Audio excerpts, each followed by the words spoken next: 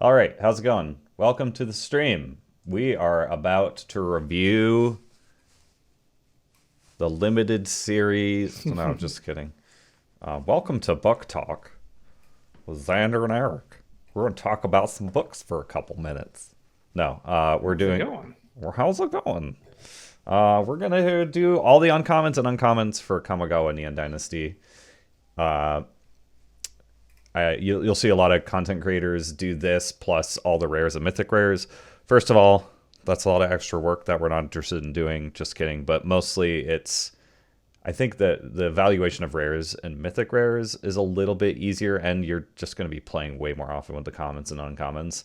So this is really going to prepare us and others much Yeah, more for playing the set, I think.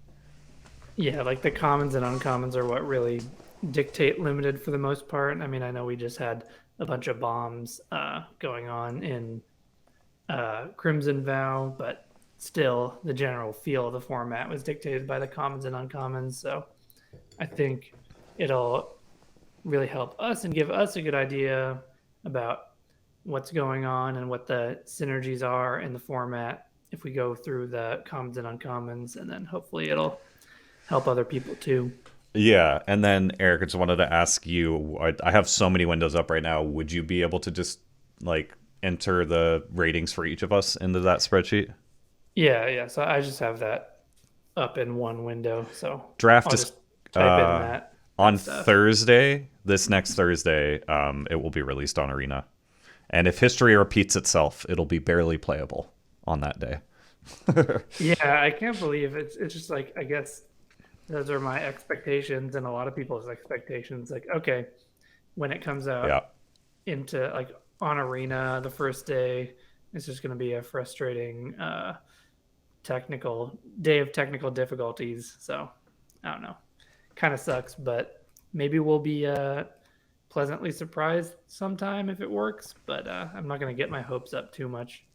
Yeah, yeah, but yeah, maybe get a couple drafts in on that day or something like that. But and then in terms of rares, the mythic rares on the document, like I'll just add in columns later for those rares. Does that work for you, Eric? Yeah, Or okay, yeah, sounds good. All right, well, without further ado, let's hop into it. We're starting with the gold uncommons because it kind of gives you an idea of the archetypes that will be in the set, and then so starting there is good. And then once we get into the specific colors, we'll have a little more context. So starting off here, we've got the Boros Uncommon here. It's a Asari Captain. It's 3 red white for a 4/3 human samurai with haste. And it reads, whenever a samurai or warrior you control attacks alone, it gets +1/+0 until end of turn for each samurai or warrior you control. hmm Okay, so 5 to cast 4/3 haste. That's okay. And then when it has a whenever thing on it, whenever a samurai or warrior attacks alone, so that includes itself, it attacks as a 5/3 on its own, basically. So a 5 to cast 5/3 hmm haste, or maybe once we see other cards, I'm assuming there'll be some flyers or evasive things that can kind of get in. I think this card's pretty solid. Yeah, I'm yeah. not. I'm not like super excited about it, but I think it's at least a C. It's better than filler. I think it's better than a C as I the like signpost uncommon. Right. No, I'm thinking C plus, but it could go up there for from there for me after seeing more. Like I guess I could push it to a B minus, but I'm gonna say C plus. Like it's solid.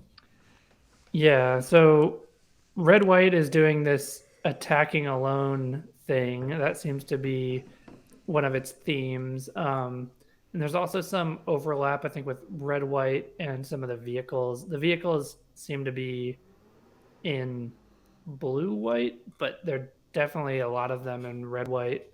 And I think Asari Captain, just on its own, is quite good. I'm thinking it's a B.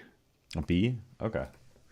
Yeah, I don't know. Um, I guess it did you give it a context. C I gave it plus a or C a C? plus. A C plus, yeah. Okay, okay, C plus. Um, yeah, I think the context is gonna matter, but like, what is weird with the red white archetype right now? It's kind of a weird thing to build around. Right. It does Like seem having the strange. attacking alone kind of warrior samurai Right. It's tribal stuff, but we'll if see you how. attack alone with uh one big vehicle, then you can do a lot with that. Oh, right. And then I guess a keyword that I'm kind of forgetting here Oh wait, over it's reading samurai it. or warrior. It's I for messed that up. each samurai or warrior control. I kind of forgot, like Mhm. skipped over that for a second. So that does give it a little bit more of a bonus, right? Like if you have some, we'll see as we review more cards, evasive samurais or warriors, it's really going to help push through damage. It's just kind of awkward to think about red white in this way, right? Because red white is always just like turn creature sideways, like get wide, or Mhm. just like so this weird like holding back and then put like we'll see if it how it works out. Like they're trying to shake up red white. If it doesn't kind of work like how Strixhaven was, then you might just play this as a creature to turn sideways.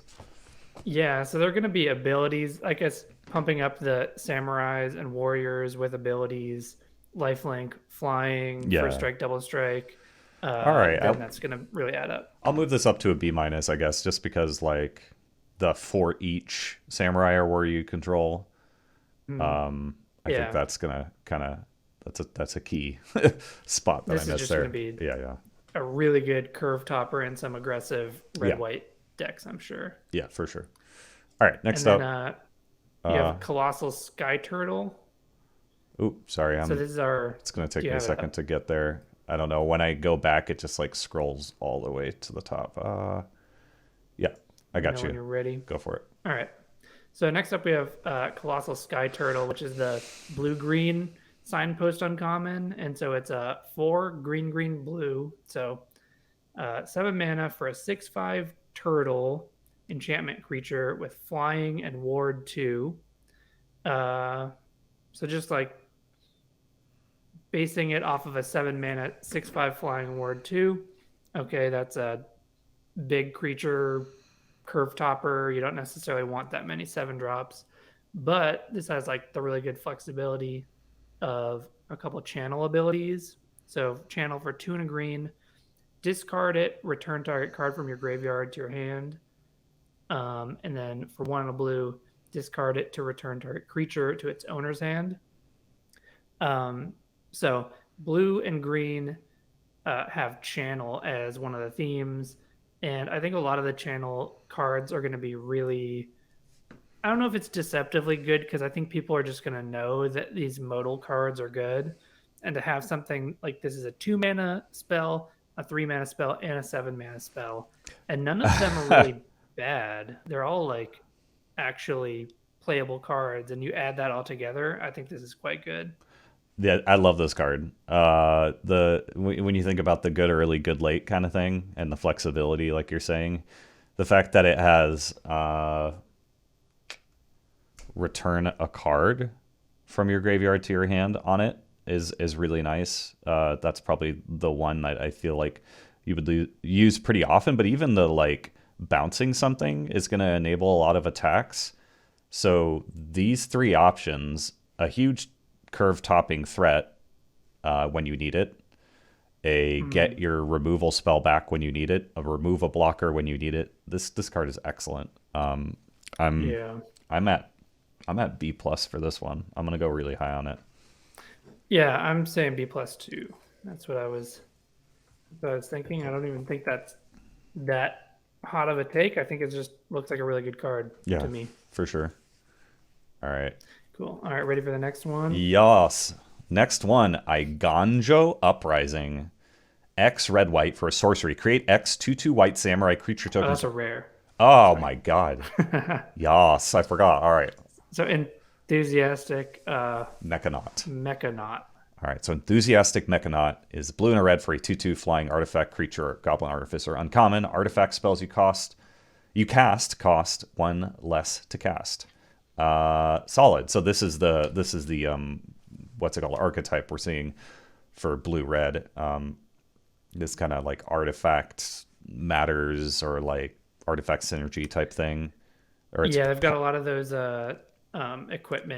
equipment creatures yeah, in blue red, so I can see that as a major synergy instead of being so much instants and sorceries. It's got kind of this artifact and equipment theme going on. So I'm floating on C plus or B minus for this. Like this is a really solid card. It's depending on what your deck is. You're not necessarily always going to play it on turn 2 as a 2/2 flyer because of it being blue and red. I don't know. But if you're a blue-red deck, if you're a blue-red deck, you can sure. get that the majority of the time. Yeah, I'll just say C plus. I think this is going to be solid. I'm not like as stoked or excited about this. Like it is going to be a good synergy card. Maybe it's a synergy B minus or something. But yeah, I'll say C plus. I'll be a little conservative. Yeah, so I think a 2-mana 2/2 flyer. Is nice. I would give that. A C+, I think I would give a 2-mana 2/2 flyer a C plus, and the fact that it's a relevant card type of being an artifact creature as well, and then it has that other ability for artifact creatures, artifact spells you cast cost 1 less. I think I'll give it a B minus. All right, I think you convinced me. Yeah, 2 to cast 2/2 flyer, but I guess I was sort of like maybe giving too many giving a point against it for like not getting it on 2 very often. But I think that's not necessarily the case. So yeah, sure, B minus. Mm-hmm. Yeah, it's like it may not feel like super high impact as a late game spell or something, or a great top deck, but I think they're going to be. It's just like a solid rate and a good card, and if it saves you a few mana on top of it being a good rate, then you're getting a lot for your 2 mana. Yeah, for sure. Better in historic than limited. I could see that. Better in historic than limited IMO. Yeah, I'm like whatever. So on it. I think it'll be fine. Mm-hmm. I think it's good. Next up, you got Gloom Shrieker. Yeah. So next up we have Gloom Shrieker, which is 1 black green for a 2/1 cat beast enchantment creature. Should remember to say that part because this is like relevant. All these artifact creatures and enchantment creatures. So it's a 3-mana 2/1 menace, and when it enters the battlefield, return target permanent card from your graveyard to your hand. And if it would die, exile it instead. It's funny that they add the exile clause because they don't want you to do all these loops and stuff. So right, makes sense. So this is a cool Eternal Witness 2-for-1 variant, kind of thing. And so even though it's restricted to just a permanent and you can't loop it so much, it's still a really good value. 2-for-1, and I'm going to be taking this super highly. I guess green black. I haven't seen any major themes other than like green black graveyard stuff. Yeah. And I think there's going to be some overlap with the graveyard stuff and the channel cards because that's in green, blue. And then I'm not sure. We'll have to get into what some of the black and green kind of graveyard different synergies we have going on, especially at common. But this is just so good on its own that I'm going to give it a B+. I'm going to say B just because it's the permanent. The fact that it says permanent on it, like instead of card, obviously card would be kind of crazy. But I don't know, like turn 3. This might be a card you play later in the game, right? Turn 3, you're probably not going to have a target for it, and it's going to feel so. So I'm like, I think it's a great card, but I'm not going to go as high. I'll say B for sure. Yeah, there are plenty. I mean, you can imagine some pretty broken draws though with it.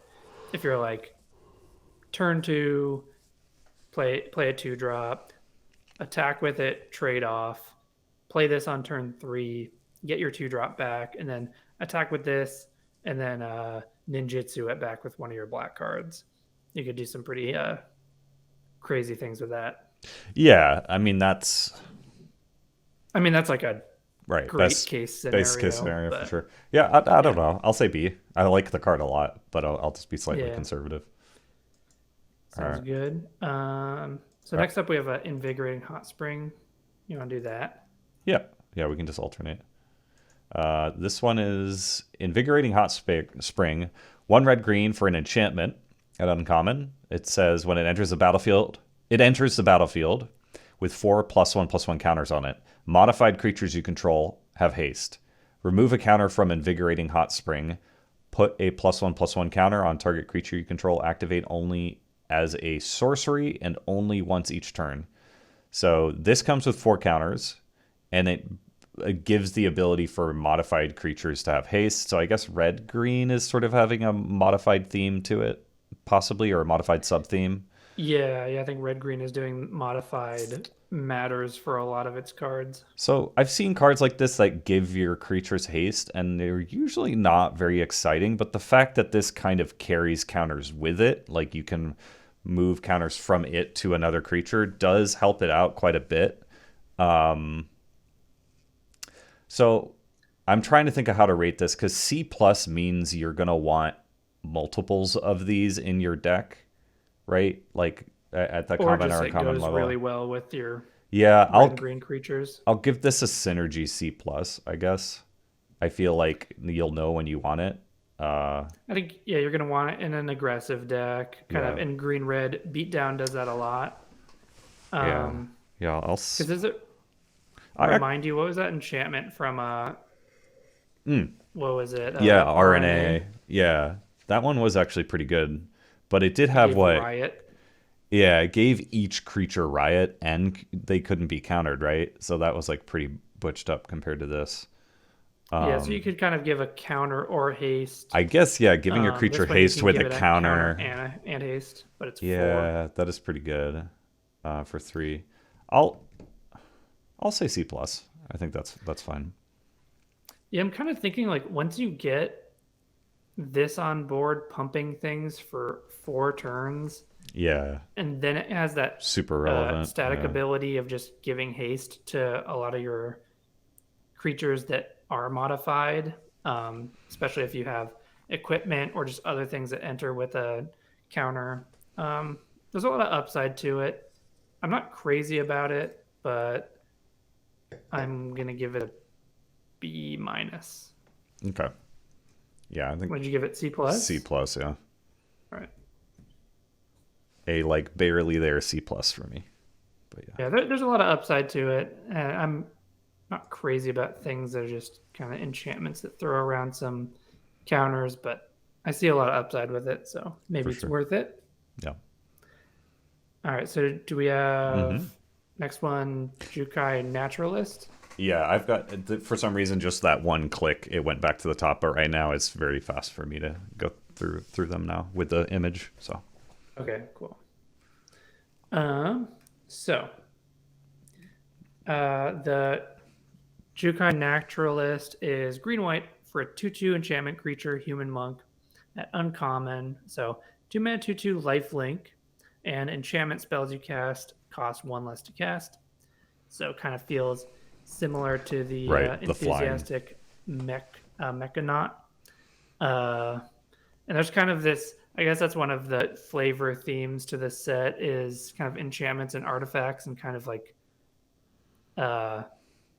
past tradition and then future inventions and things. I think that's some sort of flavor aspect to this. However, that affects the play or the feel of things. But so I think so. Green white is cares about enchantments. It's interesting not to get too far ahead of ourselves, but it's like green white cares about enchantments, blue red cares about artifacts, and then black white kind of cares about having both of them. But just in terms of green white, I think this card is good because just on its baseline, 2 mana 2/2 lifelink is solid. There are a lot of ways to modify your creatures. We just saw in green. And then making your enchantment spells cost 1 less. I think that's going to be quite good because we know there are just a ton of enchantment creatures in addition to just regular enchantments, auras. So I feel like it's hard to go wrong with this. If you curve out this into other things, there's a lot of upside to that. And we have sagas as really good enchantments in this. yeah, So I'm thinking I mean, maybe it doesn't get a B plus, but I don't know if I can give it anything less than a B. I think I'm gonna give it a B. Yeah, I'm in that territory too. I like this one better than the artifact flyer, just because it seems like you said there's like enchantments just seem to have like a hold on the set more so than artifacts. Like they seem to be a broader range. So I think it's going to affect a wider range of cards. There's going to be overlap with red green modification, even maybe if we're looking at other enchantment like throwing equipment on lifelink. But yeah, same argument I guess for whatever keyword throwing modifications on. But yeah, I guess Mm-hmm. I'm trying to decide between B minus and B. What did I give the artifact flyer? I gave it a B minus or C plus. You give it a B minus. I'll go B on this. I think this one's slightly Okay. more. Yeah. All right. All right. You want to get the next one? Yes. Naomi. Next up, Naomi, Pillar of Order, 3 white, black, for a legendary creature, human advisor. When Naomi, Pillar of Order, enters the battlefield or attacks, if you control an artifact and an enchantment, create a 2/2 white samurai creature token with vigilance. Right? So we're already starting to see some overlap here. Like, ooh, Mardu has Mm-hmm. this, like, samurai, like, enchantment artifact, like, theme here, and maybe the green white Mm-hmm. enchantments has the like modification synergy. Like this is going to be this, I don't know, I'm excited about this set. It seems like it's going to be fun. Like you can kind of get in there with those 3-color wedges. But anyway, slight tangent, but for this card, a 5 to cast 4/4 ETB or attack, it checks your permanent types. If you have an artifact and an enchantment, you get a 2/2 samurai creature token with vigilance.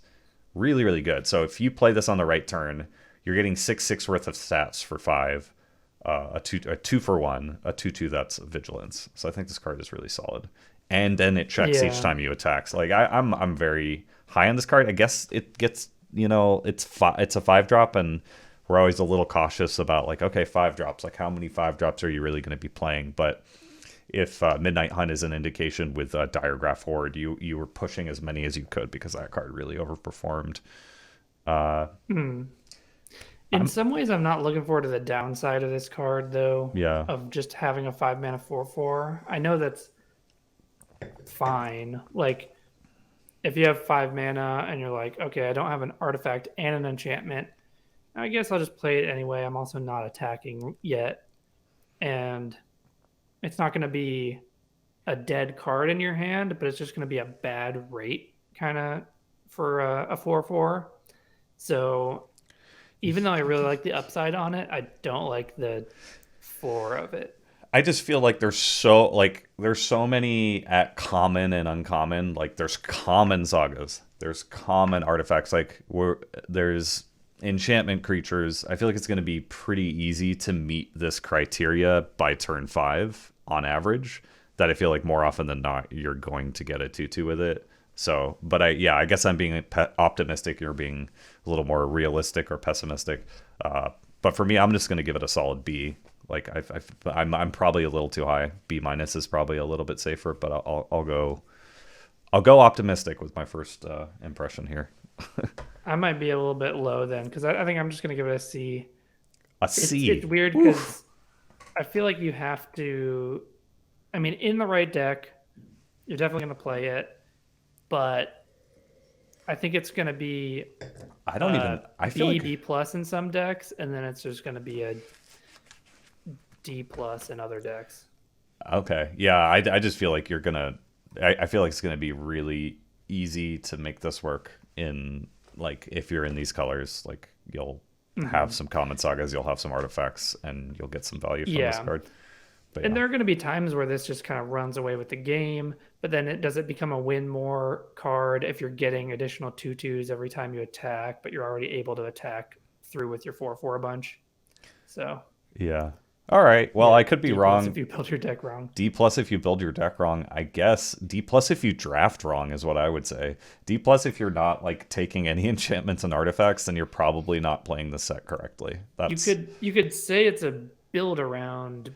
Maybe I'd say it's a build around B, yeah. You're saying but it's more of a like build I around, and don't I'm know. saying In you general, just C. I'm saying you just put it in your deck and it's good. So yeah, we're on different pages. We'll see how this one shakes out.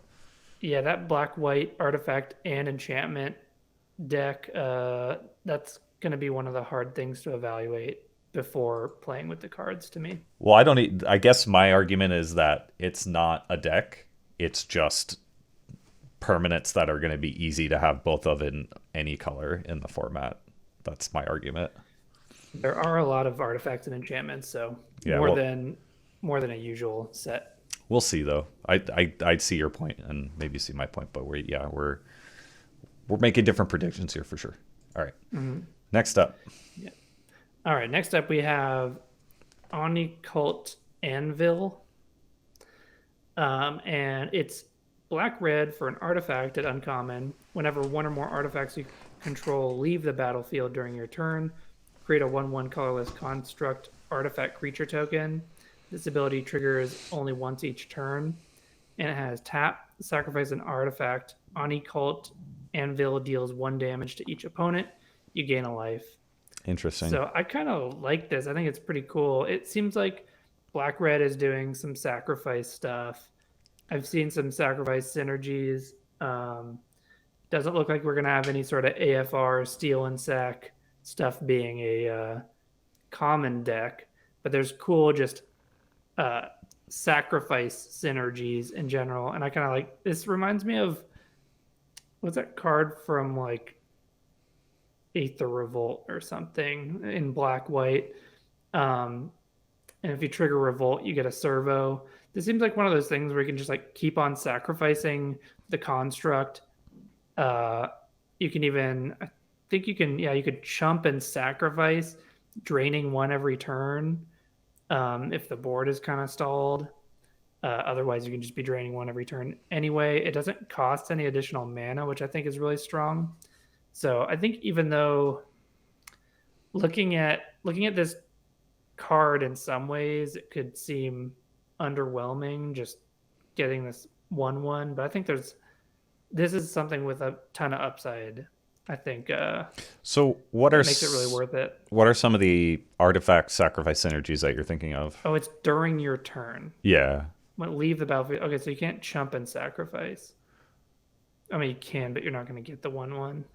Yeah, I'm like, this is going to be a hard one for me to evaluate unless I'm be like, ooh, look at these group of commons that will like trigger this.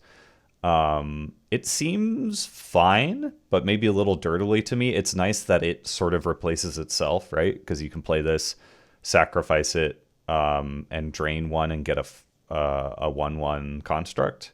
So it kind of gives you enough value on its own because it doesn't say sacrifice another artifact. It says sacrifice an artifact. So you can sack it to itself. But yeah, this one's harder for me to evaluate. Yeah. Yeah, huh. I was more excited about it when I thought you could do it just like on their turn and just kind of hold it up. I mean, and you can, but you're not going to get the construct back. This kind of feels like one of those cards, like what was it in Vow, the 2 to cast, like draw a card, sacrifice to give something unblockable. Like that card, we all came in pretty low because it just seemed like, oh, I don't know, but like it sort of came up from there. It has the potential to be one of those cards, but for right now, I'm probably going to give it like a filler grade until I like see the synergies a little bit more. So for me, I'm probably going to say C-. Like it's playable. I really like some of the upside with this. It's like it becomes a free sacrifice outlet, which it will be good with some stuff. If you get it going, then it's maybe it's not that great a comparison to like Ill-Gotten Inheritance or something. But then you could just be doing like, okay, I have this 2 mana artifact, and it just drains 1 every turn, kind of at its floor in some way. Maybe that's not the actual floor because it still takes some work. But I think I like it enough that I'll give it a. I guess C is. C. I'll give it a C plus. All right. Yeah, I'll stay at C-. But I could be wrong. I'm kind of excited about playing with it though. Like it just seems dirtily. It seems like a build around, and if you don't build around it, then it's like. But maybe red black just lends itself very easily to this. Yeah, it has enough upside where it could end up being like a B or something, but I think C plus might be more realistic. Fair. All right. Next up, All right. Prodigies. Your go. Prodigy's prototype. 1 white blue for a 3/4 artifact vehicles are back. I don't know how I feel about it, but There are a 1 bunch white of blue them. for a 3/4 artifact vehicle. Whenever one or more vehicles you control attack, create a 1/1 colorless pilot creature token with this creature crews vehicles as though its power were 2 greater. That's kind of cool. This has crew 2. All right, so if you a good rule of thumb, I guess, is to view vehicles as like equipment, kind of, right? So this is if you're crewing this with 2, then it's adding, whatever your average 2/2, it's making it a 3/4. It's like a +1/+2, and that's decent. And then whenever it attacks, you get to create it spits out a token that helps to crew pretty much, I'm guessing, a large portion of vehicles. So pretty easy to get 2-for-1 value for this with this one. Decently good upside. I'm gonna say C+ on this one. It could even be a B-. A good rate for a vehicle. I'm usually kind of like not super hot on vehicles, but I like what this one's doing. Yeah, I think vehicles have to be kind of, you need a good reason to have them. You don't want to just jam vehicles in any deck. And this is pretty cool that if you just get an attack with a vehicle, it or another one when it's out, then it starts to like really pay off, enable your other vehicles so they can be crewed. It's interesting, the pilots that have this, they crew as if they had power 2 or greater, or power 2 greater.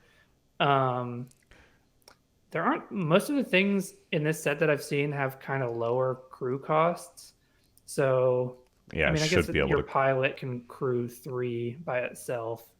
I don't know. Anyway, I think just getting a bunch of these tokens, Yeah. if you have a vehicle deck, if that's a good deck, which it might not be, I don't know. It's a weird deck, but I think it's a good card. I'll give it a B-. Yeah, the way I view this card is like, if you get an attack in with it or 2 or whatever, like you're gonna always be able to like continue to add pressure with this card. Like a vehicle that can really snowball. Yeah, a vehicle that can reliably attack, because in these past sets vehicles don't necessarily reliably attack, you know what I mean? So yeah, that's why I'm a little bit higher on this one. But yeah, I'll say C+. Yeah, B- Yeah, I've seen, kind of looking at the rest of the spoiler in blue and white, there are some good cards that will go well in this blue-white vehicles deck. It's just funny because the vehicles deck, not that we've played with this particular version of a vehicle deck, but we've kind of had red-white vehicle decks before, and it can be kind of a delicate type of deck to build because you need a good balance of vehicles and creatures. And it's nice that this one starts to enable things on its own, so that really mitigates that issue. But I don't know if I'm gonna have high hopes for that being a solid deck from the get-go. Right, fair. Yeah, Did you give it a B- or I gave it a C+. Like I'm C+? yeah. Okay. I guess I'm trying to avoid grading the archetype, but that is relevant because it is the assigned post uncommon. But as a card, I feel like this is a C+. All right, if you want to do the next one, and then I have to grab food off my porch real quickly, but I'll be right back. This is a good one. Master. Yeah. I'll be right back. I'll start on this. Okay. So next up we have the blue-black signpost uncommon, which is silver for master. So blue-black for a 2/2 creature rat ninja.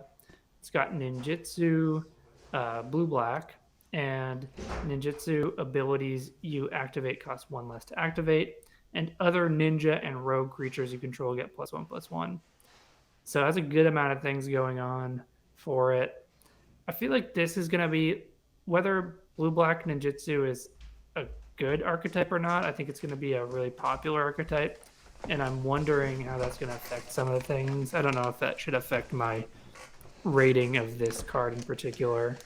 But I think ninjutsu is going to be a popular archetype for people. I think it Yeah. has a ton of upside. It's fun to play. It's annoying. It's annoying to play against. Uh, and this just, I don't know. I mean, how often are you going to want to Actually, ninjutsu this one ninjutsu this? Maybe not, but hardly. I guess it just has that for partially flavor reasons. But it really helps out your other ninjas, rogues, and ninjutsu things. And this has such a high floor that I think, geez, just pumping your ninjas and rogues too. I guess I'm thinking this is like a B plus. I'm right there with you. B plus. Okay. Ninjutsu Lord makes all the other ninjutsus cheaper. I'm a little concerned. I'm a little concerned how the balance will be with ninjutsu. We'll have to see. But Yeah, I'm hoping that blue black's not oppressive. I know it's one of the kind of main archetypes and one of the main mechanics and selling points for the set, so they're probably going to try to make it good. right. As long as things are There's balanced, I just don't want it to be things oppressive. that compete with it, right? So yeah, I'll say B plus too. Yeah. This card's very good. All right, next. All right, so that was Oh, that's all the golds. Yeah. signpost uncommons. Do we want to start white or blue? Switch it up. I Blue, guess let's switch it just up. switch it up and start with blue this time. All right. All right. So first up, we have Acquisition Octopus. It's 2 and a blue for a 2/2 artifact creature, Equipment Octopus at uncommon. Whenever Acquisition Octopus or equipped creature deals combat damage to a player, draw a card. It has Reconfigure 2. So it's a 3 to cast 2/2 on its own. That's not the most exciting, but to be able to add this to a trample or a first strike or a flying creature or something like that, or some sort of evasive threat to start getting cards back is pretty sweet. Uh, Yeah, I don't. I think this kind of effect is actually quite good. But Yeah. we've seen what Mischievous Catgeist in Val that was sort of underwhelming. So I Yeah, guess this is definitely different, I think, than Mischievous Cat Guys, because you can just move this around as an it can just equipment, be whatever. Yeah, and it's not such a sad like a 2 mana 1/1 with that yeah, ability versus a 3 mana 2/2. I think we've had 3 mana 2/2s. I especially like them when you get the Scroll Thief or whatever, like the 3 mana 1/3. But the 3 mana 2/2 Ophidian ability creatures have been solid. Um, and they've been those kind of cards that really uh, pressure your opponent not to not overextend, but not to attack too aggressively because they know that if you just get an easy free attack back with that, with this octopus, then you're just getting free value. And so sometimes, even if this doesn't feel like it's doing that much, it has an effect on the game that can really help you out. yep. And I like this card. If you combine this with the blue-red Signpost Uncommon, maybe you play the 2/2 flyer on turn 2, and then whatever turn 4, you could play this as a 2 to cast 2/2, and then add it to a flyer for 2 or do whatever. So there's obviously Yeah. some synergies here. Going to be great on a flyer. When that effect is irrelevant, you just reconfigure it as a 2/2 on the battlefield. Nice flexibility with this mechanic. I feel like you're going to want a lot of copies of this. I'm not going to go super high. Reconfigure only costs 2, which is nice. And Yeah. you can attach it and then unattach it post combat. I'll go B minus. I think this is quite good. It's at least C plus because you're going to play multiple copies of these, but I'll say B minus. Yeah, I'll say B, but yeah, I was thinking kind of B minus B. Cool. All right. Ready for the next one? Mm-hmm. We have Anchor to Reality, which is a 2 blue for a sorcery at uncommon. And as an additional cost to cast a spell, sacrifice an artifact or creature. Search your library for an equipment or vehicle card, put that card onto the battlefield, then shuffle. If it has mana value less than the sacrifice permanent's mana value, scry 2. Um, that's weird. So you can do a tinker for an equipment or vehicle. So I wonder, not many of the pieces of equipment I think are super expensive, so you're not necessarily gonna be doing anything broken there. I know there's a vehicle, I think there's like a 7 mana common vehicle, like 7/7 trample. So maybe if you can just sacrifice a treasure or something, I think this has upside of like Right. you're able to make a treasure and you sacrifice it and you get your 7/7 vehicle. That's pretty cool. Um, it's a build around card, I think. I don't think you're going to want this in every blue vehicle deck. I'm not big And on I this think it's card. mostly Yeah. that. Yeah. I think it's mostly for vehicle deck. I think that's where you'll want it. Well, I'm not big But on it. Oh, sorry. You go ahead. Sorry. I was just thinking about the rating. Yeah. Yeah. I guess there's like real build around upside to it.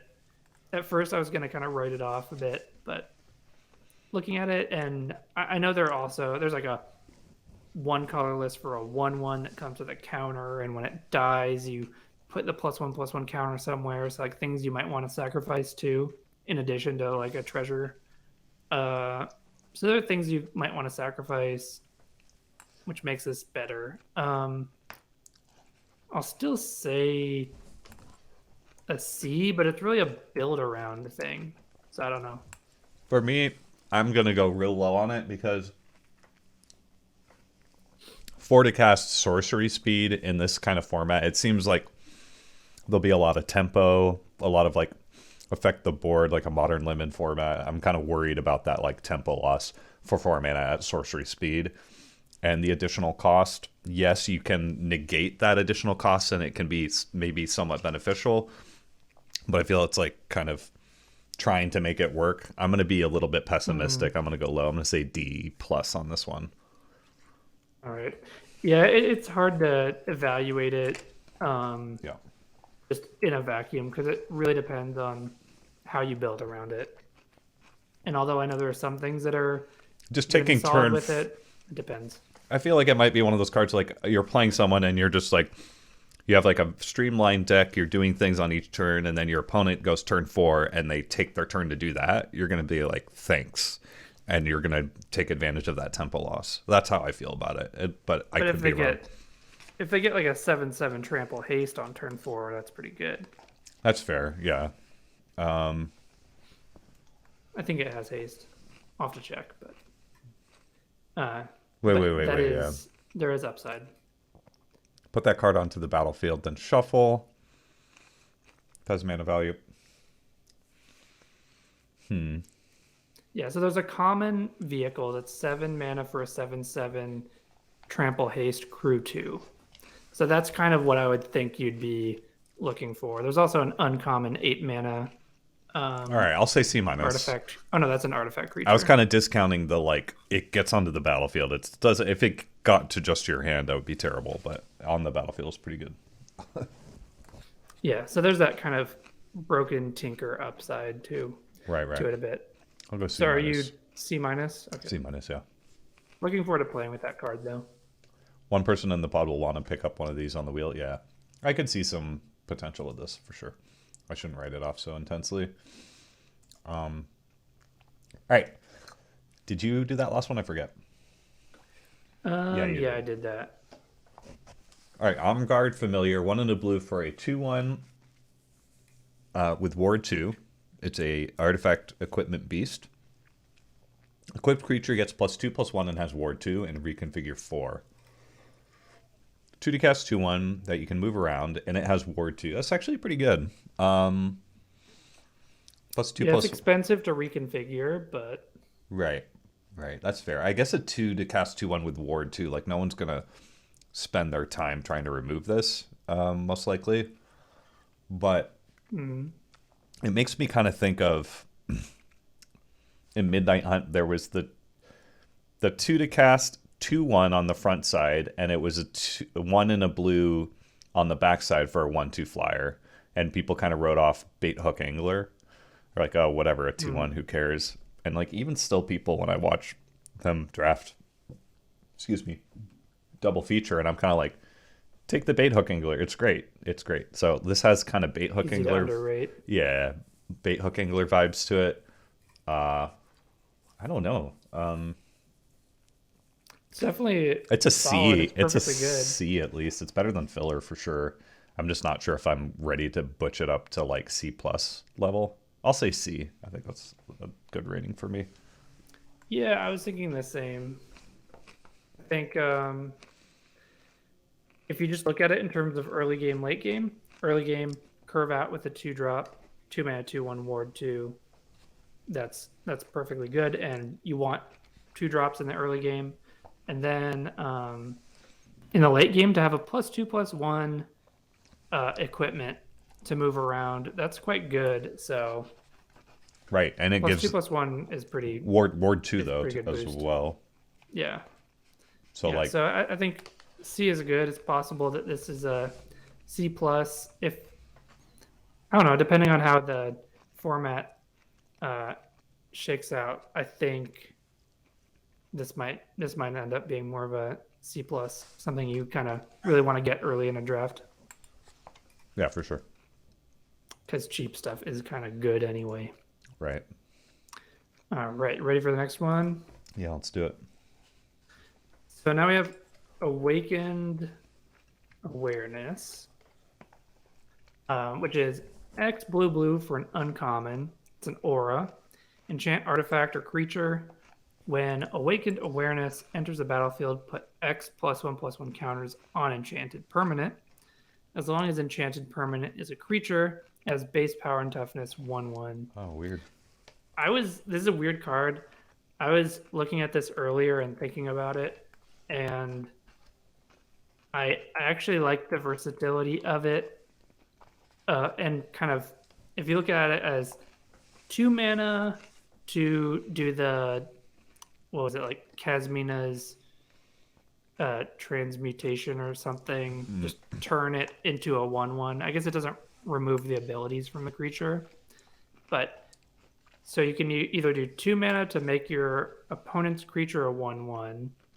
I'm thinking that's Oh, yeah. one of the plays. And then Yeah. the other play is if you have a bunch of mana, then you can basically be like, okay, 5 mana to make your 5 mana to make Something your a 4/4, creature yeah. a 1/1 with 3 counters on it. And it's not exciting. So maybe you think of this as like 60% of the time I'm using this as a bad removal spell, and 40% of the time I'm going to use it to make basically a massive creature that has haste if I have enough mana. I think it's not great, but I like the flexibility, and so I think it's going to be playable, if not super exciting, and I think it's kind of a. I wanted to say C plus because of I don't know, flexibility is so underrated. I'll just say C plus. I was gonna say C. You made a really good point about viewing a mode that's maybe not the most intuitive. Like, I don't think people are gonna at the beginning of the format view this as a removal spell, slash buff at 2 mana, but I think that's like a really good way of thinking about it to add flexibility. Later in the game, this is going to be great on keyword creatures, lifelink, flying, first strike, true. trample, and it's going to be pretty solid. So I think C plus is probably it has potential to be C plus, but I'll start at C for this one. I do like the flexibility. Okay. Yeah, it's one of those things where I think these cards that are flexible, if you look at each of the individual options, they're not going to be exciting. But just like the flexibility you have of the channel cards, each version might not be exciting, but if it gives you 2 really different but solid options, then you can get a lot out of the card. Yeah, absolutely. All right, let's take a look at this saga. Behold the Unspeakable. 3 blue for an uncommon saga. Creatures you don't control. It's an uncommon. Oh wow, I didn't even see that one. Creatures you don't control get -2/-0 until your next turn. That's fine. It could enable some attacks for you. If you have one or fewer cards in your hand, draw 4 cards. Otherwise, scry 2, then draw 2. Chapter 3, exile this and transform it into Vision of the Unspeakable, a 0/0 flample. It gets +1/+1 for each card in your hand. This card is really good. It does a lot for 5 mana, right? So the chapter 1 Yeah. is not the most exciting, but it's interesting to think about a -2/-0 effect like on your turn before combat, because like I can envision a lot of boards where you're like, play this, now I can attack. Now I've got like whatever, I can get 3 or 4 damage in this turn because I played this. So like that's worth Yeah. something. And then the next turn, worst case scenario, you scry 2, draw 2. Best case scenario, you get to draw 4. And then it comes into play as a potential threat. Something that can continue putting damage in. So turn 1 enables some damage to get in, fills your hand up, and gives you another threat to continue damage. Like I'm quite high on this card. It is 5 mana, but I'm gonna go B plus on this. I'm very high on it. All right. Yeah, I think this is a good card. And so creatures you don't control get -2/-0 until your next turn. So Right. it can enable some easy attacks for you, but it also prevents your opponent from having good attacks. So I like Good that point. Good point. you're Yeah. playing a 5 mana card that doesn't really affect the board with a creature right away, but it makes up for that tempo loss by messing up your opponent's next attack. And so you do that, maybe they don't attack next turn, and then you draw at least 2 cards, and then you get a creature. So this is really good. I'll say B plus Yeah, that's what I said. 2. I think it's like going to be a 3-for-1 most of the time. It's pretty crazy, right? I missed a follow or a raid or something. Let me check real quick. Does anybody know? Anyway, thanks for whatever happened. My alerts are all messed up. Whoever followed, say hi. You have to. I'm just kidding, but thank you. All right, cool. Dies to an empty hand. When you flip it. Oh, the flyer dies to an empty hand, sure. But you're getting 2 cards back right off the bat, and like on turn 5 you can just like hold a land if you need to. But yeah. Yeah, I think even if it mostly is like a 2/2 flyer, it's a flample power and toughness equal to the number of cards in your hand. Mm-hmm. +1/+1 for each card in your hand. Yeah, so I definitely like this. I'll give it a B plus too. I think it's really good. All right, cool. All right, you got this next one? Okay, so because I was looking at the card image gallery and you have the Scryfall. I didn't even see Behold the Unspeakable. My bad. So Covert Technician is 2 and a blue for a 2/4 artifact creature, human ninja at uncommon. And it's got ninjutsu, 1 and a blue. And whenever it deals combat damage to a player, you may put an artifact card with mana value less than or equal to that damage from your hand onto the battlefield. So at its baseline, you're going to be able to put an artifact mana value 2 or less onto the battlefield for free when it damages. It's just a 3 mana 2/4, which is solid, and then paying 2 to sneak it in. I like the upside of this, and it's got a perfectly good floor, and a 2/4 can attack pretty easily, so maybe you get some additional. As a ninjutsu, it's 2-for-1, which is nice. Or not a 2-for-1, but it's like gets you tempo back. You may Right. put an artifact card with mana value less than or equal to the damage from your hand onto the battlefield. So you sneak this in for 2 damage, and then you can play an artifact for 2 mana or less at the same time. So I guess the card that's coming in plus the artifact is kind of a 2-for-1. Think about it's like you're losing a card from your hand and then putting that card on the battlefield. So I think of that as like a 1-for-1. You know what I mean? Like, but it's a tempo play because you're getting that onto the battlefield for free. Right. I guess you're If not that like makes sense. you're not discarding the card with ninjutsu. You're putting it back to your hand, but I get what you mean. Yeah. I think I'll give it a B minus. I like that. It's just got a high floor, and then you can get some good upside value from it. Yeah. I'll say B minus as well. Cool. And thanks for the follow, Dan Dittersdorf. I see now. Appreciate it. The alert. All right. Moving on. Let's discover the impossible. 2 and a blue. That's not the name of the card. I just added let's at the beginning. For an instant, look at the top 5 cards of your library. Exile one of them face down and put the rest onto the bottom of your library in a random order. You may cast the exiled card without paying its mana cost if it's an instant spell with mana value 2 or less. If you don't, put that card into your hand. That's a lot of text. So top 5 cards of your library. You exile one face down. The rest go on the bottom. You may cast the exile card without paying its mana cost if it's an instant spell with mana value 2 or less. If you don't, Yeah. it goes into your hand. This is a weird card. I don't know.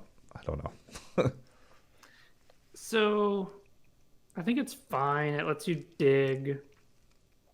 It's a 1-for-1. You're just getting one I'm not a fan of card this one. from it. It's kind of like those green spells that like look at the top 5 cards of your library and put a creature into your hand, and I'm not a big fan of those kind of effects. It's like Blue's version of that. So this goes in D range for me. This is like D plus for me. I don't know. I could be a little bit too tepid on it, but I'm not a big fan. Yeah, it's like, I mean, if you really care about the card selection or you want to be able to dig, it's nice. If you have some bomb you want to dig too. If you care about instants and sorceries, which blue-red doesn't seem to care about instants and sorceries as much. I guess for the most part, you're only going to be casting the thing for free if you're like digging to find a shock that you want to cast. Yeah, I'm just gonna say straight D. Like maybe Okay, there's. I'm gonna say E plus. I think it's a fine card. You'll want it if you want to dig or have a certain. All right. You need a reason to play So it. Eric says B plus. I say D. I'm just kidding. Yeah, D plus. All right. You got this next one. All right, here we go. Disruption protocol. Yeah. Okay, so we have disruption protocol is blue for an instant. As an additional cost to cast a spell, tap an untapped artifact you control or pay 1 and counter target spell. So at common, we have a cancel with upside. So you're always going to have the option of having a cancel, 1 blue for a counter spell. And then you can get actual counter spell, blue to counter something if you tap an artifact.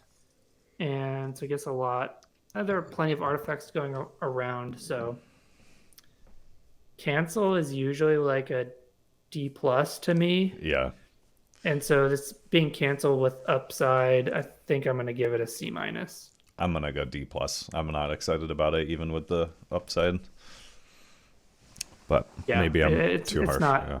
exciting. It's definitely playable, but it's not going Right. to be it's not going to be crazy good, I don't think. But some of the counter spells these days have been a bit better, but that's mostly because they have Right. things Flip the tacked onto switch them. and yeah, exactly. All right. Yeah. D plus for me. C minus for you. Cool. Yeah. All right. This one has kind of overperformed. It's a reprint. Essence Capture. Blue for an instant counter target creature spell. Put a +1/+1 counter on up to 1 target creature you control. I kind of like this one slightly more because it's always going to be blue. There's going to be kind of more creatures floating around in this set, I think, than average because of reconfigure. Right? Like I don't know. Maybe it's not more than average. I just feel like this is going to perform fairly well, so I'm a little bit more excited about essence capture here. And the +1/+1 counter is not irrelevant either. So I think this is going to hit a good enough percentage of the time that it's going to be a decent card. I'll say C. I was going to say like C minus, but I feel like it's around there. C minus C. I'll say C.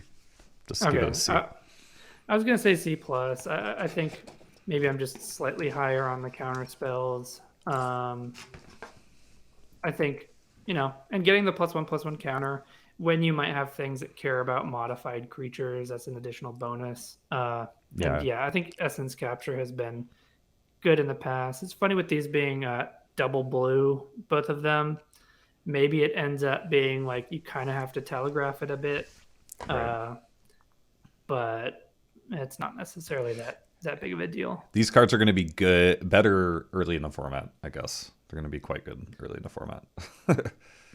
Yeah, that's what I kind of think about, like Yeah. tricks early in the format. There's like a spells early in the format. bell curve. It's going to be like all those things are going to be quite good, and then like as you get to like the middle of the format, they're not going to be quite as good, and then towards the end, maybe people will sort of write it off and it'll be good again. I don't know. Yeah, Anyway. if people stop playing them. Like there's a thing, we haven't gotten to black yet, but there's kind of a thing that reminds me of Bone Splinters. And so it's like, okay. Oh no, I mean Blade Brand. And so it's like, okay, in sets that we've had Blade Brand before, if it's in the set, then people are going to be playing around it a lot, and they're not necessarily going to be playing around it as much during the first week or two, but then people will catch on. Yeah, for sure. All right, ready for the next one? Yeah. Futurist Operative. Mm-hmm. We have a 3 and a blue for a 3/4 human ninja at uncommon. As long as it's tapped, it's a human citizen with base power and toughness 1/1. Can't be blocked. Oh, thank you.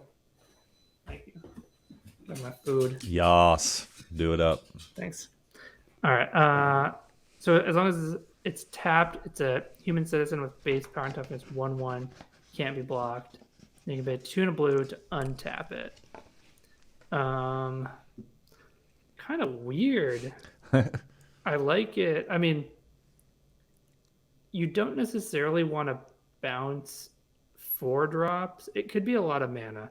You don't necessarily want to bounce 4 drops just to get an unblockable 1/1 in, and then you ninjutsu something in, and then you replay this. It's going to be a lot of mana, or if you untap it to get the 2 extra damage, it could be a lot. I mean, you can threaten to give it pseudo vigilance. I think if you have other things to do with your mana, it's kind of hard to evaluate, but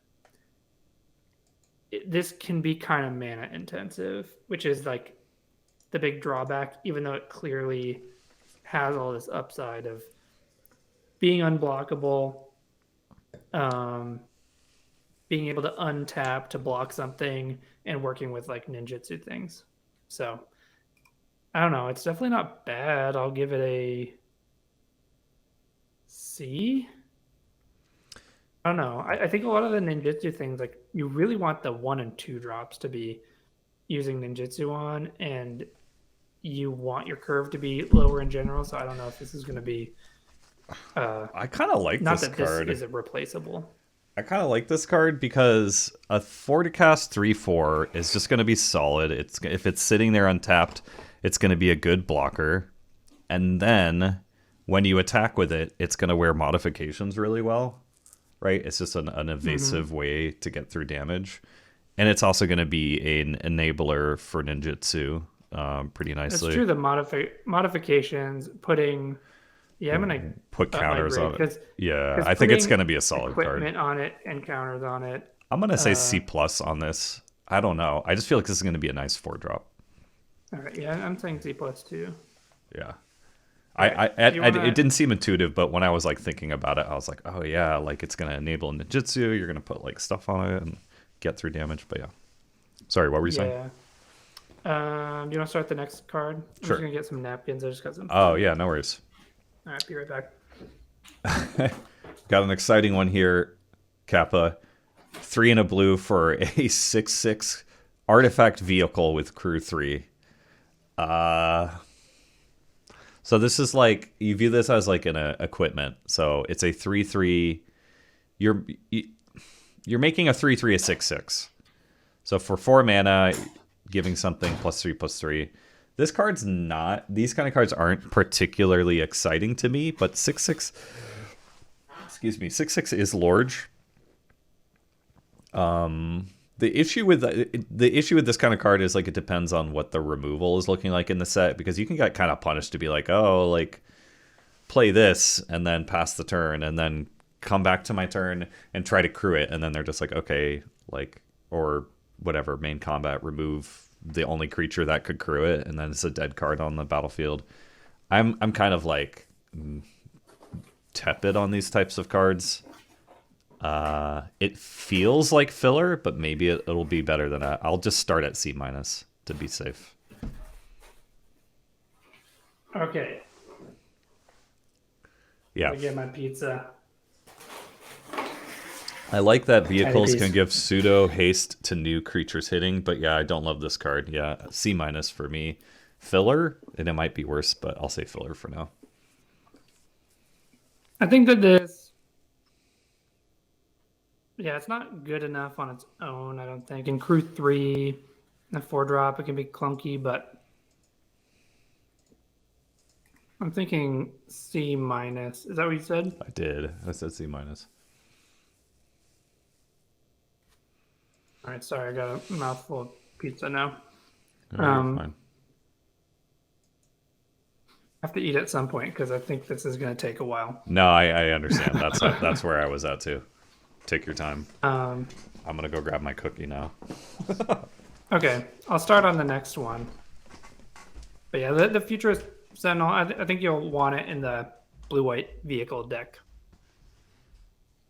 And then next up, though, we have a Goshintai of Lost Wisdom, which is 1 of blue for an 0/4 legendary enchantment creature shrine. It's an uncommon. It's got flying. So 2 mana 0/4 flyer. And that's fine if you want to be defensive. And at the beginning of your end step, you may pay 1. When you do, target player mills X cards, where X is the number of shrines you control. So we do have a number of shrine. There's a cycle of shrines, I think, just at uncommon. I'm trying to remember if they're rare ones. I think you're gonna want this if you're defensive. I don't think you can just have a mill plan with this, and I don't think you necessarily want to fill your graveyard. I think you'll play this sometimes, but it's not super exciting. Maybe I'm missing some synergy with it. That's kind of how I feel. But if there's a way for me to mill people, or there's like a defensive, dirtily like mill people out deck, I will absolutely play it. But because that's the kind of limited player I am. I like challenges, but yeah, this isn't exciting on its own. We kind of need to understand the context of it a little better. I think I'll give it a C-. You want it in a more defensive deck. Yeah, I'll say C- too. It's a wall, I guess. It does wear modifications well, so that helps a bit. It doesn't have defender, so you could add counters or put something on it. It's legendary, though. So you can't get 2 of them, because it seems like, oh, maybe I can get 2 of these blue shrines, and I can be milling for like 4 a turn just from that. I do like that I can modify it, but I still will say C-. All right. But same. Don't overlook the fact that you can modify this. Yeah.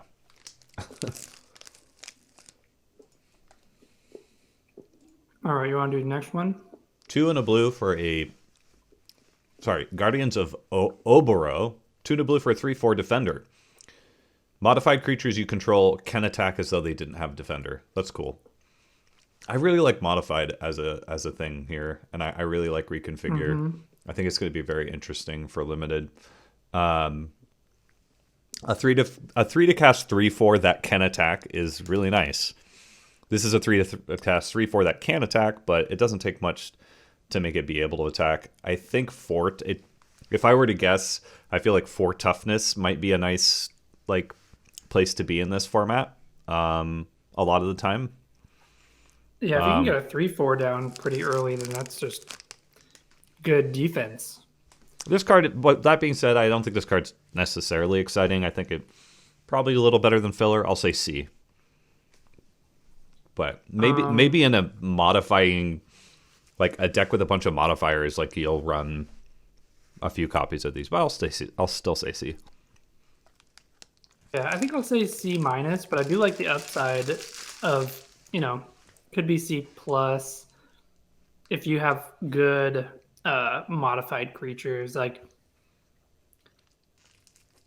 I mean, I guess it's mostly just There's just so much a stuff 3/4 floating defender. around. There's just so much floating around. Like you could I just guess throw you it. don't care about. Yeah. You care about modifying this then, because this is what has defender. I mean, Exactly. there won't be that many things. That's Yeah. how I see it as, like a lot of common level whatever it's called, reconfigure stuff. Just move one creature onto here and attack with it as a 5/5 or whatever it is, however it's modified. Could give it trample, could give it like whatever else. I don't know. Yeah. C minus. You said C minus, I said C. Cool. Yeah. All right.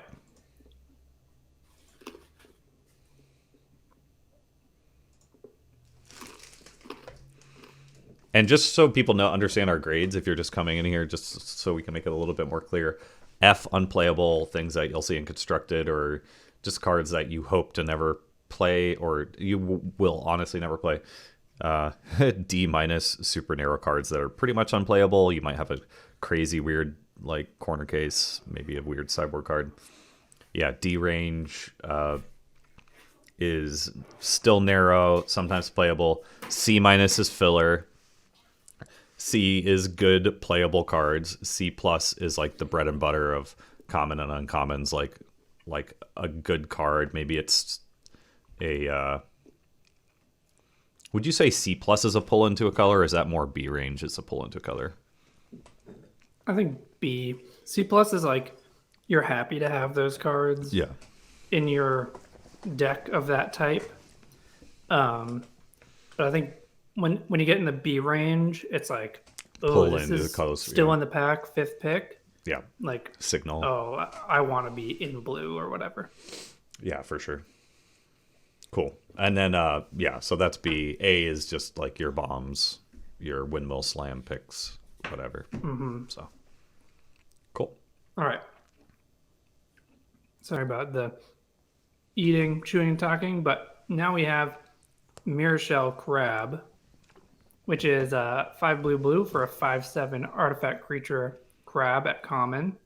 It's got Ward 3, and then it also has Channel.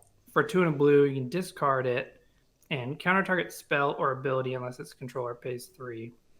So it's kind of like two things that you wouldn't be too excited about, but it's kind of, I wouldn't mind having one of these in a number of blue decks. I think it's perfectly good. It's having the 7 mana 5/7 ward is just good late game.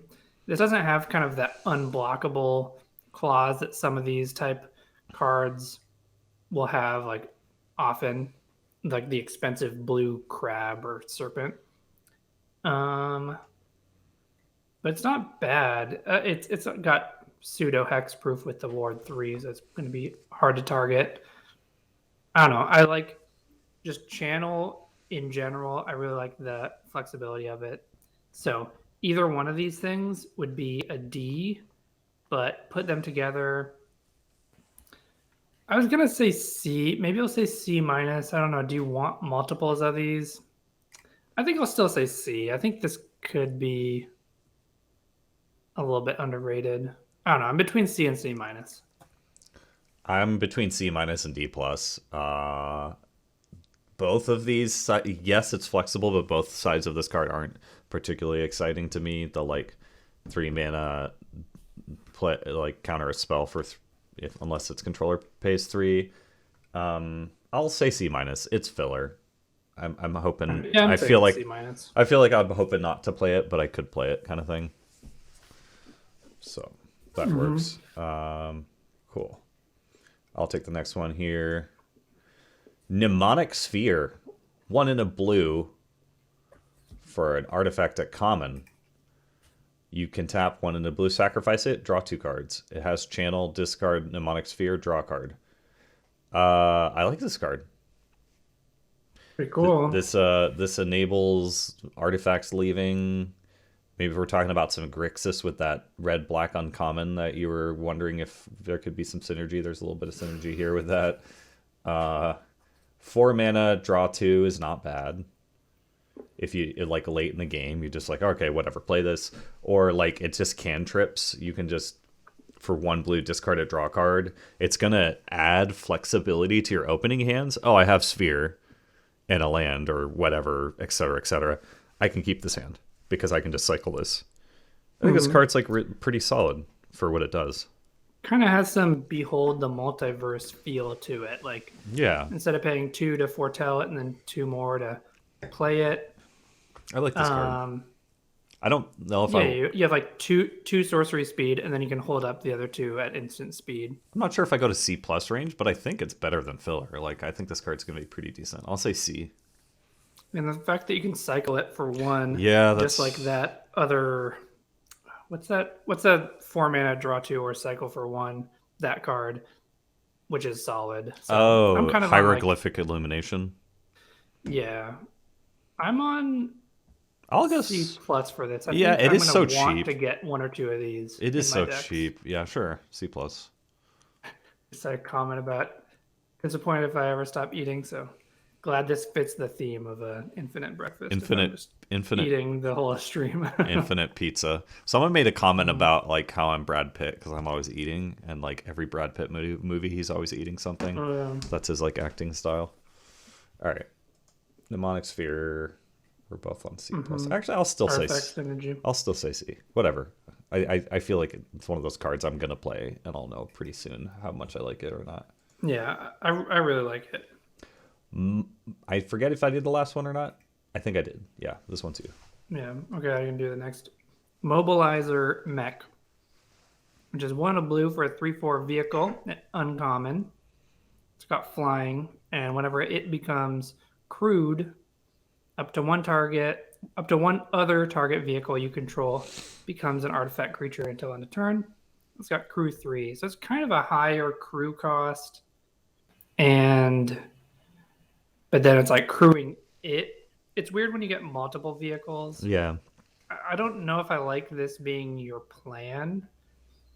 Yeah, it feels weird, right? But like, I think this is playable. I don't think your plan should be like, oh, I'm going to get like 6 vehicles out and like 1 creature. Yeah, Wizards has been trying to make vehicles good for so long, right? Since Kaladesh, and I mean, they made them too good with like Smuggler's Copter, but then but that was a deck. That was more constructed. In limited, it always felt kind of like very miss/sometimes hit. But not really. I thought Smuggler's Copter was a bomb and limited, but sure. But the archetype of vehicles I thought was kind of a miss. Yeah.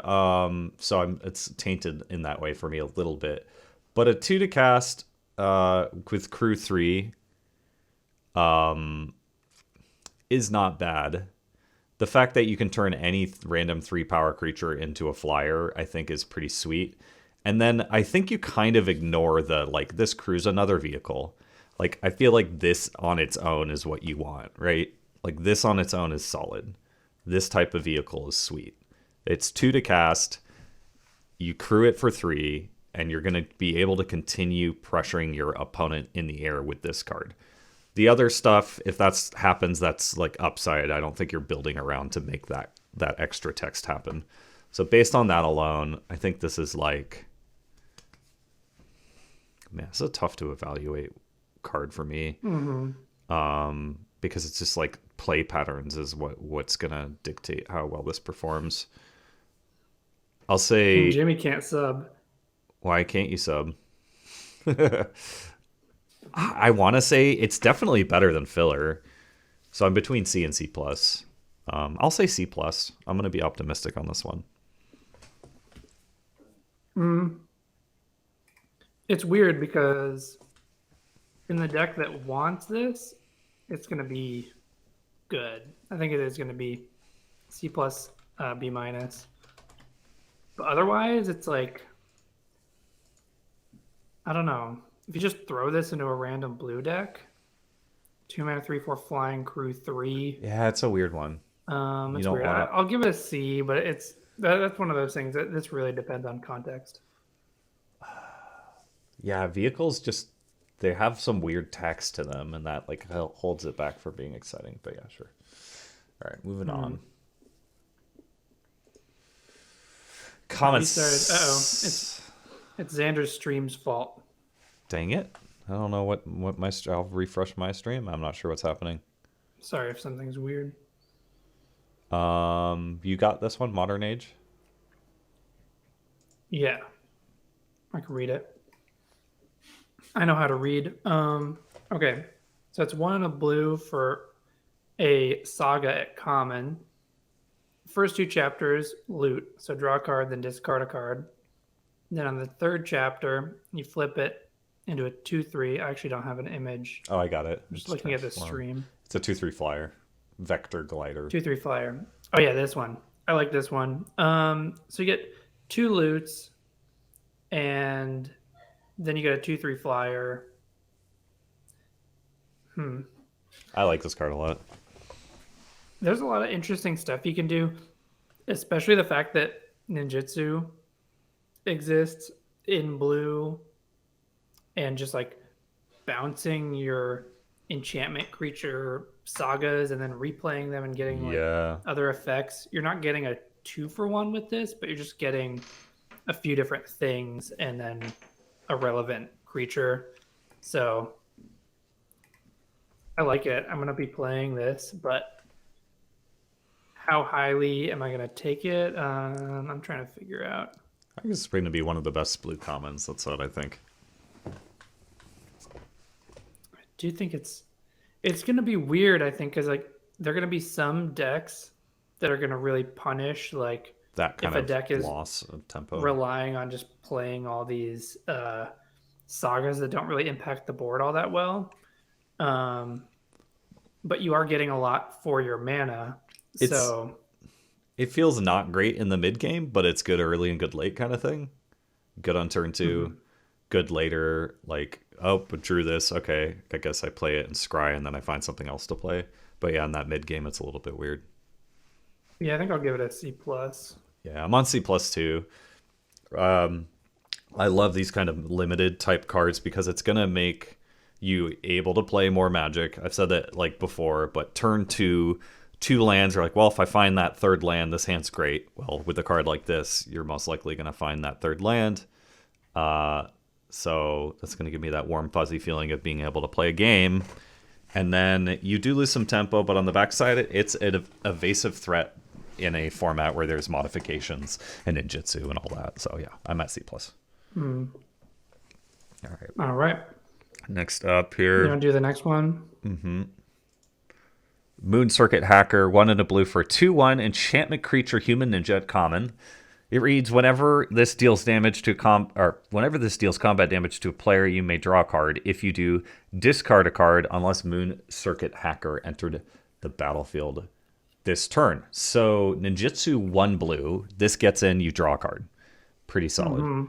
On its own, it's a 2 to cast 2/1 that loots when it hits. This card's really good, I think. I think this is just a solid C+. I think if you're in the ninjutsu deck, you're just going to play as many of these as you can get. I think it's not like amazing, so I'm not like going B territory, but I think it starts out at a solid C+. Yeah, it seems like a key part of the ninjutsu deck, like a key common that you want to make sure to get. Yeah, absolutely. And so if you're doing ninjutsu stuff, you probably really want to get these things. Like even though that Modern Age saga has some synergy with ninjutsu, I don't think you want that to be your primary game plan. I think you want to be a bit more aggressive and tempo-y. But a card like this, I think that's just what you want. So I'll say C plus as well. Weird. You said C plus? Yeah, I it's weird that my My stream doesn't want to let people sub. Sorry about that. I don't know why that's happening. Oh, But I appreciate the thought, I guess. Let's move on here. This card's great though.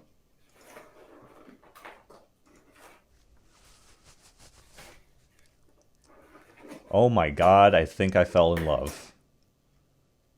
This is with this card, this is like I like it. oh my god, I love this. This is a Zander card. All right, I'll read it. The Moonfolk Puzzle Maker. Tuna blue for 1/4 artifact creature, Merfolk Wizard at common.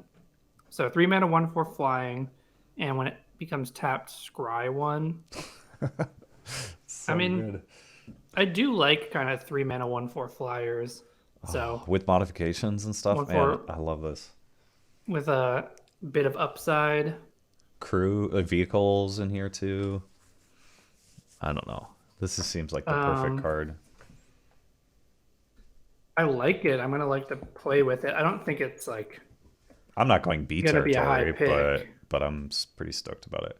I feel like this might end up being a high pick for me. I don't know. Maybe I'm crazy.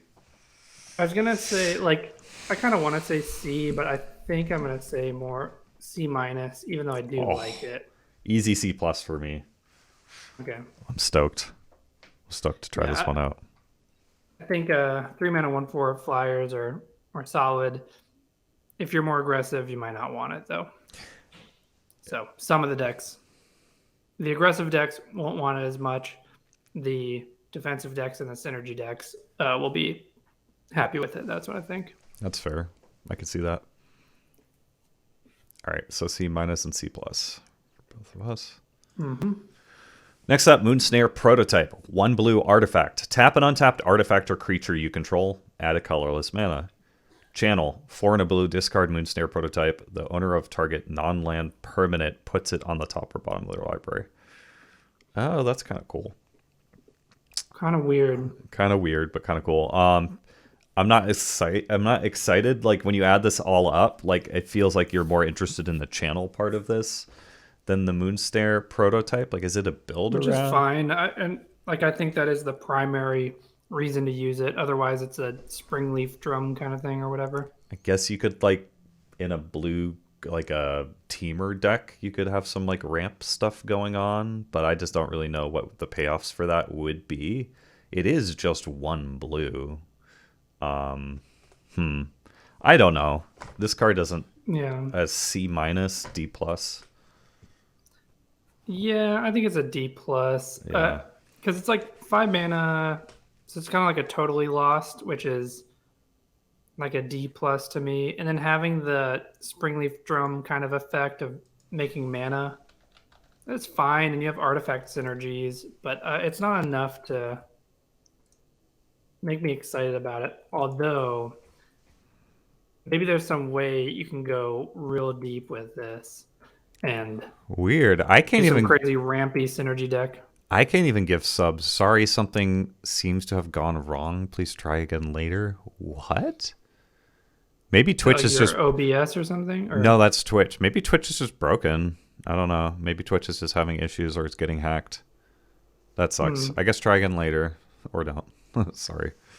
Okay. Thanks for trying to support Zander's stream. Yeah, D plus is me too, I think. D plus. Not All right. stoked. Yeah, I'm saying D plus. Not And you said D plus. Not stoked about that one. Not stoked equals D plus. Yeah. All right. And next up we have a Moonsnare Specialist, which is 3 and a blue for a 2/2 human ninja at common. It's got ninjutsu, 2 and a blue. And when it enters the battlefield, return up to 1 target creature to its owner's hand. That's pretty interesting. So 4 mana 2/2 to do a mana war effect. But it's also got the upside of ninjutsu, which the thing with ninjutsu It's kind of is like weird, yeah. You're taking a tempo hit in some ways, usually because you're bouncing one of your creatures to your hand. And so to get that tempo back, I think this is quite good. Yeah, I mean, Yeah, that ETB bounce effect is pretty nice as on turn Yeah. 4, or just randomly crack this in. Because if it was just a 4 mana 2/2 bounce a creature, I think that's like a CC plus. And so adding the ninjutsu onto it um, makes it, I think, just more firmly in the C plus Yeah, camp for me. yeah, I'm fine with that too. I think this will be nice, a nice 4-drop or a nice 3-drop, depending on the tempo of the game. Peeve Baggins, thank you for the follow. Appreciate it. Welcome to the stream. Yeah, C plus for me too. All right. All right. So next up, Network Disruptor. 1 blue for a 1/1 flyer. Artifact creature, Moonfolk Rogue. When this enters the battlefield, tap target permanent. So a 1 to cast, 1/1 flyer. It's easy to overlook these kind of things, but you have to remember in this set, we've got modifiers, we've got reconfigure, we've got artifact matters stuff going on. And just an evasive 1-drop. Yeah. It's all about for the ninjutsu deck. Ninjutsu. I think this card's going to overperform. I'm going to go hot on this one and say C+. Like, I feel like you're like, oh yeah, I'm playing 4 network disruptors in my ninjutsu deck. Or I'm playing 4 network disruptors in my aggressive blue-red deck or my X whatever blue deck. I think it's just going to fill a lot of roles. So for that reason, I'm going C+. That's my bold prediction or whatever. Yeah, because turn 1, enable an attack attack. If your opponent even. plays this. Tapping a permanent, like all of a sudden, like, oh, that blocker's out of the way. Like, it doesn't have haste, but I'm able to attack this turn or whatever.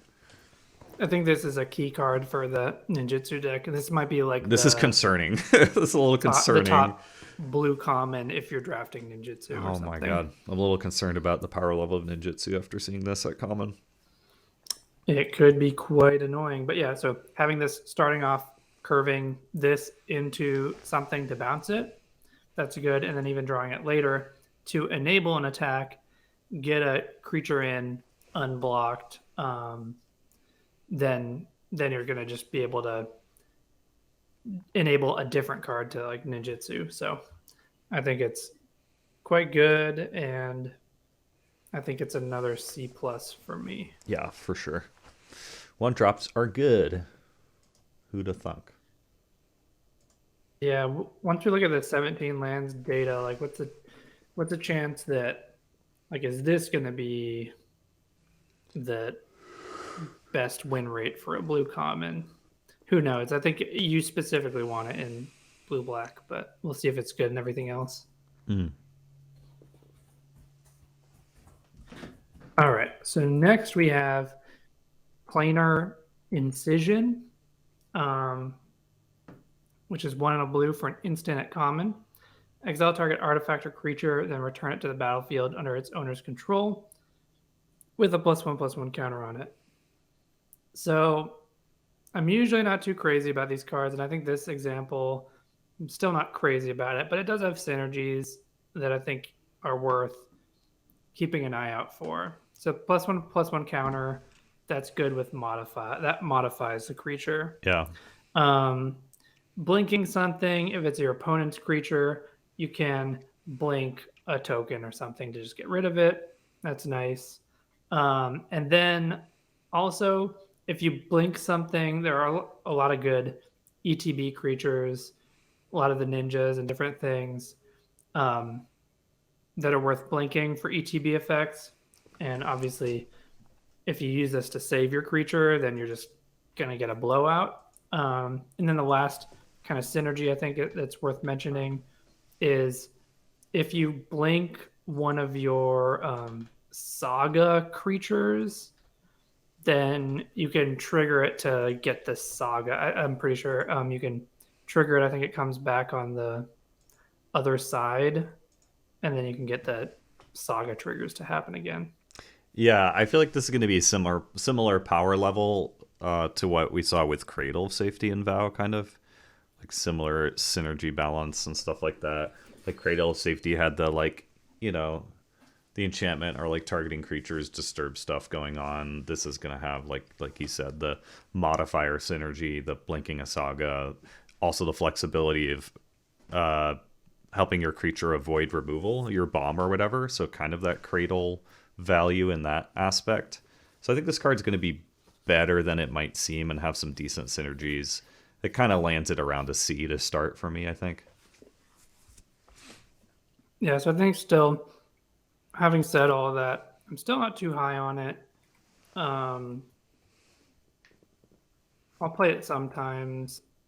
I'm gonna give it a D plus, but there are certain Oh, that's decks harsh. where I think there's certain decks where you'll be like, oh, it'd be nice to have one of these. Yeah, fair. All right. Yeah, C might be a little high. Sure, I'll say C minus. Yeah, because I don't think you're gonna want it in every deck. No, you definitely won't.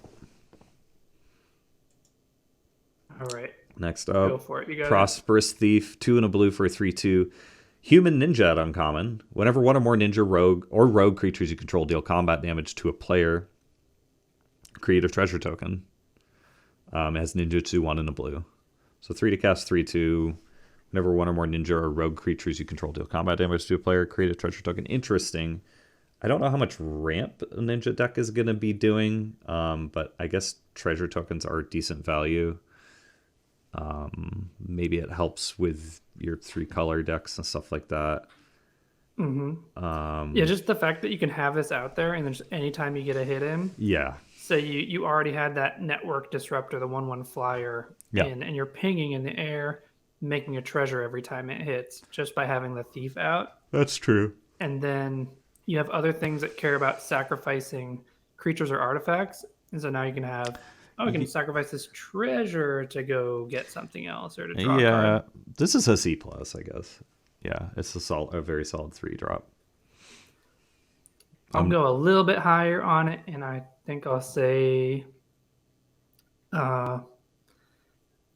B minus. Okay. C plus, B minus. All right, and then next up, we have Reality Heist. So 5 blue for an instant at uncommon. Costs 1 less to cast for each artifact you control. And you look at the top 7 cards of your library, you may reveal up to 2 artifact cards from among them, put them into your hand, put the rest on the bottom of your library in a random order. Yeah, so it's like I don't think I'm in for this. I guess like an end of turn, like you pass your turn and don't do anything, and end of turn get 2 cards into your hand. If it was like onto the battlefield, I'd be a little bit more interested. Into your hand is not great. So you're just hoping to get 2 artifacts. It's like a build in the top around 7 too. cards of your Yeah, library. it's weird. I'm kind of thinking like F or D minus. Yeah. I just don't think it's worth it. Yeah. Like the fail case, even if this costs 2 mana, you're gonna pay 2 mana, instant speed, get an art. Maybe if you have some like bomb artifacts that you need to draw to, but I think I'll say D I'm just gonna give it minus. an F. I'll say D minus. Yeah, I don't like it very much. It's so good though. Just kidding.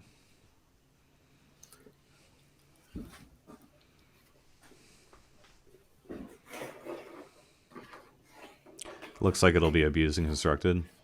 Yeah, the last one. All right, I'll get this next one too. Replication specialist, 4 and a blue for a 3/4 flyer creature, Moonfolk Artificer. It's a 3. So whenever a non-token artifact enters the battlefield under your control, you may pay 1 and a blue. If you do, create a token that's a copy of that artifact. This is kind of crazy. Okay, so if I had to cast 3/4, whenever a non-token artifact enters the battlefield under your control, and there's quite a bit in this format, you can pay 2 and create a token that's a copy of that artifact. This is pretty snowbally. And a 5 to cast 3/4 with major upside. Like we've seen formats with, Cloud Reader, Sphinx, and Dominaria, 5 to cast 3/4 flying with Scry 2. This has major upside compared to just Scry 2. I'm gonna go a little bit hot on this and say like I'm not sure if I'm B minus or B. I feel like this is gonna be really good. I was thinking B plus. I'm gonna say B on this. This card's going to be crazy good in the right deck. Um, I'm considering B plus even. I don't know.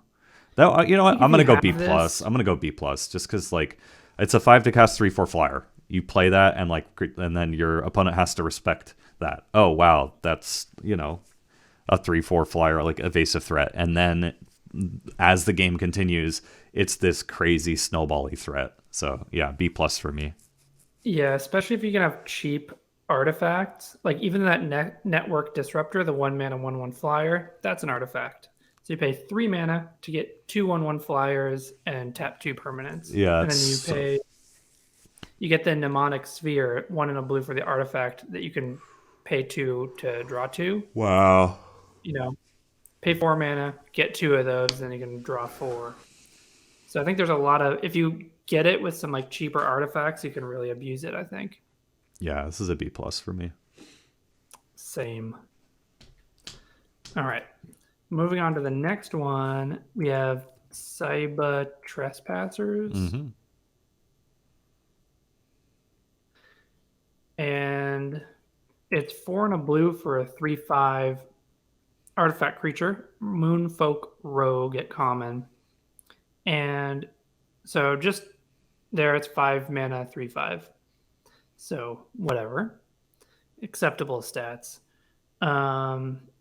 But it's got channel for 3 and a blue. Discard it to tap up to 2 target creatures you don't control. Those creatures don't untap during their controller's next untap step. Hmm. So two cards that are about like at playable rate kind of. So this isn't too exciting, but I think it's perfectly playable. It's a rogue. It's an artifact. It's like a C Sometimes minus. you'll just have this and be like, oh, freezing down, because sometimes freezing down 2 creatures is a great Yeah, ability to have access to. it's true.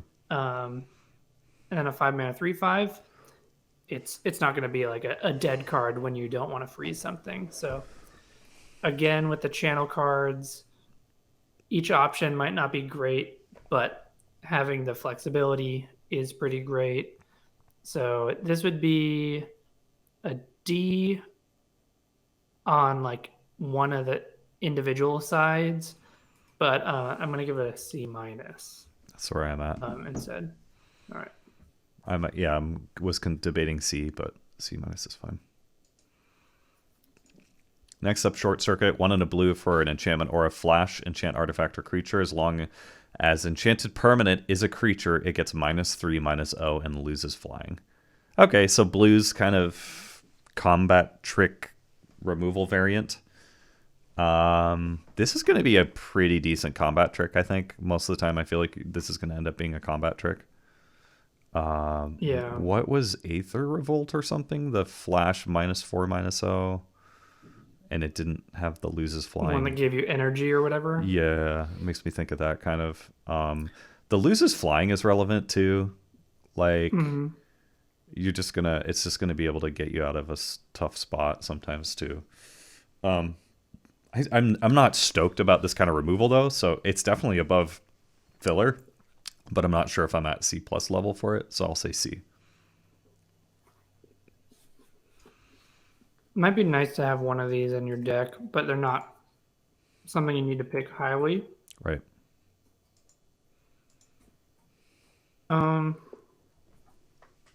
It is kind of filler, I guess. I don't know. I think I'll give it The combat trick C. aspect of it, the flash part, yeah, makes me feel like it's slightly better than filler. As between C minus. Right. I'll give it a C minus, but actually no, I'm gonna give it a C because there are things that care about enchantments. It may not be so much in blue, but I think there are enough things that care about enchantments, and just having access to a relevant enchantment like this, where you're not necessarily going to want to play some of the really low impact enchantments. This can actually do some work for you. Yeah. So I'll say C. Fair. Me too. Ooh, I love the art on this one. Yeah. Sky Swimmer Koi. So 3 and a blue for a 3/3 fish at common It's got flying, and whenever an artifact enters the battlefield under your control, Woo. you may loot. So I love this. That I common, think that's these, crazy. That's crazy. what do you call them? Phantasmal.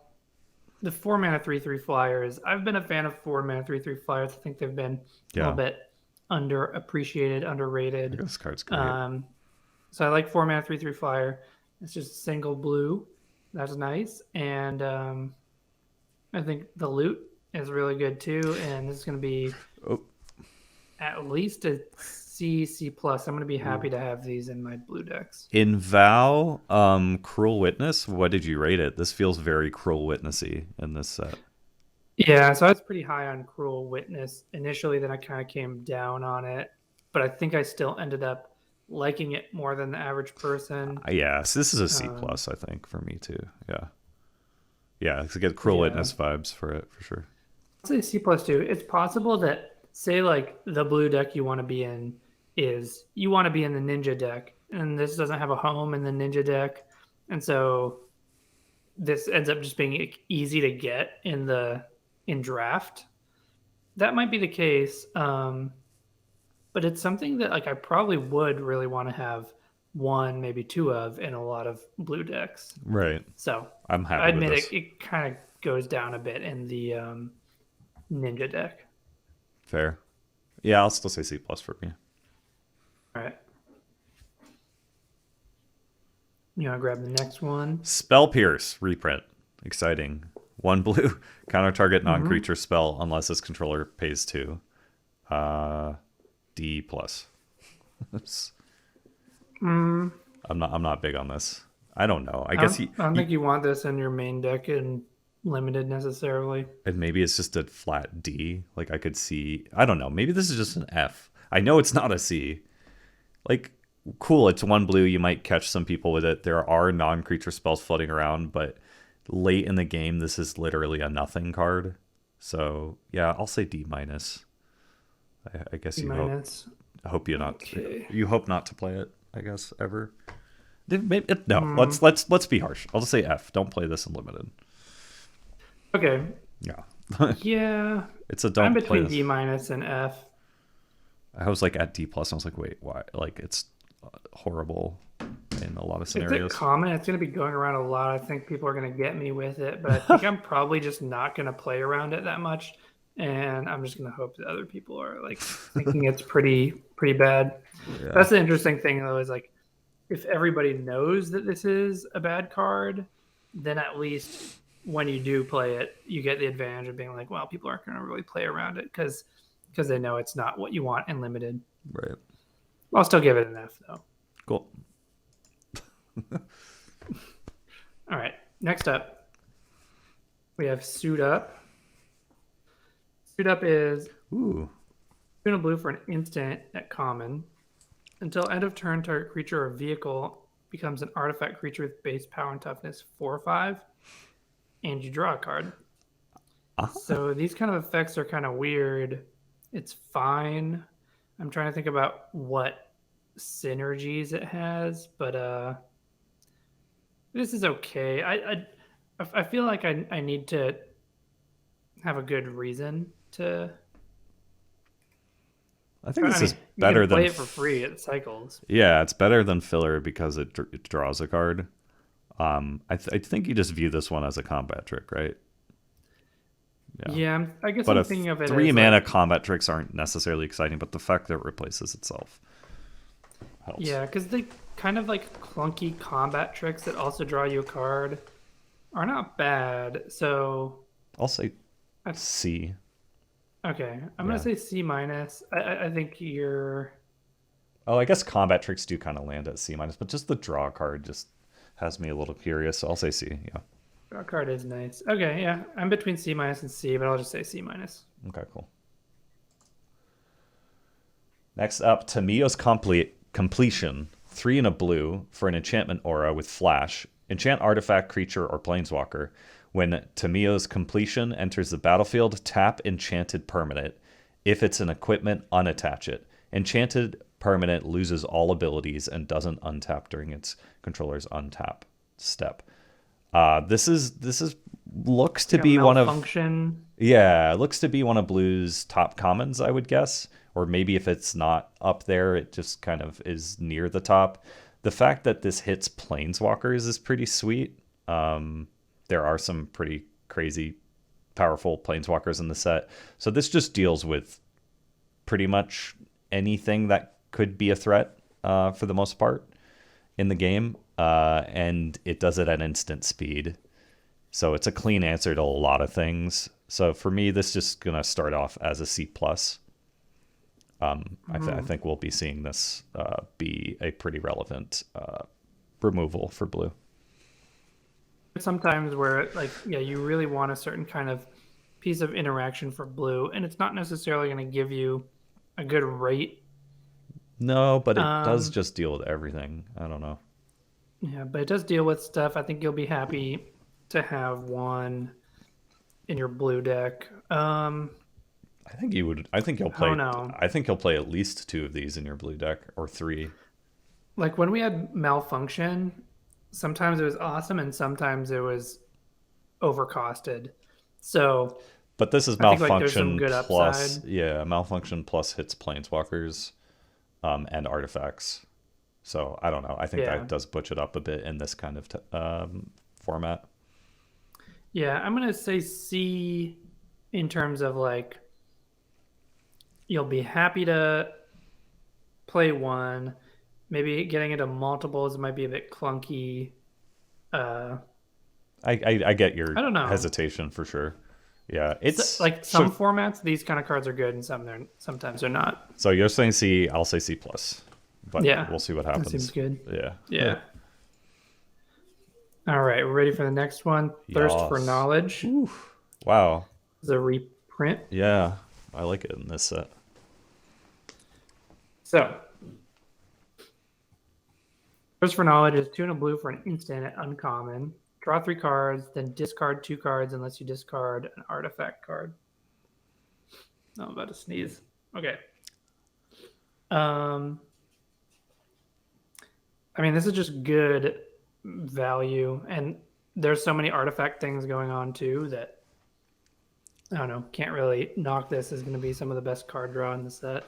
Yeah, it will be interesting to see where we land on the spectrum of how good is card draw, because we've sort of floated back and forth for a while. Like for a while, card draw kind of got a bad rep because like so many sets were tempo based and you just needed to affect the board. And like in call time, you couldn't really, in my opinion, take an entire turn off to just like draw a couple cards.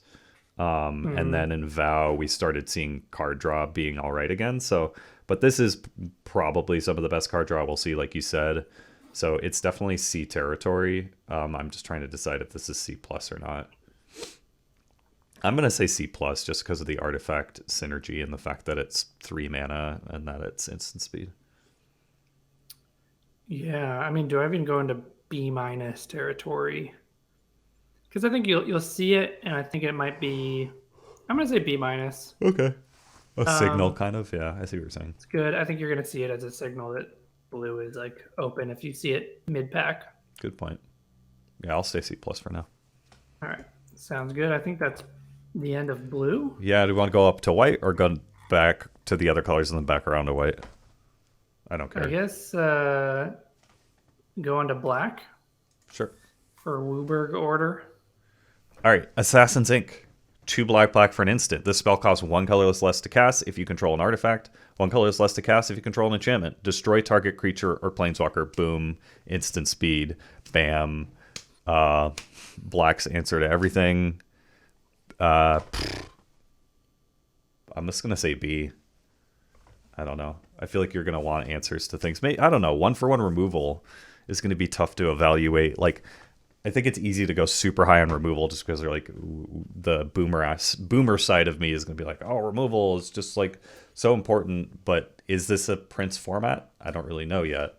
Are you gonna want to always have answers to cards? If that's the case, then this card might go up. But the fact that this could literally just cost black to destroy anything at instant speed is pretty crazy. I'm gonna say B. I'm gonna go a little high.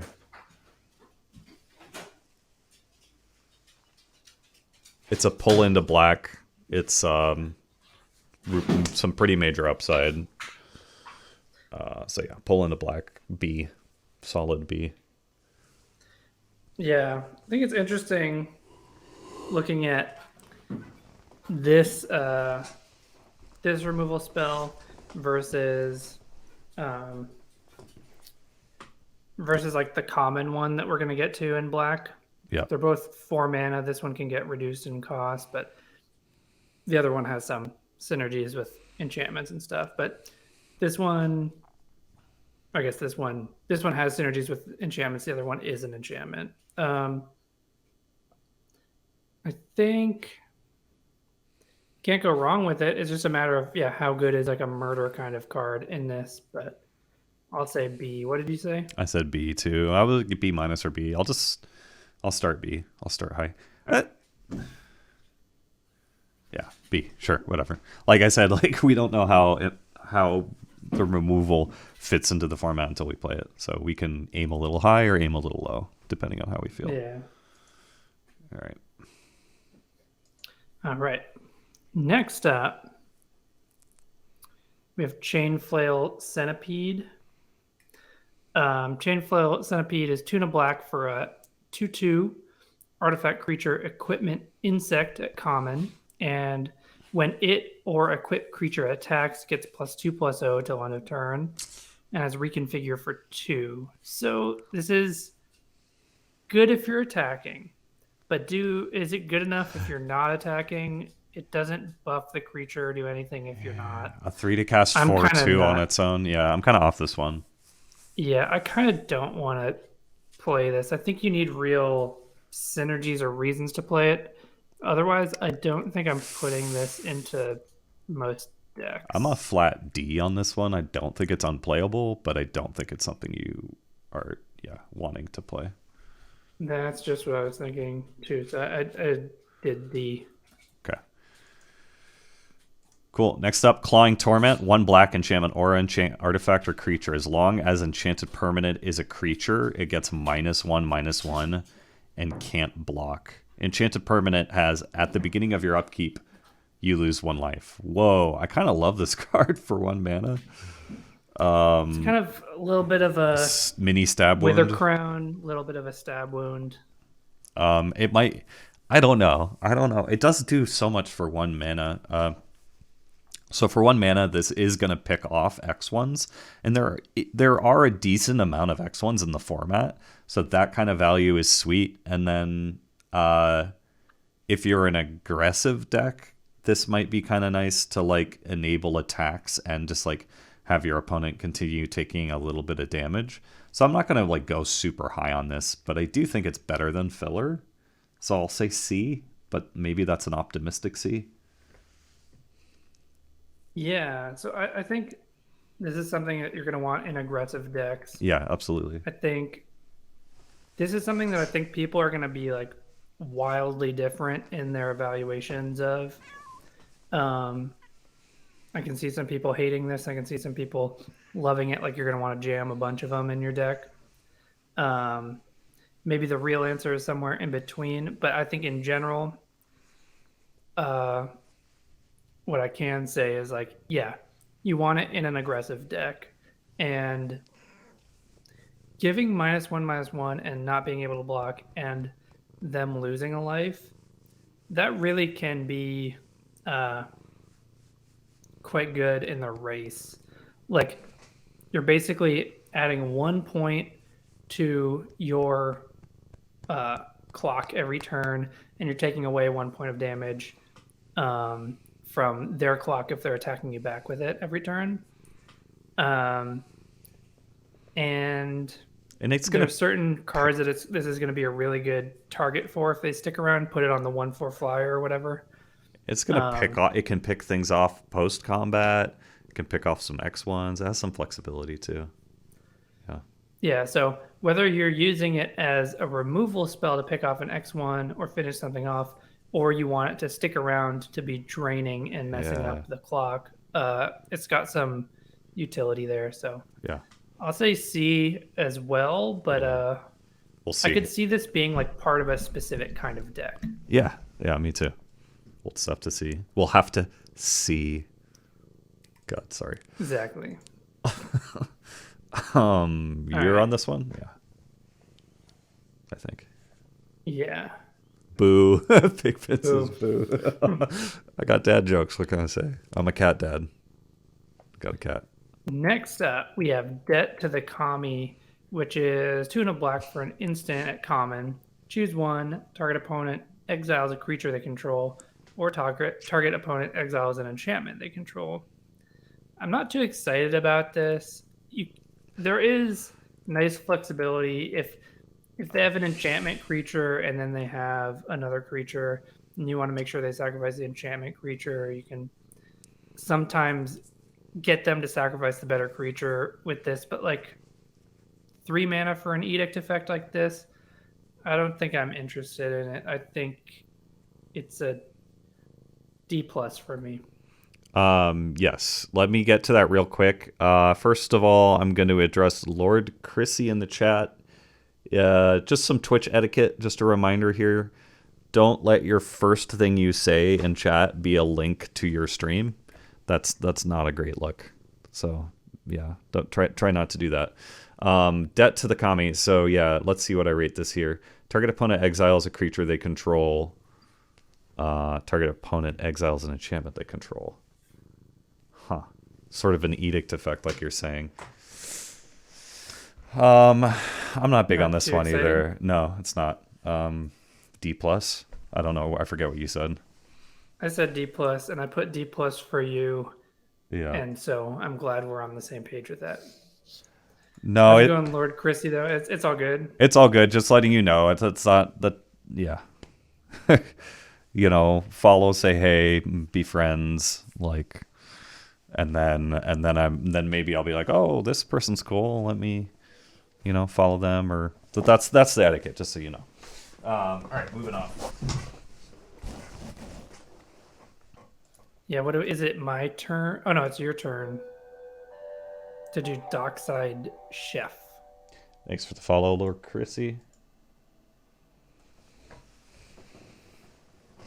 Yeah, it's my turn. Sorry. Dockside Chef is a 1 to cast 1/2 enchantment creature, human citizen at uncommon. And it reads 1 in a black, sacrifice an artifact or creature, draw a card. Ooh. Okay. Yeah. So there's your enabler for that black-red uncommon that we weren't sure about. Was the thing Skullport Merchant, right? Yeah. The 3 mana 1/4 that comes with a treasure that kind of does this. And then so like Theros, there was a similar kind of thing too. Yeah, the Mogus. Yeah. Whatever. I don't know. Having sacrifice like effects this. like this are really powerful. Yeah. Who knows? We'll see if there's a treason effect. You've looked at all the spoilers. Is there a treason effect? Yeah, I think it's like 5 mana though. Oh, well, that's good because AFR gave me some PTSD. I like this card. I'm not sure if I go up to C plus with it, but I feel like it's going to be a nice one of in certain decks. So I'll say C. I could see I it. play multiples. I guess I could see it being a C plus. Yeah, it's a 1 to cast 1/2 with pretty big it can upside. sacrifice itself too. Sure. Okay. C plus. I'm convinced. I guess I'll go even higher. Think it's an A. Yeah. I'm not sure if I go to A with this one, but I think I'll say B minus. I want to say B. I'm just gonna say B. Whatever. Maybe it's a hot take. All right. You said C plus. C plus. Just because I think, if there are enough treasures going around, like random. I'd run several. What more do you want out of a 1-drop? That's a fair point. Allegedly gray. All right. People are pulling my leg. Just such a goo card drawer. I'll go B minus. I'll go up to B minus.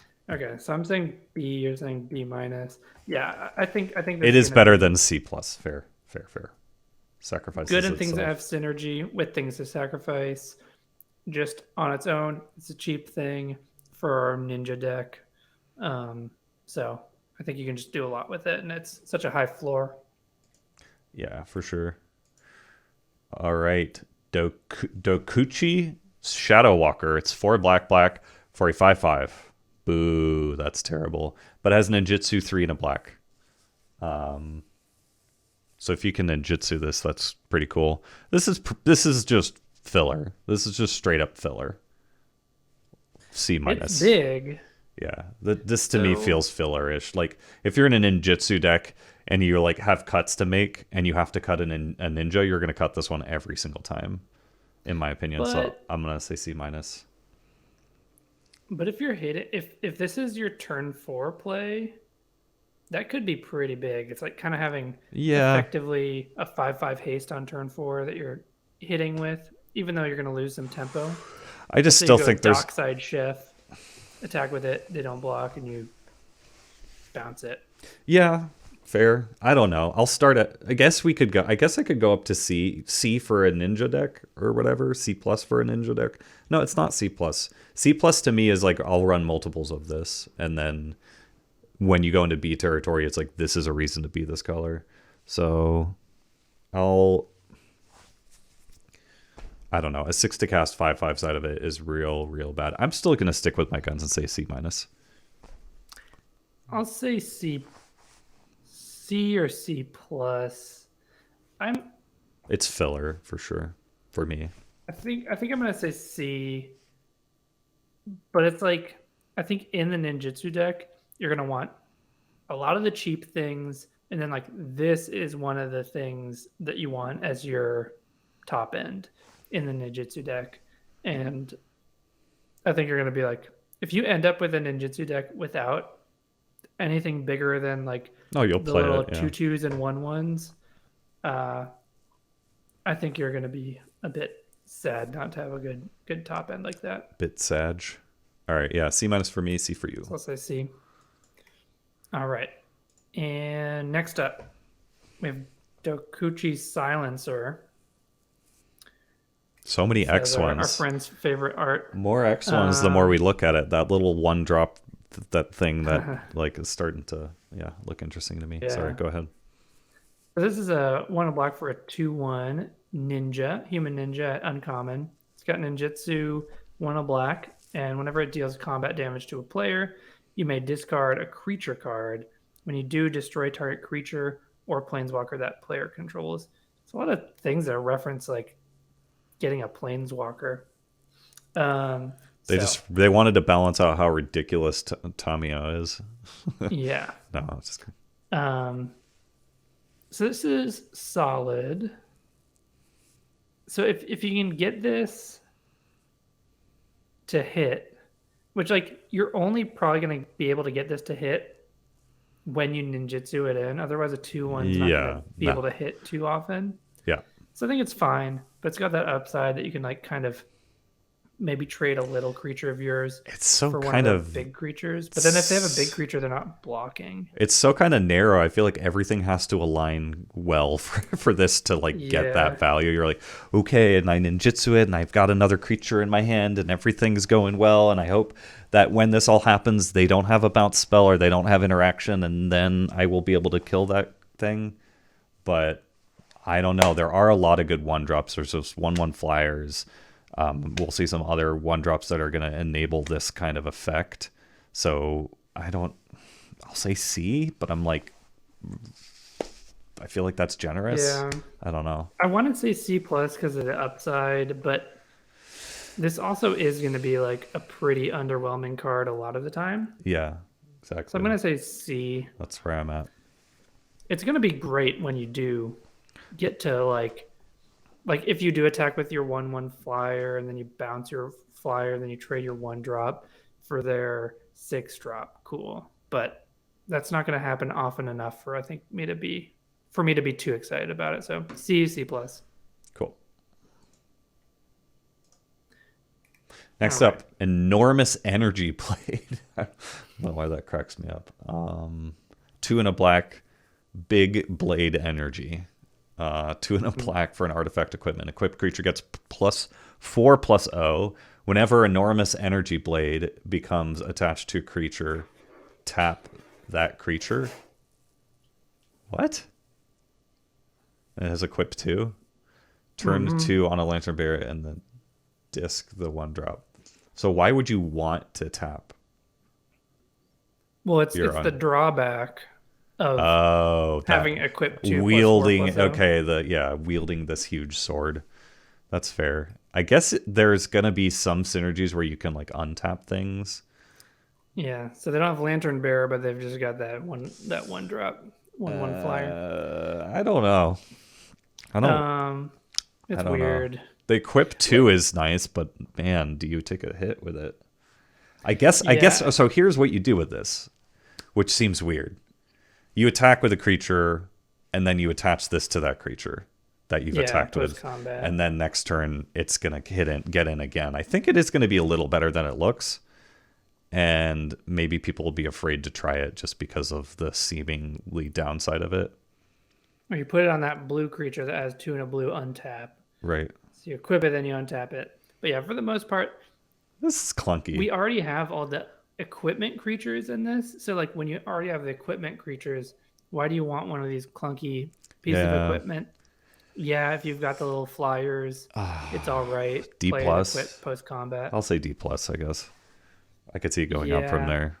I don't know I though. think I'm gonna say D plus too. I don't think it's unplayable. I think it's awkward though. Yeah, pretty awkward. D plus. All right. All right. Now we have another shrine creature. We have Go Shintai of Hidden Cruelty, which is 3 and a black for a 2/2 legendary enchantment creature shrine at uncommon. It's got Death Touch, and at the beginning of your end step, you may pay 1. When you do, destroy target creature with toughness X or less, where X is the number of shrines you control. I like this. You can pick off X ones by itself. So, I don't know. 4 mana 2/2 Death Touch. Not exciting, but playable. But then you can potentially pick off X ones. I don't anticipate. I mean, people will make like meme shrine decks, but I don't really like. I don't have confidence in the shrine decks until I kind of see it, Build around, right? like see Yeah. the proof of shrine decks being good. But I think if you can get this by itself, it's okay, and with another shrine, then you're really doing a lot. Yeah. Blue black like Dirtle Shrine Mill value. But yeah, I see what you're saying. So 4 to cast 2/2 Death Touch is not great. It's fine. At the beginning of your end step, you can pay 1. So you can kill on base value. You can kill X ones with this. X ones for 1 on your end step, which I think that's It's pretty decent. It's decent. not amazing. I feel like this is a C. Maybe it's like a build around C plus or something. No, I still think it's just a C. Yeah. I'm gonna give it a C, C plus. I guess I'll say C plus. I do like the upside of it. But yeah, shrines and limited, they are gonna be hard. I think Yeah, they're it's like a builder. all uncommon, Build around for sure. so you're not gonna reliably be getting multiples. And what sucks with these is they're legendary, so you can't get like 2 of the Oh, black right. You shrine can't give it creature a C out. plus, right? Yeah. Because you're not going to be So wanting multiples of these. Yeah, I'll just say C. so you'd be counting on being like 3 or more colors if you're trying to do shrine stuff. It's a It's a shrine shrine A plus. A plus. The Shrine Man himself. What's up, Mossy? Yeah. Yeah, so it's like hard. I don't know. I think you're going to be 3 or more colors if you're doing the shrine deck, and it's probably going to be more of a meme deck than a solid good deck. But I still think this is playable and has really good upside, and there are enough X ones that we've seen that I think C plus. I'm gonna be like definitely trying to play it All right. I'm at C. You're at C from the plus. get go. Yeah. All right. Grav Lighter. 2 and a black for a 2/2 flying Grave. Oh, yeah. Grave Lighter. 2 and a Grave black Lighter. for a 2/2 flying creature spirit uncommon. When Grave Lighter enters the battlefield, draw a card if a creature died this turn. Otherwise, each player sacrifices a creature. I feel like it's going to be pretty easy to trigger this. So what was the M21 2 and a blue for a 2/1 flyer draw card when it ETBs? That was Cloud Conceer. Cloud Conceer. This has, or yeah, something like that. This has Cloud Conceer vibes. I do think maybe on occasion this will be a little bit awkward. But I do like this card, and this to me feels like a C plus. Like the So best case scenario, like if this is ETB, you could even argue a B minus territory, but I feel like it lands in a C plus area. I do think whenever we've had things that were like morbid cards, things that trigger if a creature died, it ended up being a little bit harder than I thought it was going to be initially to trigger those morbid effects. So to trigger, if you're counting on a creature dying, That's fair. it might be a little bit less than half the time, like on the turn that you'd have to play it, or it will take some work. But this also has that like edict effect for both sides. And I think the fact that you can set this up to get what you want, usually you're going to be able to maneuver things pretty well with this. And it's just it's just got really good upside for this creature. So I'm pretty excited for it. Yeah, I think this is C plus for me. C plus. Is it even a B minus? I'll give it B minus. Yeah, I could see it being up there, but I think C plus is a fine place to start. Flying seems a premium in the ninja archetype, and this has potential for multiple repeating ETBs. Yeah, I could see that for sure. Yeah, I like the card a lot. All right. Cool. Is it my turn? Okay. Your go. What is this? Nice. Hello. I go. Ink Rise Infiltrator. 1 and a black for a 1/2 flying human ninja at common. And it's got 3 and a black. It gets +2/+2 until end of turn. So here's something that Solid. this is a ninja card, something you might want to ninjutsu with. It's decent early, and it's not dead like other 2-drops would be later. I think in some ways it's not exciting either way, but the fact that it's decent early, and it's fine late, and it has ninja synergies, I'm going to give it a C. I think I'm going to be happy to have this in a lot of my decks, even if it's not necessarily a ninja deck.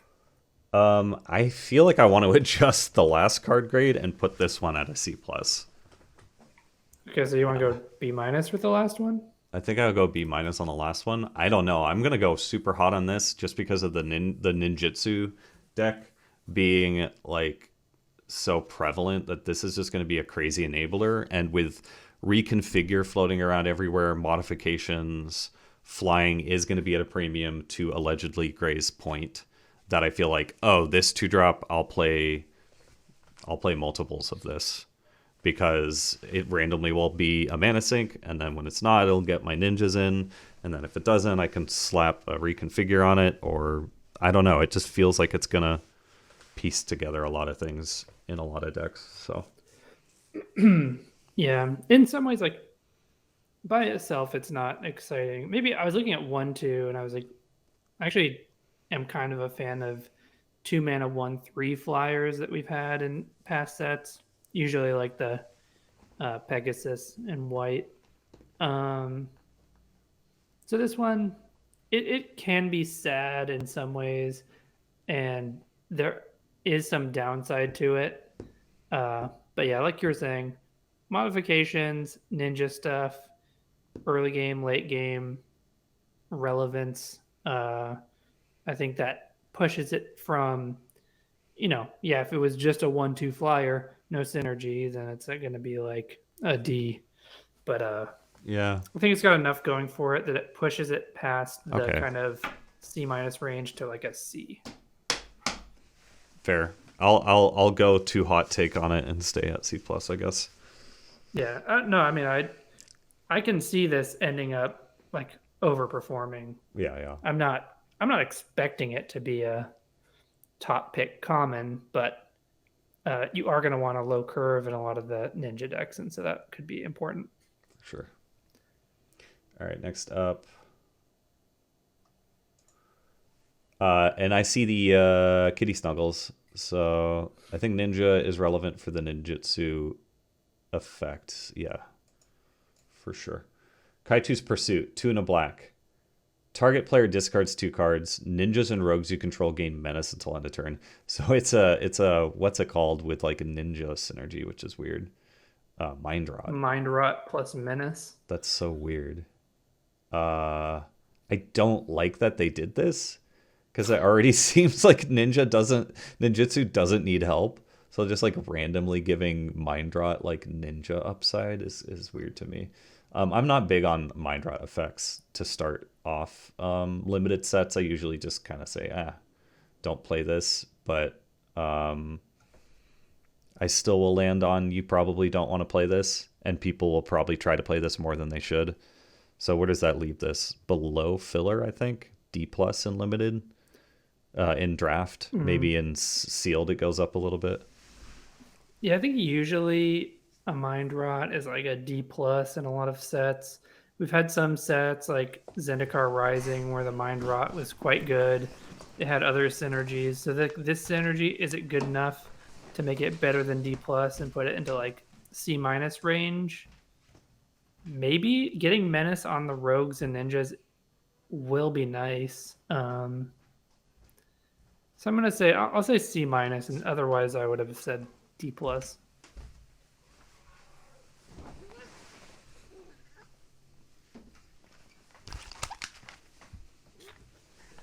Sorry. So what did you give it?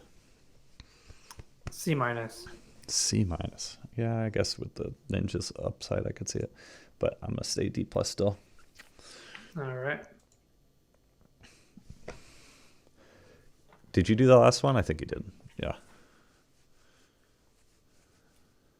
Having to get the cat. Yeah, well, Lord Chrissy redeemed Kitty Snuggles, so I gotta be a man of my word. She's not always stoked to be taken from her other room. But Kami of Restless Shadows, 4 and a black for a 3/3 creature spirit. When Kami of Restless Shadows enters the battlefield, choose one. Return up to one target ninja or rogue creature card from your graveyard to your hand. Put target creature card from your graveyard on top of your library. Okay, so kind of That's fine. 1.5 for 1.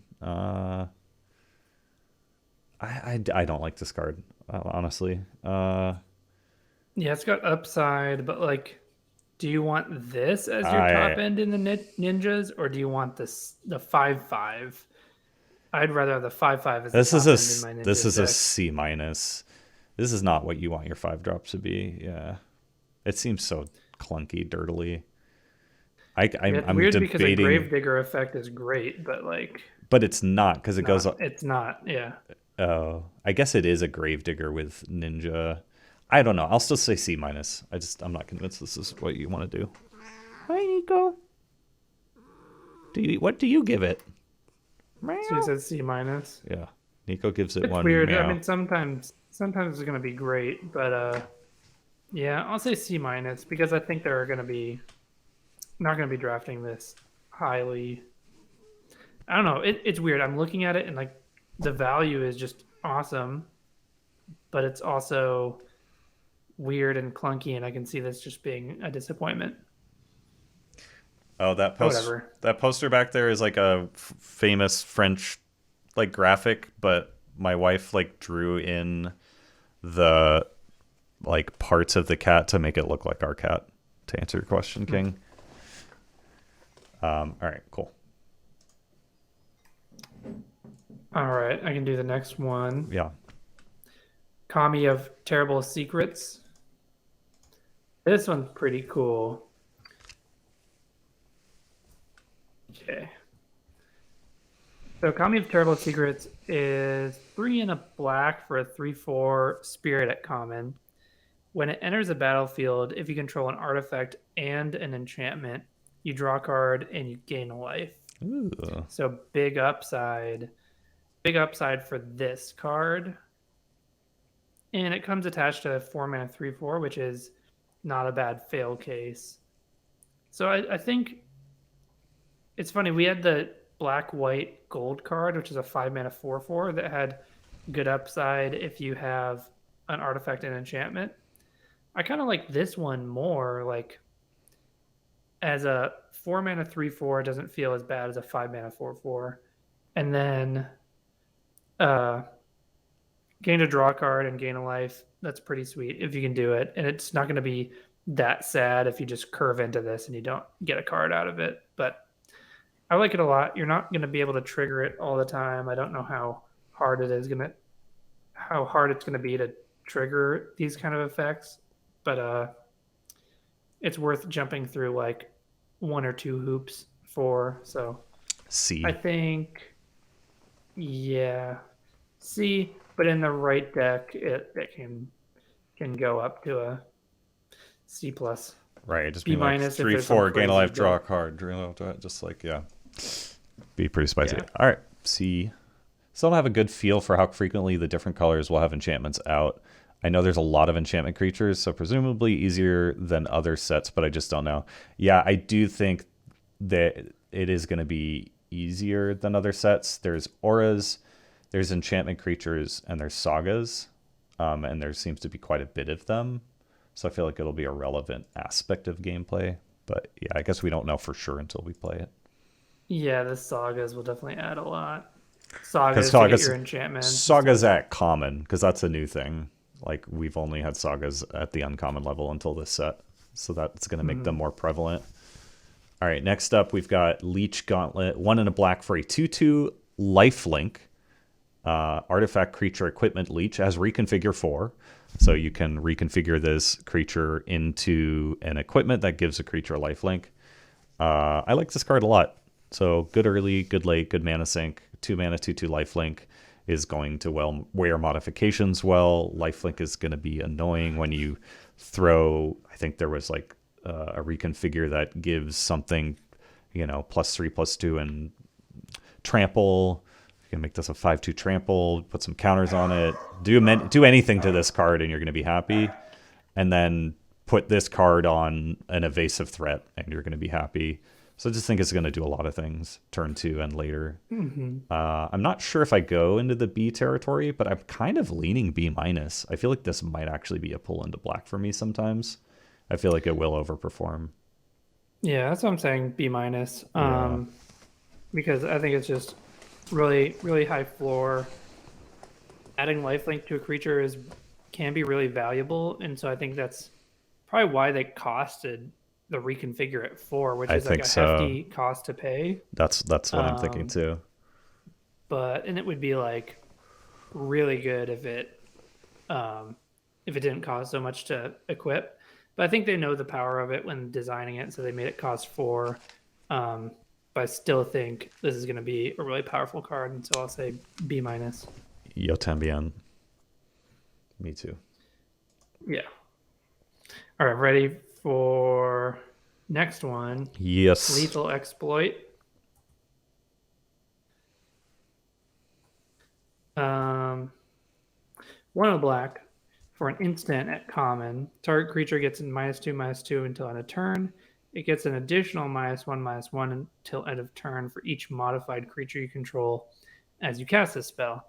So -2/-2 for 2 is playable. You can use it as a combat trick. You can also use it to just get rid of small creatures.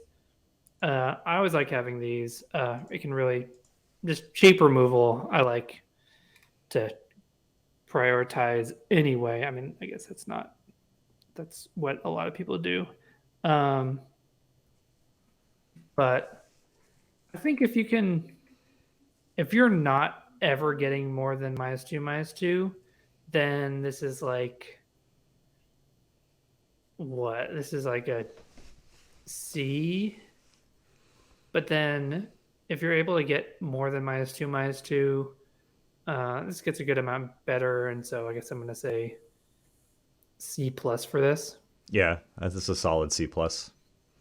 I'm happy with this removal in black at You uncommon, and and I think you'll take FTK. multiples of it for sure. Hey, what's up, FTK? How you There's doing? a C plus. C plus for sure, easy. All right. Yeah, I'm really happy with having some of these. I'm trying to compare it to what else I gave C plus to. I guess I don't have a C plus in black at common yet. So next up, we've got Life of Toshiro Umizawa. It's 1 and a black for an uncommon.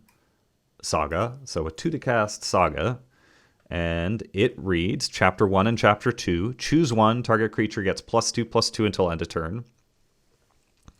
Chapter 2, or target creature gets -1/-1 until end of turn, or you gain 2 life. So for each of the first 2 chapters, you could be like, oh, I want to give this creature +2/+2 to be able to get in. I want to pick off this X one, or it could really gain 2 life, and you get to do that twice. And then Chapter 3, you transform this into Memory of Toshiro. It's a 2 and a 3 enchantment creature, human samurai. It has tap, pay 1 life, add black, spend this mana only to cast an instant or sorcery spell. The backside's cool later in the game. The creature is not the most exciting, I would say. But enchantment is a relevant archetype. We've seen some, like, if you have an enchantment and if you have an artifact stuff. So I'm not as excited about the backside as I am about the front side. I think this kind of pick your own adventure type thing for 2 turns is going to be really good. I don't know. This one's hard for me to evaluate because, like, the backside doesn't excite me. If the backside was also good, I'd be like, oh damn, like this is a pull into black. Still kind of feels like it might be. So I'm flipping between C+ and B-. Yeah, I like this. I like how they kind of designed it with the Umezawa's Jite effects on the front, and then 2 mana, you end up with a 2/3 and you get all this other stuff. All right, that's true. That's true. I think that's true. Quite. It eventually turns into that. That's a good point. All right, then that pushes me to B- territory. Yeah, I'm gonna say B-. You said B-? Yeah. Yeah, I think it's just gonna be one of those things where even if you're not doing too much and you're just gaining the life, at least that negates the fact that you're not like affecting the board with the creature as soon. And then eventually you're getting a 2/3 and you only put 2 mana into it. Good point. Yeah. I'm right there with you. Man, I love sagas, so like I'm pretty stoked about this. Yeah, they're so fun to play with, and they're just cool designs. All right. So next up we have, for some reason, the sagas aren't on the list I'm looking at, so I have to look at this stream. All right. Oh, Scryfall is the best. I should just open up Scryfall. So next up we have the Long Reach of Night, which is 3 and a black for a saga at uncommon. Each opponent sacrifices a creature unless they discard a card during the first 2 chapters. That's pretty good. And then Chapter 3, you flip it, and it becomes an 0/4 enchantment creature. And I think it has Menace. Yeah. Yeah, it has Menace. And when it attacks, it gets +X+0 till end of turn. And where X is the number of creature cards in defending player's graveyard. Oh, I like this card. So I like this card. It's weird. From like some people's takes I've seen so far. Man, this is a good card. I get that it has the downside of if your opponent doesn't have any creatures, then the first 2 chapters don't really do anything because they can just choose to sacrifice a creature and it's nothing. But on turn 4, how often is that going to be the case? Yeah, how often is that going to be the case? And if your opponent has no creatures, like, you're probably doing fine. You just, like, you're not under any pressure, probably. Right, you're already Maybe winning. there's some weird case where they have, where they're playing the vehicle deck or something. They don't have creatures to sacrifice. But, I mean, if they're playing vehicles without creatures, I don't know. There are weird scenarios where this is going to be bad, but I still like it. I like the value, and it's even something. You get the menace creature, and you can bounce that with a ninjutsu effect, and then recast the saga. I think that's really cool, and I like this. What are you saying? I do see the possible downside, I guess. Yeah, but I when think you compare that outweighs the downside. When you compare it to the last saga, how does it feel? Same power level? I feel like, from what I've heard, people are more excited about the other one. Maybe because it costs 2, but I don't know. I like this more. I'm going to give this one a B. Oh wow, I was considering going the other direction, giving this one a C plus. Yeah. Um, or it was either B minus or C plus, but I wasn't sure about going to B. Let's see. So pretty often, let's say your opponent has two creatures out. They're going to sacrifice a creature and probably discard a card from their hand. That's a lot of value for 4 mana. If they don't have anything out, I'll just say B minus as well, and just keep it safe that way. I'm not convinced to go up to B though. B minus. Okay. Yeah. It's have to evaluate, but I really like the upside on it, even if it does have some downside. So is this one me or you? This is me, right? Yeah. All right. Next up, malicious malfunction. One black for a sorcery. All creatures get -2/-2 until end of turn. If a creature would die this turn, exile it instead. So we've seen this kind of effect before in other limited formats. I think there was one in RNA, and it kind of felt weird there. Yeah, they're fine. It you'll know when you want to play this, but it's a little bit weird and narrow. I feel like it's going to be kind of a sideboardy card more than it's going to be like this kind of. So I might actually give my first sideboard grade here. I feel like this is like a sideboard C plus, but like you most often don't main deck this. Like when you're going to sideboard this in, it's going to be quite effective, or like when you need something like this. Yeah, it does have a lot of upside. And so I guess without doing a sideboard grade, it's hard to give it just like a good letter grade that represents it. So, default to not main decking it if you were to choose one. Yeah, so that's like, why it's a sideboard grade. If your deck has a lot of 3+ toughness, then you could really you could build around it. Get your opponent and build around it with it. So sure. Yeah, I'm still gonna say C minus, but yeah, you could say it's sideboard or build around. Sure. Yeah, I'll say sideboard C plus. But yeah, either way, if not to make your life difficult, but just because I know when I use 17 lands, the tier list editor, they have like you can click sideboard and whatever. So I'm in my mind want to do that. Crush the Weak was main deckable just because it hit almost none of the creatures in the Giants deck, and you didn't need to play 2 drops. That's a good point, Alrins. Yeah. For sure. Yeah. That's a really funny name, Alrins. Hoary nipple. All right, cool. All right, ready for the next one? Yeah. Mukotai Ambusher.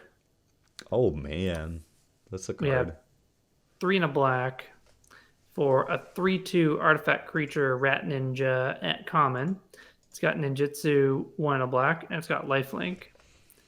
So I think if you're doing the ninjutsu deck and you're gonna have those 1-drops, then getting this out on turn 2 is just sweet. I like this way more than the 6 to cast 5/5, 4 to cast 5/5. I like this one quite a bit more. But yeah. What did I give the 5/5? Let's see. I like this like 1 slight grade above it. Right, same. I think this is like a C. I don't know. In the ninja deck, this is probably like a C plus. But yeah, I think I give it a C as well. I think I gave the 6 mana 5/5 a C too. I think they both kind of feel the same. Yeah. Serve different roles, but they're both like they have really good upside, and this is quite solid. Especially, it's just going to be a beating if you can get this turn 2. Yeah, I'll go C. All right.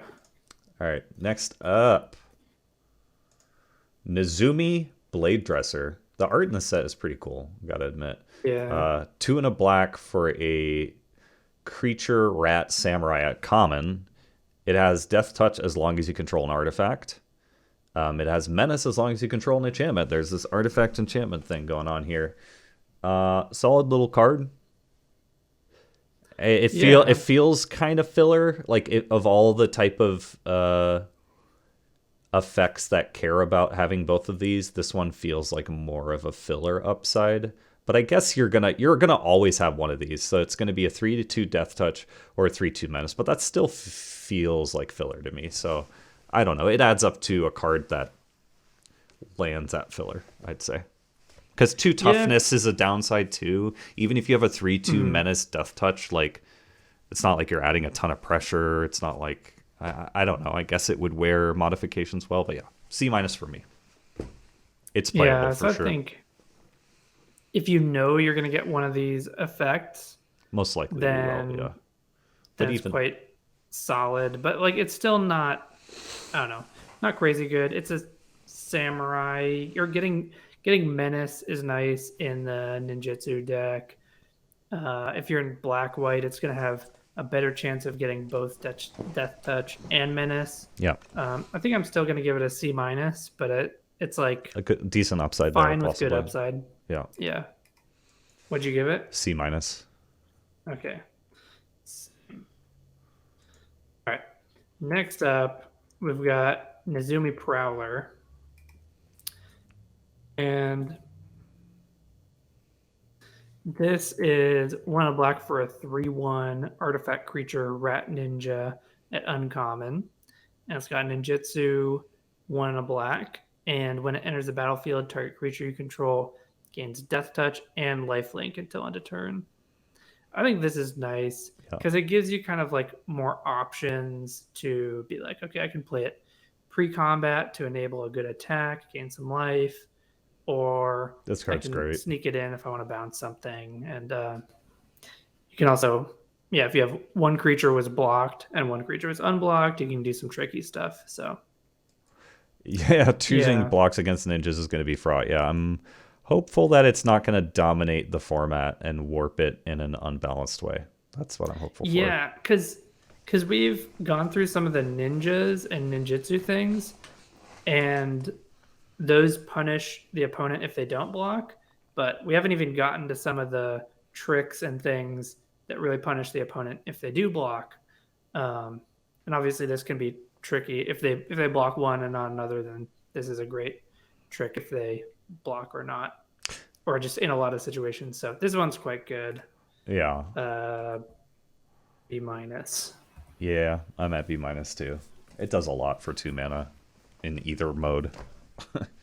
So Yeah.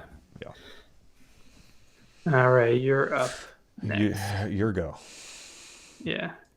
Common Saga, so hype. 1 black for a Common Saga.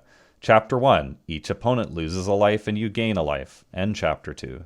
So first 2 chapters, drain 1 each time. And then it transforms into a 2/2 menace. Vehicles you could... What?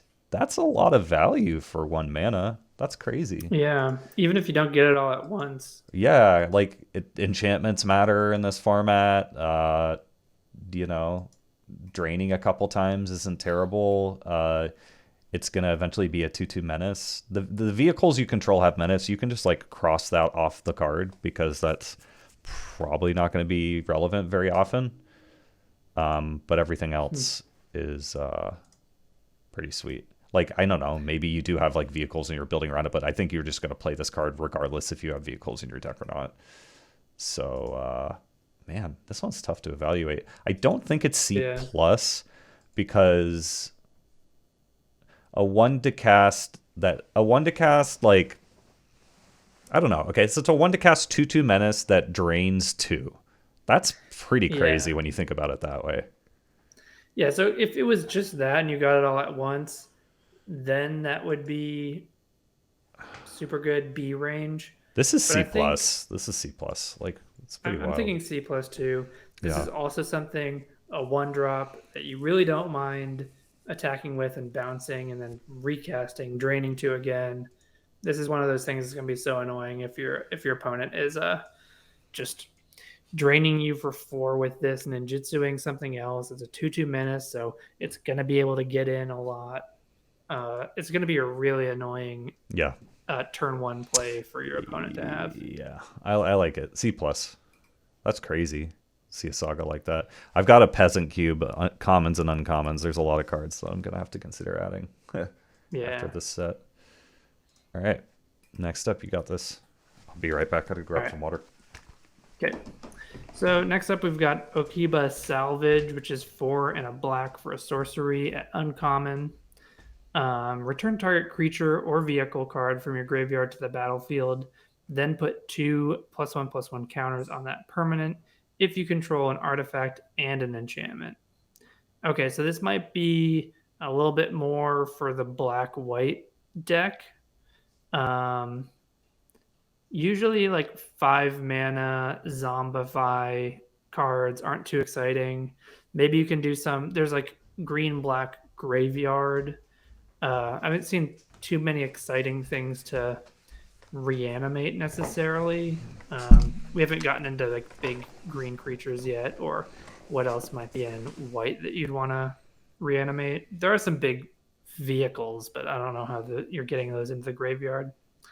Anyway, uh, you kind of have to really care about building around this, and I'm not too excited about it. It's fine. It's playable if you can uh, make it work. You have to have the right deck for it. So I'll say C minus. But when you play it and you get 2 counters, that's really good.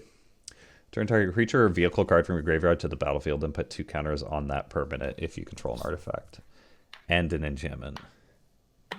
One of those cards. Okay, so you reanimate something, and you might be able to put a couple counters on it. Yeah, C minus seems accurate to me. The eyeball in the soup. There's some really good art in this. Like all right, you said colors. C minus too? Yeah. No, we did gold cards and blue cards. So we're doing white last because we just want to switch up our evaluations. Yeah. Yeah. But yeah, we did gold, blue, and now we're going through black. And then we'll go red, green, white. All right. What did you miss? All right. So our set review is just commons and uncommons, because I think that's what's going to help us and most people evaluate the set. The rares and mythics we'll like eventually get to, and I'll finish out the tier list. But if we're talking about the cards, we're just doing commons and uncommons today. You missed all these signpost uncommons for gold. I mean, for all the gold signpost uncommons, and then blue. So, but you can look at the VOD if you want to check it out. How's the blue looking? I don't know. It's kind of hard when you're evaluating it on the fly and then like trying to like keep the big picture perspective afterwards. So it sort of pieces together for me, at least, when I like start creating my tier list and plugging everything in after seeing all the colors. But blue looks okay. Solid stuff. Yeah. Nothing that was like, oh man, this is just there's one like 5 mana 3/4 flyer that you could do some broken stuff with at uncommon in blue, but yeah, it wasn't. There was not too many things that stood out as being like super powerful. Yeah, it seems kind of like a support color, so like that's my first impression, but we'll see. All right, so next up here, Reckoner Shakedown, 2 and a black for sorcery. Target opponent reveals their hand. You may choose a non-land card from it. If you do, that player discards that card. If you don't, put 2 counters on a creature or vehicle you control. Man, we keep getting effects like this over and over and over again. I'm not a big fan of effects like this, to be honest. I don't think this is worth your time in limited. It's whatever. It's like, okay, you can play it and you're going to get a 1-for-1. Like, this is one of those things where I wouldn't feel bad about playing it in sealed. But for the most part, we're just talking about playing draft and, maybe if you bring it in from the sideboard. But to main deck this in best of 1 or game 1 of best of 3, I don't think you really want this. I'll give it a D. I think it's not unplayable, but it's not what you want. Yeah, we're not doing rares. I'll just say D. Yeah, part of that is just time choice, but the other part of that is like, I mean, commons and uncommons is what's important to evaluate, I think, when you're playing limited. Since we're talking about limited. All right, moving on here. You got this one, I think. Now we have Reckoner's Bargain. So this is 1 of black for an instant at common. As an additional cost to cast a spell, sacrifice an artifact or creature. And did you bring it up? I don't see it on the stream. Oh, it's there. Yeah. Do I need to refresh? Oh, there. Okay. So 2 mana for an instant as additional cost. Sacrifice an artifact or creature, and then you gain a life equal to the sacrifice permanent's mana value, and draw 2 cards. So we had that. We've seen this kind of thing What before. was the AFR card? Deadly The Dispute. Deadly Dispute. Is that it? Yeah. So That obviously one this was is not better. quite that. Yeah. Because we don't have that treasure synergy and then it makes a treasure. But this does have synergy. Black Red seems to care about sacrificing things. There are a number of artifacts going around that you might not mind sacrificing. And overall, I think this is something like maybe not every deck is going to want it, but I do like having access to these cards, and I think I'm going to give it a C minus. That's where I'm at. Yeah, I do like these cards. Some decks it's going to be better than a C minus for sure, but on average, that's where it'll land. Yeah, Village Rights plus life gain. Plus, you can sacrifice an artifact in addition to creature, which is nice because we have things like treasures floating around in this set. Ooh, so coming into combat tricks, it looks like return to action is 1 in a black for an instant. Until end of turn, target creature gets +1/+0 and gains lifelink. When this creature dies, return it to the battlefield tapped under its owner's control. Nice. So it's like Black's variant of in Kaldheim we had +2/+0 lifelink. Like we've seen this kind of effect before. I think this is going to be much better than people give it credit for. It's going to be great with ETB stuff, giving a creature lifelink in combat, and like let's say your opponent's trying to trade with your creature and you just get it back and you get that life point or life gain. I like this card a lot as far as combat tricks go. I'm not sure if I'm going to start it off in the C plus camp, but I'm going to start it off in the C camp. I think it's better than filler. Definitely a trick that I'm excited to play. It's really similar to, I'm trying to remember the name of the trick. It was basically this, but slightly different, which is it was 1 a black instant +1/+0 lifelink and indestructible. Yeah. Instead of indestructible, this comes back, returns to the battlefield tapped, which I think is even better than just giving it indestructible because you get the ETB. Yeah. Undying Malice. Yeah. With that life. So it's got that Undying Malice. We've had like variants of these cards and they've all been solid. And this one I like more than Undying Malice. Yeah. And it's another thing where if you're playing black, then this is something that punishes your opponent for blocking, and then the ninjas punish your opponent for not blocking. And so you can really take advantage of that and put your opponent in a bad situation, and this is going to be really annoying to play against. Yeah. There's the combat trick, so I guess I'm going to say instead of D plus or C minus, I'm going to give it a C. That's where it's I landed. possible this could be good enough to be a C plus, but I'm going to say C for now. C as well. Yeah. All right. So, and next up, what do we have? Twisted Embrace. Mm-hmm. All right.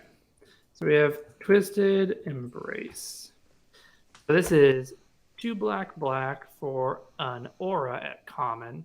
Enchant artifact or creature you control. When it enters the battlefield, destroy target creature or planeswalker an opponent controls. And as long as enchanted permanent is a creature, gets +1/+1. So it's kind of like that Iroas's Blessing, or it's like, well, it's better than Hunt the Weak, which like puts a counter and then fights. So this doesn't fight. It has like the potential to get blown out because you're playing it on a creature. But I think this is going to be really good, solid, common removal in black. And because it's an enchantment, it's going to really enable the things that care about artifacts and enchantments. And you just have to be careful about how you're playing it, but it's good. It's going to kill all the big threats your opponent's got. Yeah, this is an interesting, like you said, an interesting one. You have to put it on a creature, an artifact or a creature you control. I guess you're going to be happier putting it on an artifact because it's going to be less dangerous into open mana, especially. kind of like you're saying. So there is like a little bit of a cost, quote unquote, to get something off the field, but this does just kind of get the job done. Like this does just get like rid of something. Yeah. So I'll say C plus. I don't know. I mean, double black. It's C or C plus. I don't know. I'm gonna say Z plus because C. Yeah.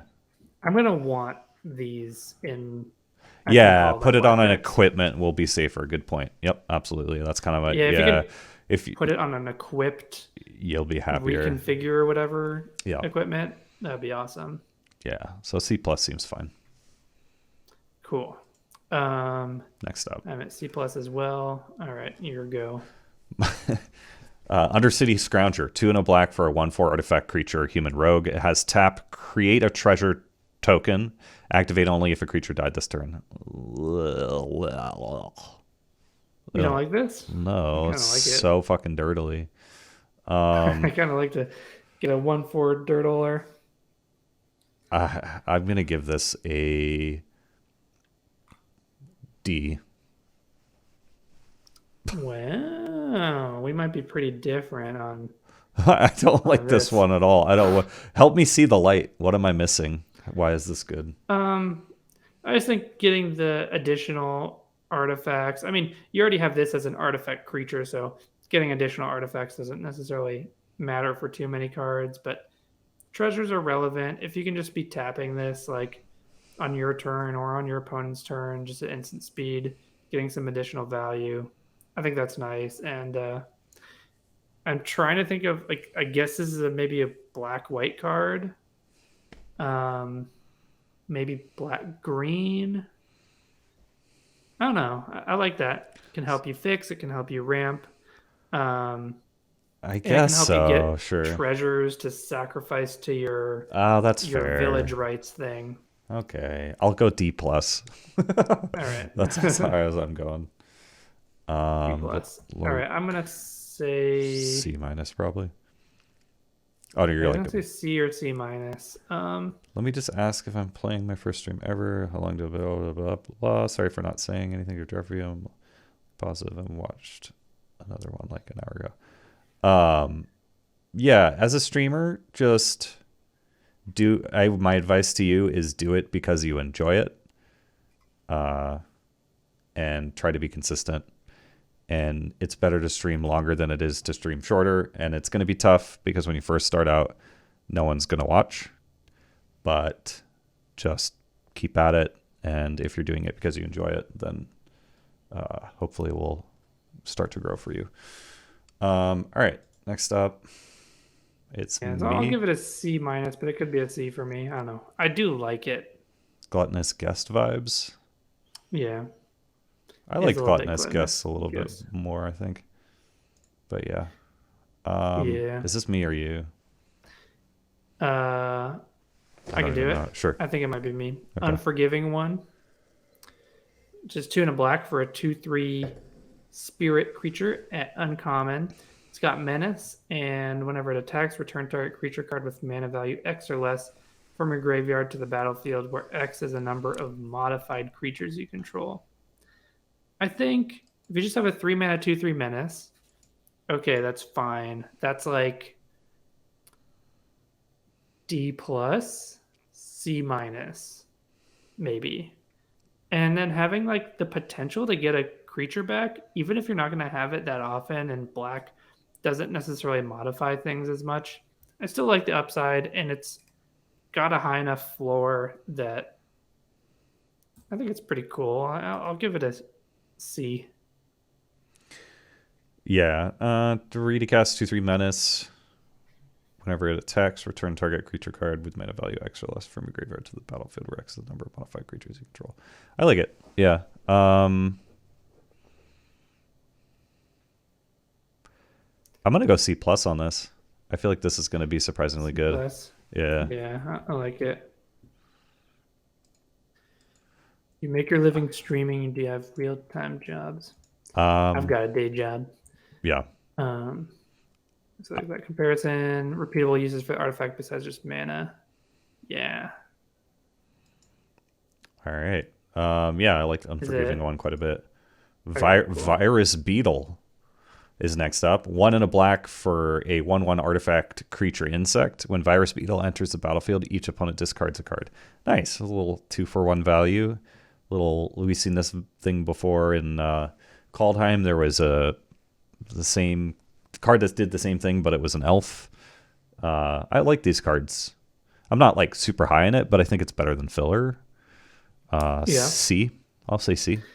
That's what I was thinking too. It's kind of like, even though it's kind of hard to compare this to the 2-3 minutes we just looked at, I kind of like them about the same. I think I'm going to be taking them in the middle of the packs during drafts. I do like the Menace one And more than this, but I guess I could see your comparison. Yeah. well, yeah. So I guess you gave the Menace one a better grade than I did. Right. I Right. gave both of them a C. Okay. Uh, but yeah, I like both of them, and I think I like both of them a little bit more than the 1/4. So yeah, Yeah. I do like this. Good synergy, good value. Yeah. What I liked about the 2/3 Menace is even without the modified aspect of it, the modified upside, 2 to cast 2/3, or sorry, 3 to cast 2/3 Menace is just going to be nice in the type of format where there's ninjutsu and there's modifications and reconfigured and stuff like that. Like you're just going to be able to pressure the opponent fairly well, I would say, even just on base value. So that's kind of why I like that one, and I could see myself wanting multiples in black decks. Back in my day, this was a Ravenous Rat Shakes Cane. Back in my day. An artifact on top of that. Guess what, chat? You are already dead for 1 black instant. And if you get a hit with this, you can bounce it with ninjutsu, and then your opponent's gonna love you for it. Yeah, I kind of like this card. Instant destroy target creature that was dealt damage this turn and draw a card for 1 mana at instant speed. Yeah, so it's kind of like Blade Brand. This is something that's going to punish your opponents if they block, just like we were talking about how ninjutsu punishes if they don't block. Then this and the other trick, return to action, punish your opponent if they do block. So this, the one knock against it is you can't draw a card with and cantrip just randomly. Like you have to have a target creature that was dealt damage this turn. So that's the one restriction. So I think you want this if you're more aggressive. That's a really good point. Yeah. Or I mean, I guess if you have little creatures that you know you want to block with. But basically, that's the knock against it. If it was just destroy target creature, if it was dealt damage this turn, then that would be destroy target creature better. that was dealt. Wait, that is what it says. Like that was blocked. If it was like if you could still just target it anyway, just to cantrip. Oh, I see. Then I see what you're saying. Right. Be cool, but you have to have a creature that was dealt damage. More flexibility to cast it. Yeah. So I'm not. Are you in C plus camp? Or are you? I think I'm in. I think I'm in C plus camp. I'm gonna give it a C. It does like feel conditional. Yeah. I do really like it though, and I mean, it's possible, depending on how the decks play out. Like we'll see how makes easy that last it will be to play around it. Makes the last artifact creature look better, right? The one where it ETBs and opponent discards a card. Yeah, get that and get some value. Think about somebody attacks you with Virus Beetle into your 3/3. You go, oh, I could block it, but then it would suck if they have you're already dead. Or, okay, I guess I'm going to take it, and then it sucks if they have a ninjutsu card, because then they bounce the Virus Beetle back to their hand and recast it, and you have to discard a card. So people could be in tough situations even if they know what to play around. There's a decent amount of removal that we've looked at in blue and black. I wouldn't say very little, but yeah. I'll say you say C. I'll say C plus, but I'm very close to C as well. It's kind of in between, but I'll say C plus to be different. Okay. Be different. All right, and that's black. Yeah. We're moving on to red now. Yes, we are. Ready for this? Mm-hmm. Aki Ember Keeper. Yes. All right, Aki Ember Keeper is 1 red for a 2/1 enchantment creature goblin warrior at common. And whenever a non-token modified creature you control dies, create a 1/1 colorless spirit creature token. So 2 mana, 2/1 enchantment creature. How good is that? That's like bad filler. But if you have modified creatures with which like green red kind of cares about, and if this is modified and it dies and it leaves behind a 1/1, I kind of think it could be nice to have this in a number of decks, but it's not anything exciting. I think it's like a C minus in an average deck, but like you could get a lot out of it in the right deck. Yeah, C minus. All right, cool. I don't have much to add. It's okay. Yeah. Aki Ronin is next up. 1 in a red for a 1/3 Goblin Samurai. Whenever a samurai or a warrior you control attacks alone, you may discard a card if you do draw a card. So a 1/3, whenever a warrior or samurai attacks, you can rummage. And red. This is kind of the theme we're seeing for red white. So this is maybe kind of a secret gold card. Feels also filler to me, to be honest. I guess it kind of in the right deck, it's maybe closer to a C range. Yeah, seems like filler to me. I don't know how many ways are going to be to really abuse discarding things. We don't have disturb and flashback stuff. We have a few things that care about graveyard stuff, but for the most part, I think it's kind of C minus filler.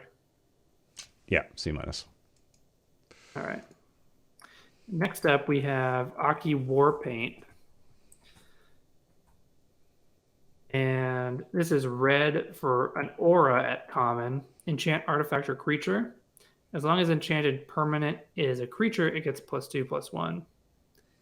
So there's probably some decks you can have hyper aggro 1-drops, slap this on a 1/1 flyer or a little menace creature or something.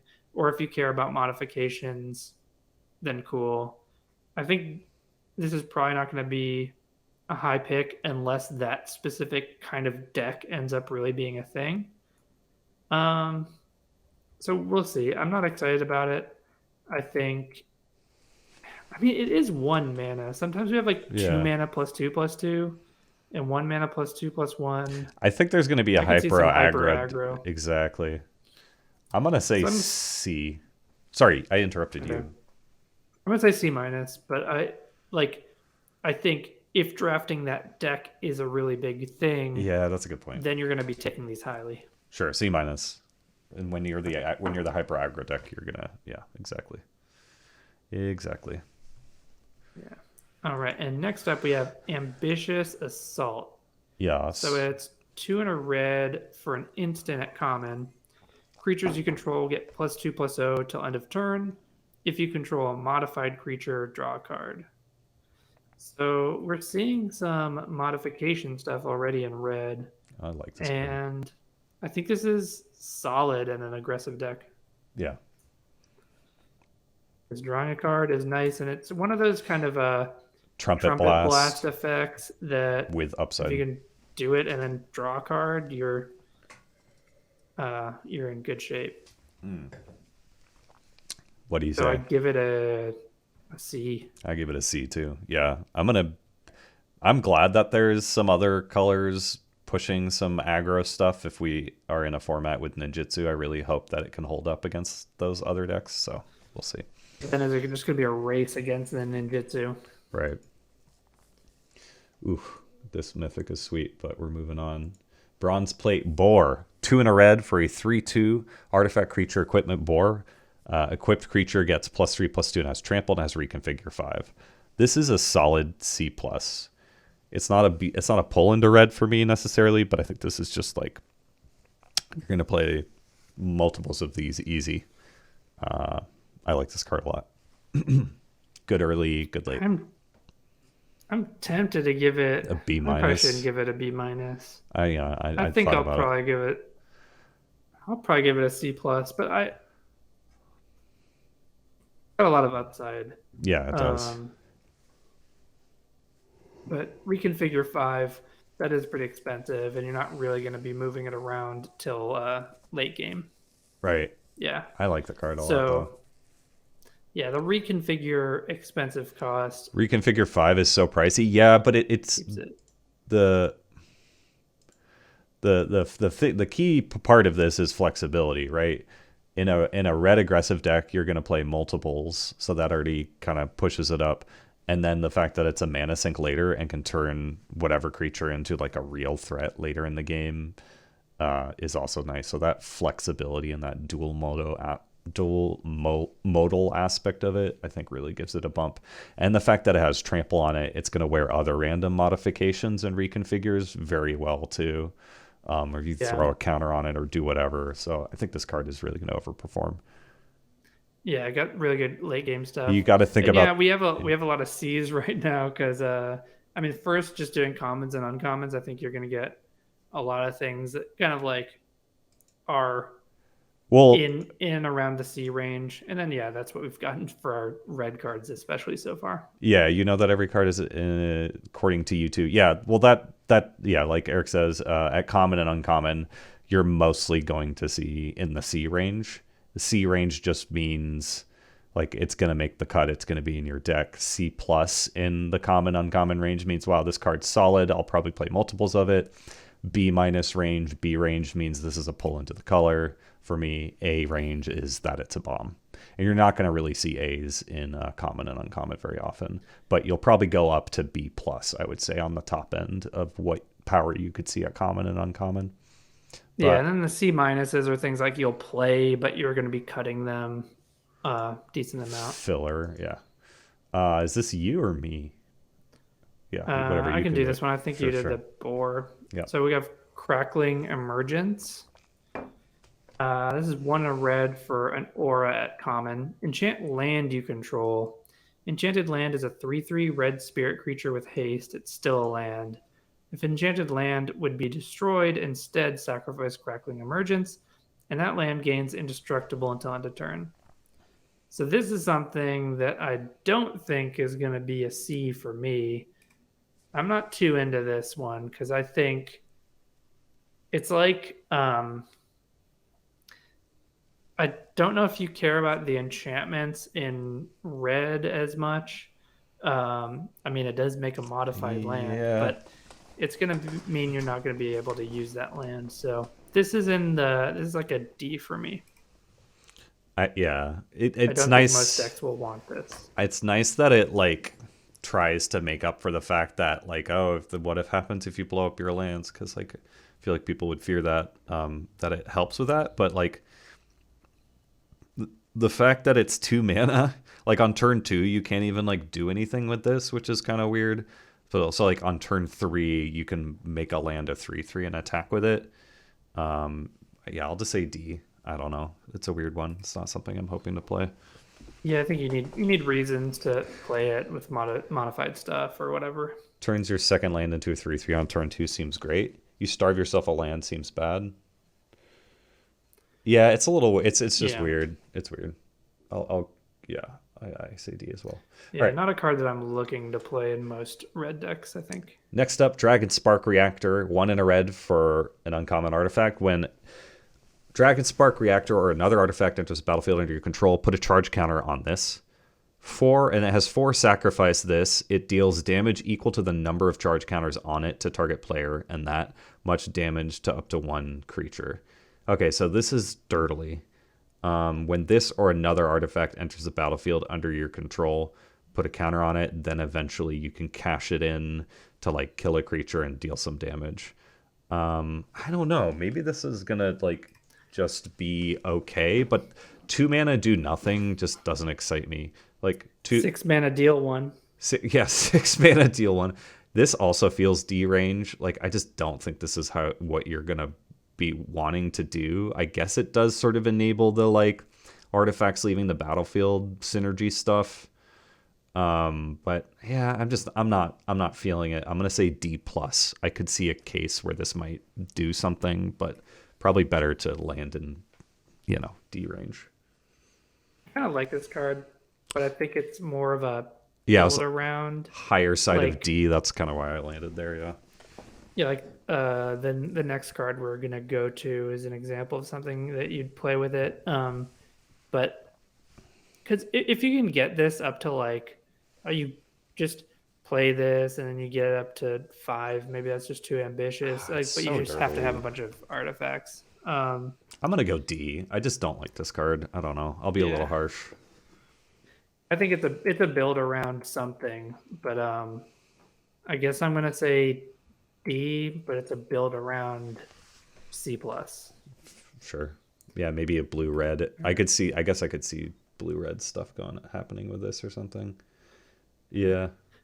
But we It's have this next card up, um, which goes with it. Experimental synthesizer, which is red for an artifact at common. And when experimental synthesizer enters or leaves the battlefield, exile the top card of your library. Until end of turn, you may play that card. So interesting, like so first you play it, maybe like before you've played your land drop. And if you have cheap things, hopefully play in a deck with cheap things. And you can potentially get a 3-for-1 with this card. So uh, you're probably not going to get that most of the time, but I like this. I think it's fun. I like these kind of red card draw, card advantage effects. yeah. It's nice that once you cash it in, you can exile a card from the top of your library as well. Um, I do like this one. Yeah, because you can potentially end up with drawing 2 cards that you have to play that turn, and then having a 2/2. Yeah, replaces itself kind of thing. Yeah, I like it. Mm-hmm. What do you give it? So I'm gonna give it a C. I think that's where I'm at too. Yep. All right, cool. So you got the next one. Explosive entries next up. 1 in a red for a sorcery. Destroy up to 1 target artifact. Put a +1/+1 counter on up to 1 target creature.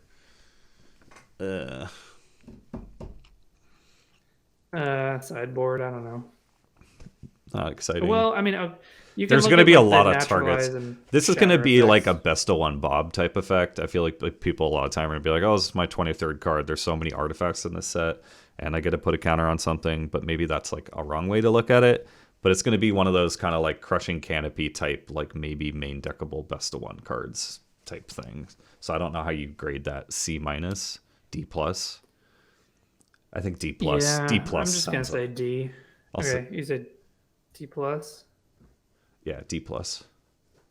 All right, I'll say D. I think there's like in green there's a naturalize effect which might be more main deckable. Yeah. But yeah, if we're just talking about main deck cards, then uh, I'll probably main deck the naturalize, but then just this shatter, destroy an artifact effect, I may not want that. Oh well, All right, this is a cool one. flame discharge. Mm-hmm.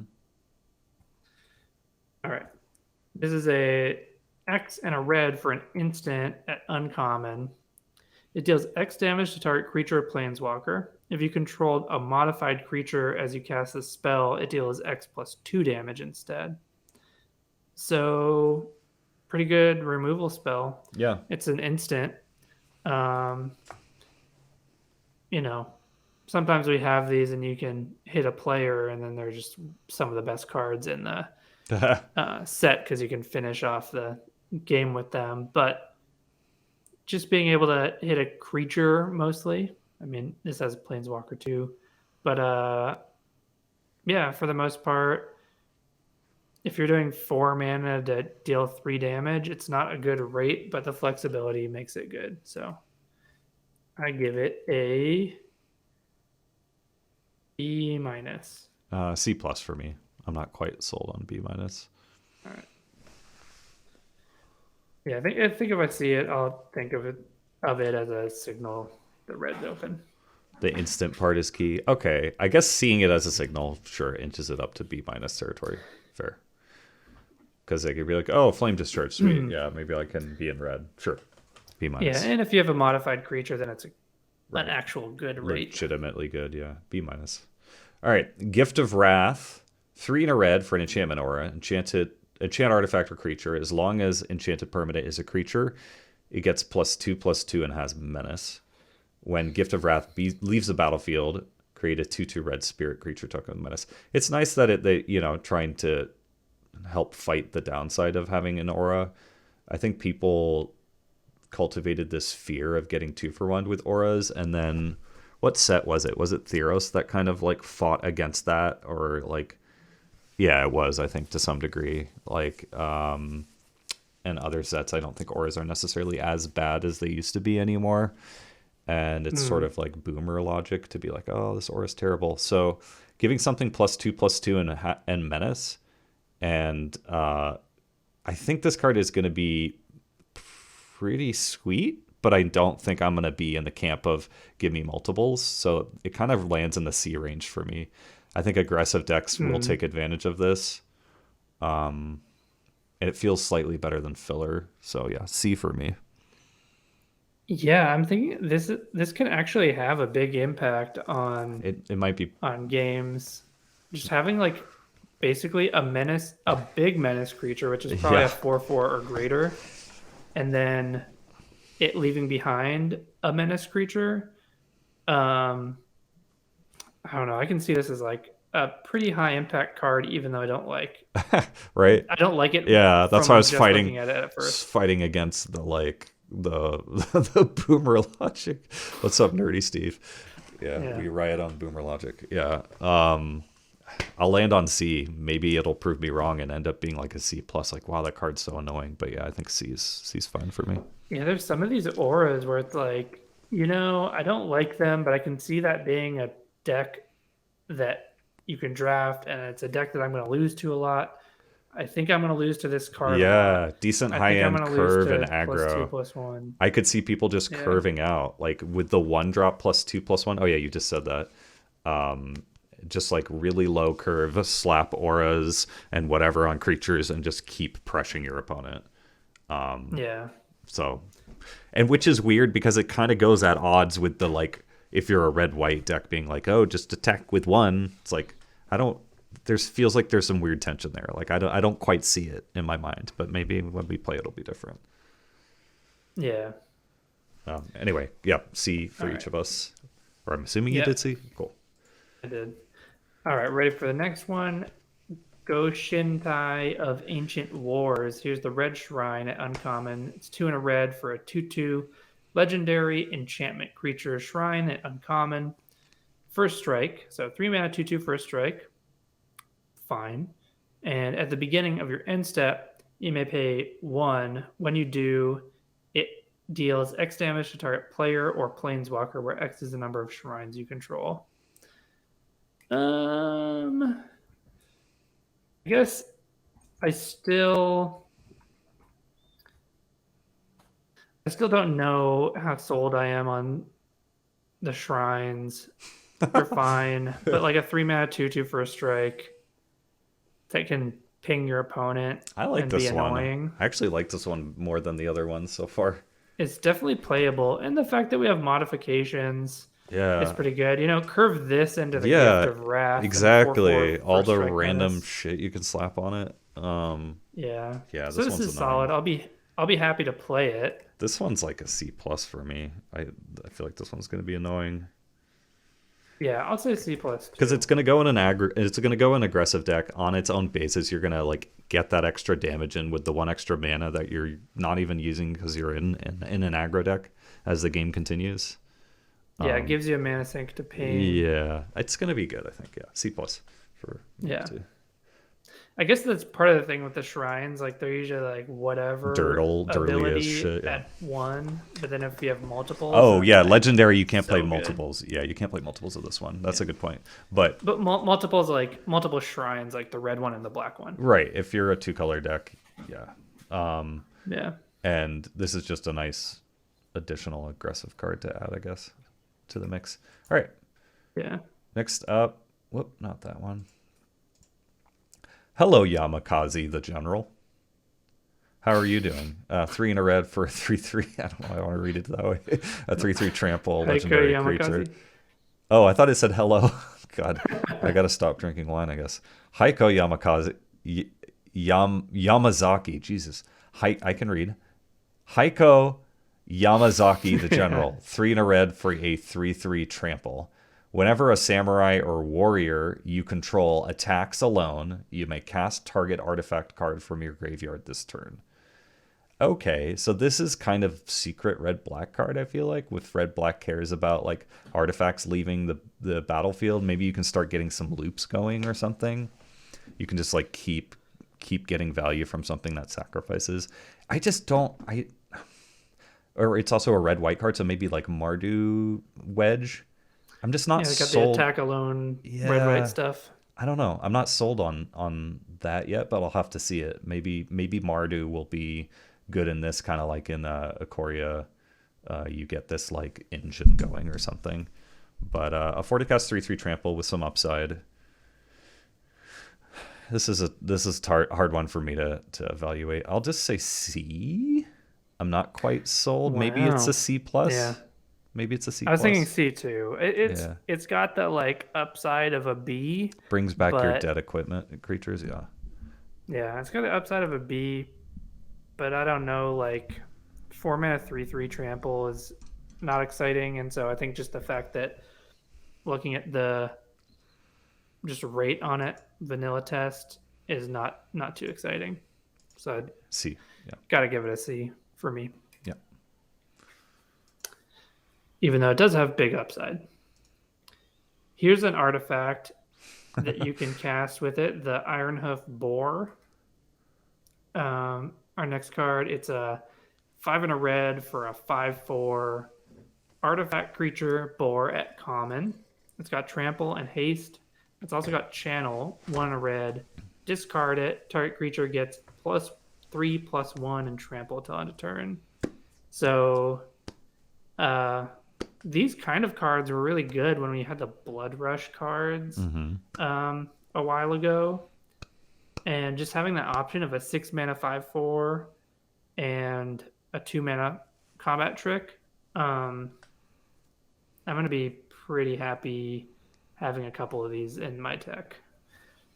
And it's like you just play the first one as a combat trick, and then you draw the second one, and you've got a good late game card. So I kind of like this card. What do you give it?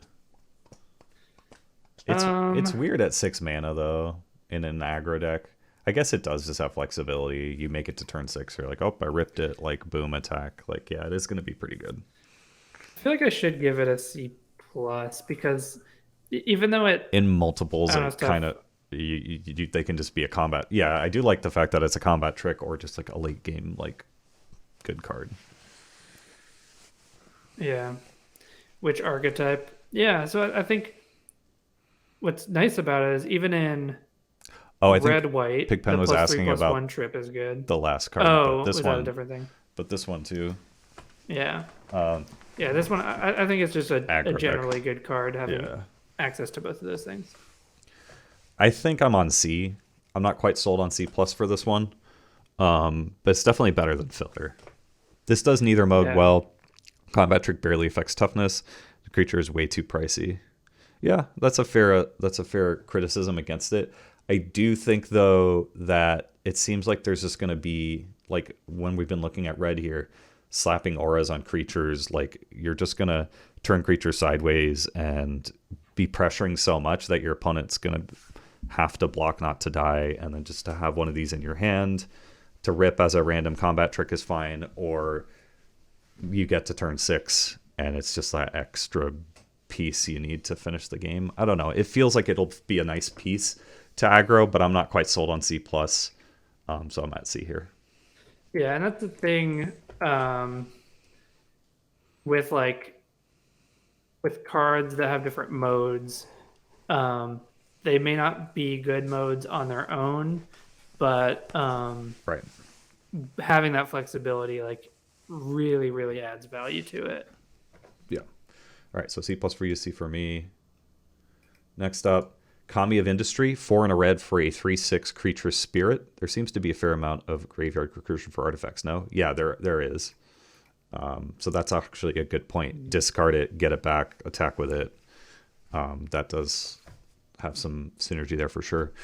Kami Industry, 4 and a red for a 3/6 creature spirit, a common. When it enters the battlefield, return target artifact.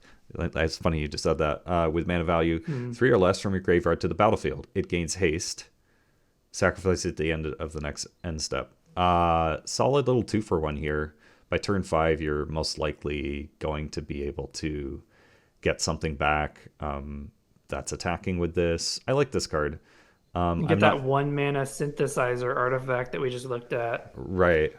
Some interesting value. I mean, you need a lot of mana. That being said, I don't think I'll be jamming these in multiples in my deck. So C. Sorry to keep saying C over and over again to everyone out there, but we're seeing a lot of C's in red. So I think red is going to do the aggressive thing well, from what I can tell so far. Yeah, I guess I'll say C minus just to be different. But I mean, oh, and it sacrifices instead of exiles. That's a good point, right? You can continue to use your graveyard. That does help for sure, Pigpen.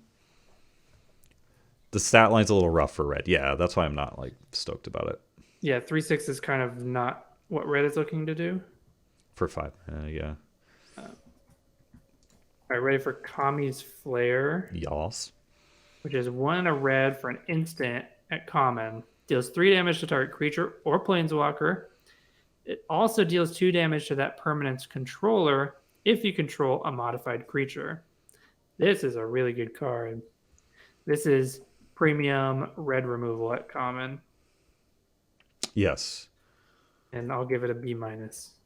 Deals 3 damage to target creature or planeswalker. It also deals 2 damage to that creature if you chat B minus.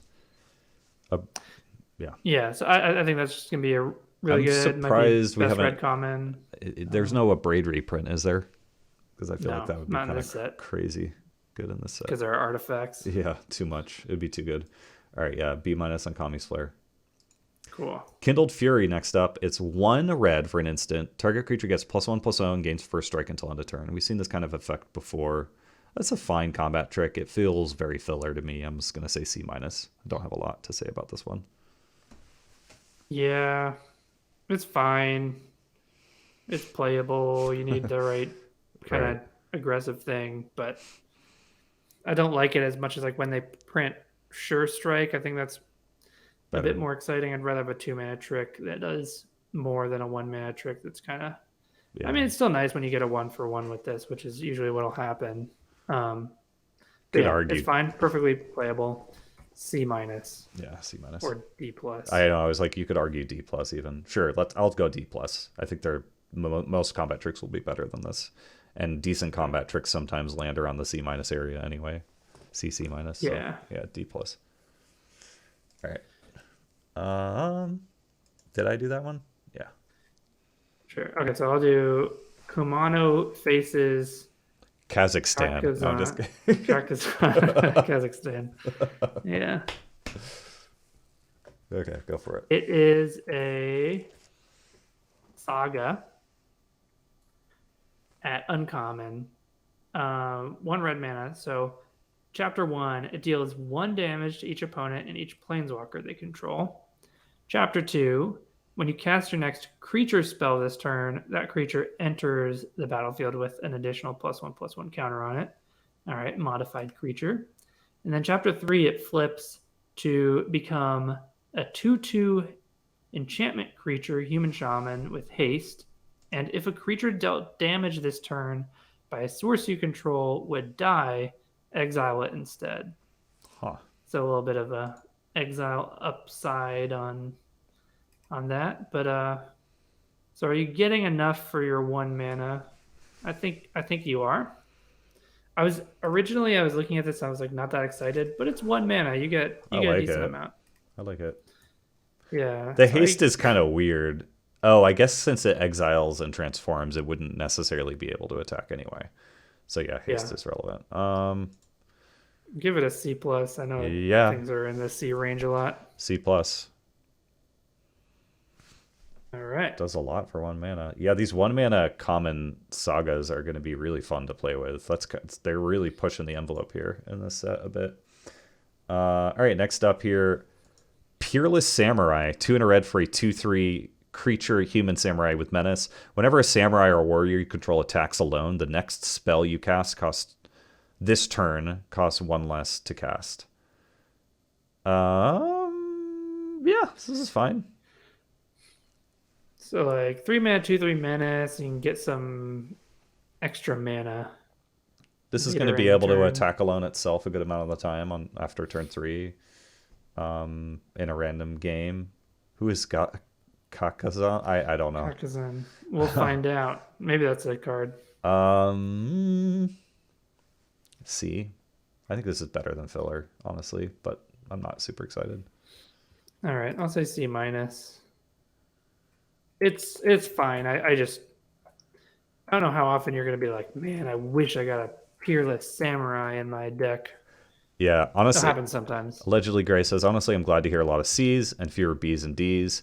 Seems like kind of the designer's job to make a balance set. Yeah, for sure. And then like we're not going to really be able to make an assessment on if this is like a Prince format, like Vow was or something, until I get to read the rares and mythic rares. And even then, sometimes you don't really know until you get to play it a few times. I feel like that the poop creatures from sagas are coming along with so many augmentations and other uses, right? Exactly. Cool. Next up here, you got this one, Rabbit Battery. Rabbit Battery. Yeah, so it's red for a 1/1 artifact creature equipment rabbit at uncommon. Oh It's got snap! haste.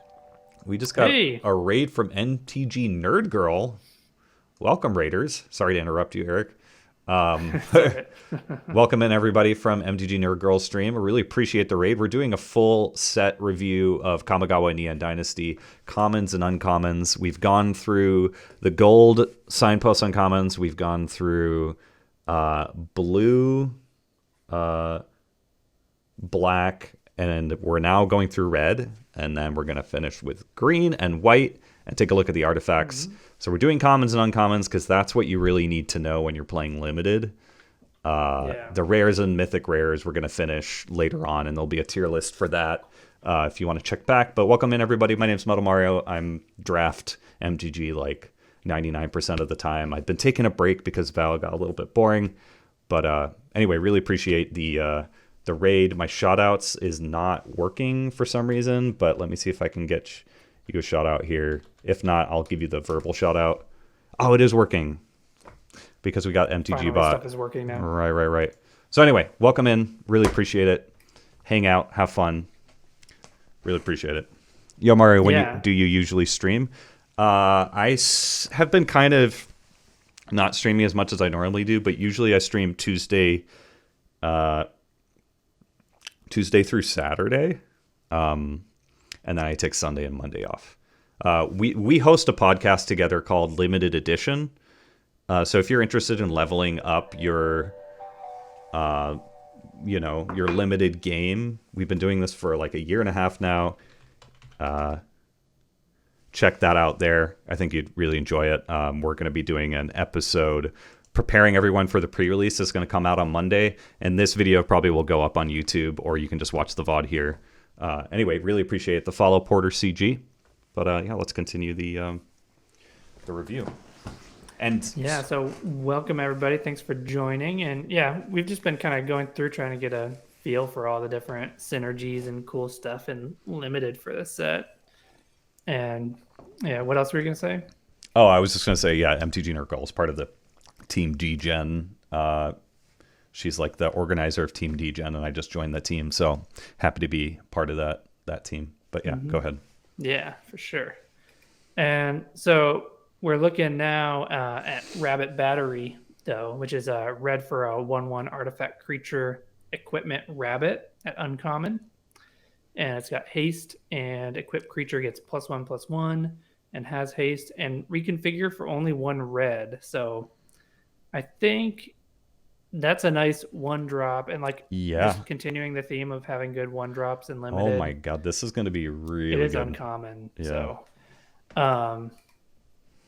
I don't know. you're going to be happy having multiples of these, and this is just going to enable just threatening to pay red to give your creature +1/+1 haste. I Thank think God this this is is uncommon. Yeah, this would just quite be good. unreal at common. You just be like, oh, I will literally take as many of these as I can and just try to be the hypo aggro deck or the hyper aggro deck. Hypo aggro. Yeah, so I'll give it a B minus. I think it's a good reason to get into red if you see one in a draft. Good reason to try to be a red aggressive deck. I'm gonna go B minus too. I'm gonna go a little hot on this one. Cool. I mean, I guess we're both the same. It's a good card, and Yeah. Next. I think these reconfigure cards, especially the ones with cheap equip costs, are going to be really good. Yeah, that flexibility is great. All right, next up we got Reinforced Ronin. It's 1 red for a 2/2 haste. Artifact creature, human samurai. At the beginning of your end step, returned Reinforced Ronin to its owner's hand. It also has channel. 1 in a red, discard this, draw a card. This is a cool card. It's a little bit weird, but It's definitely cool. weird, yeah. So you can discard this. So you can cycle this for 2 mana, essentially. Also, there's a lot of stuff of like getting artifact stuff back from your yard. So I feel like there's going to be some like loopy, cycly stuff that you can do in this set. And this is going to be, yeah, maybe a ninjutsu, Grixis kind of stuff going on. There's definitely upside and synergy with it. I feel like It's this got might that just awkward element, but this might just be a C plus, just because it cycles, and then like when you want to use it, you can.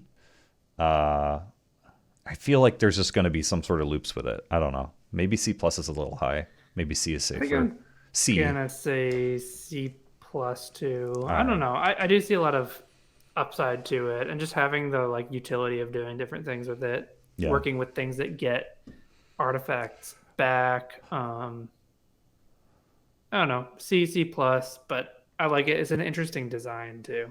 This is way too narrow. I could see that. Oh, all these corgi butts. I just noticed that. MTG Nerd Girl has a cute corgi. Yeah, this is a weird one. C plus might be a little hot. All right, change my grade to C. But I think it's a cool card, and I feel like you're gonna have to look out for some loop-to-loop stuff with it. Mm-hmm. Oh yeah, that red black artifact. I'm looking forward to playing that red black artifact, and yeah, good combo. All right, Scrapyard Steelbreaker. You got this one. So it's a 3 and a red for a 3/4 artifact creature, human warrior at common. And it's got 1, sacrifice another artifact. Scrapyard Steelbreaker gets +2/+1 till end of turn. So just looking at it as a 4 mana 3/4 artifact creature, that is acceptable, but not exciting. And then being able to threaten to sacrifice an artifact to pump it up, +2/+1. If you have enough artifacts, then eventually just cards like this can be quite good, where you're just forcing your opponent to make like bad blocks every turn or something. I think this is going to be fine. It's got a little bit of upside that I think it makes it a little bit appealing, but it's nothing too special. I think I'm still going to say like C minus. Yeah, me too. This feels a little bit on the filler side of things. Yeah. Herpaderp. It's a good way of putting it. It's a 4 mana Herpaderp. Herpaderp. They're Herpaderp, 3 in a red, herp, and then you derp. It's a specific archetype in this set. At your end step, sacrifice derp to the herp. Okay. Next up, we got Seismic Wave, 2 in a red for an instant. Seismic Wave deals 2 damage to any target and 1 damage to each non-artifact creature target opponent controls.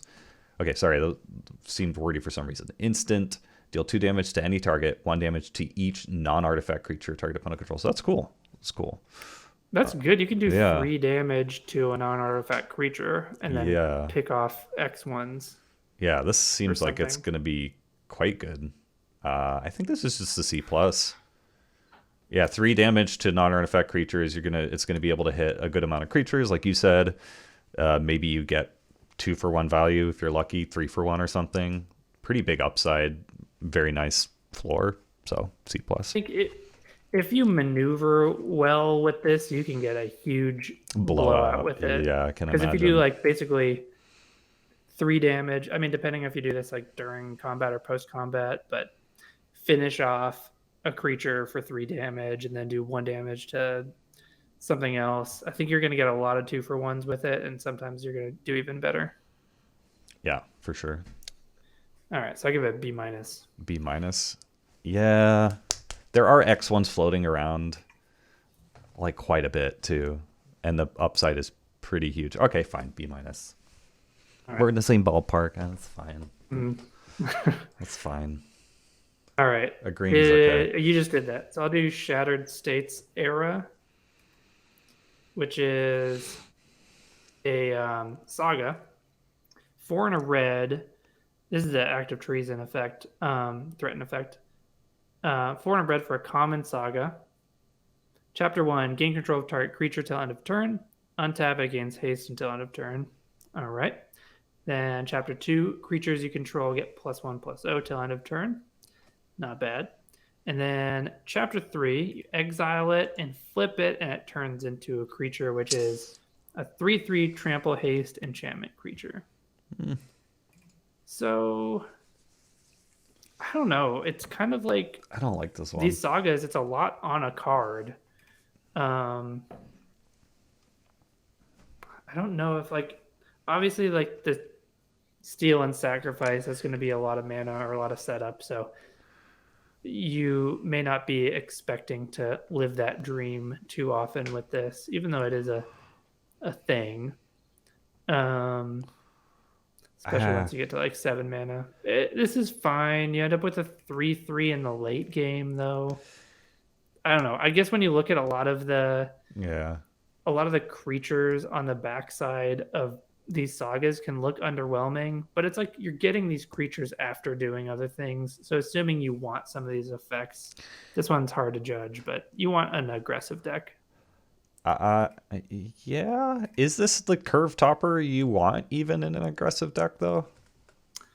And the haste is relevant because it flips over and transforms. And so Yeah, since it otherwise it wouldn't get to attack. exiles and transforms, the creature on the other side doesn't get to attack unless it says haste. So it's kind of unintuitive. Yeah, because you exile it, you don't just transform it. So I guess I give it a C minus. I This think is it's filler, yeah. gonna do a decent amount, but it's like not every deck wants it. My issue with this is like it seems like it goes in an aggressive deck, but I do not think this is the curve topper you want. I feel like the chapter 1 is kind of random and situational, and same with the chapter 2, like the +1/+0. I feel like you just want I feel like you're gonna know what you want your curve topper to be, and I feel like this won't be it unless maybe you have some sacrifice outlets, and this might fill the niche here. But I'll go D plus. I'll go D Did plus. you say D plus? Okay. Yeah, I said C minus. It's around there. I don't know. C minus, D plus. Okay. Next up. Okay, this one's cool. Equip monk. Oh, sorry. So the first of all, we had the Herpaderp. The last saga was a Clunkadunk. All right, I just wanted to get that straight. There's Herpaderp, and then there's Clunkadunk. Now we are with the Equip monk. Simian Sling, 1 red for a 1/1. Artifact creature equipment monkey. Thanks for the follow, Heathen Beast. It's quite the name. I like it. Whenever Simian Sling or equipped creature becomes blocked, it deals 1 damage to defending player, and it has reconfigure for 2. So what's that Kaldheim like helmet equipment we had? Yeah, Tormentor's Helm. Tormentor's Helm, yeah. So this is like Tormentor's Helm creature like reconfigure flex. So the fact that I think this 1-drop is great, right? Short Sword 3.0. That Kaldheim equipment 3.0. This is a C plus for me. I like this card. This is really solid. I'll be happy with these. Just all these like cheap reconfigure creatures. This is nice. If you're red blue or red black, it's nice to have cheap creatures to go with ninjutsu. And then this is great with red green for modified stuff. And so just really good. C plus something. Rob blah blah. I love that name. Hmm. Is the mana value of the creature the mana value on the front of the saga? Yes, it Yeah, I think is. it's the front of the saga, Front of and the saga, yeah. I think they exile before they transform, maybe just to get rid of the lore counters from the saga. What is that monkey throwing? Snowballs? I kind of see it like the monkey stole some pearls. Like it's like a Maybe. it's like helping a merchant like make money by like stealing pearls from people, but I don't know. That's my guess. Yeah. All right, so I said C. What did you say? C plus. Yeah, maybe it's a C plus. I do really like it. I'm gonna take it pretty highly. Yeah. Okay, let's say C plus. Same. All right. Moving on, we have Sorry. tokens on Smelter. Okay, my web page was not loading. We're there now. Go for it. All right. 1 and a red for a 2/2 Goblin Artificer at uncommon. At the beginning of combat on your turn, you may pay 1 and sacrifice an artifact. If you do, create a 3/1 red construct artifact creature token with haste. Yeah. Got some sacrifice stuff. There's interesting sacrifice things and like artifact stuff going on. For the most part, you have a 2-mana 2/2 with this upside of synergy. I don't know how often you're going to want to be sacrificing artifacts, but it's fine. It's 2/2 with upside. this might be another. This might be another C, but maybe you need reasons to like really build around. Pay with one, it. sacrifice an artifact. If you do, create a 3/1. Yeah, there are. If you're black red and there's like that card that can make a bunch of treasures. This is like that's nice. This is a secret blue red card. I feel like, or blue red. Blue red. I can see it. Blue Gold red, card. black red. Yeah. Yeah. C. I could even see it going up to C plus. I don't know. Like we'll just see how important R2 drops in this set. It seems like there's so many good 1-drops. It's kind of crazy. Mm-hmm. Nice. And it could continue card. the trend of good 1-drops and kind of replaceable 2-drops and limited, but Right. we'll see. How many egg type cards are there? There are some. There's one 1-mana like common artifact that gets you some card advantage, and so that could go well with it. All right, ready for the next one? Tempered in Solitude. Tempered in Solitude, 1 in red for an enchantment. Whenever a creature you control attacks alone, exile the top card of your library. You may play that card this turn. Ah, man. I really want to know if red-white is going to be good with this archetype, or you just like ignore what it says and just attack and be aggressive.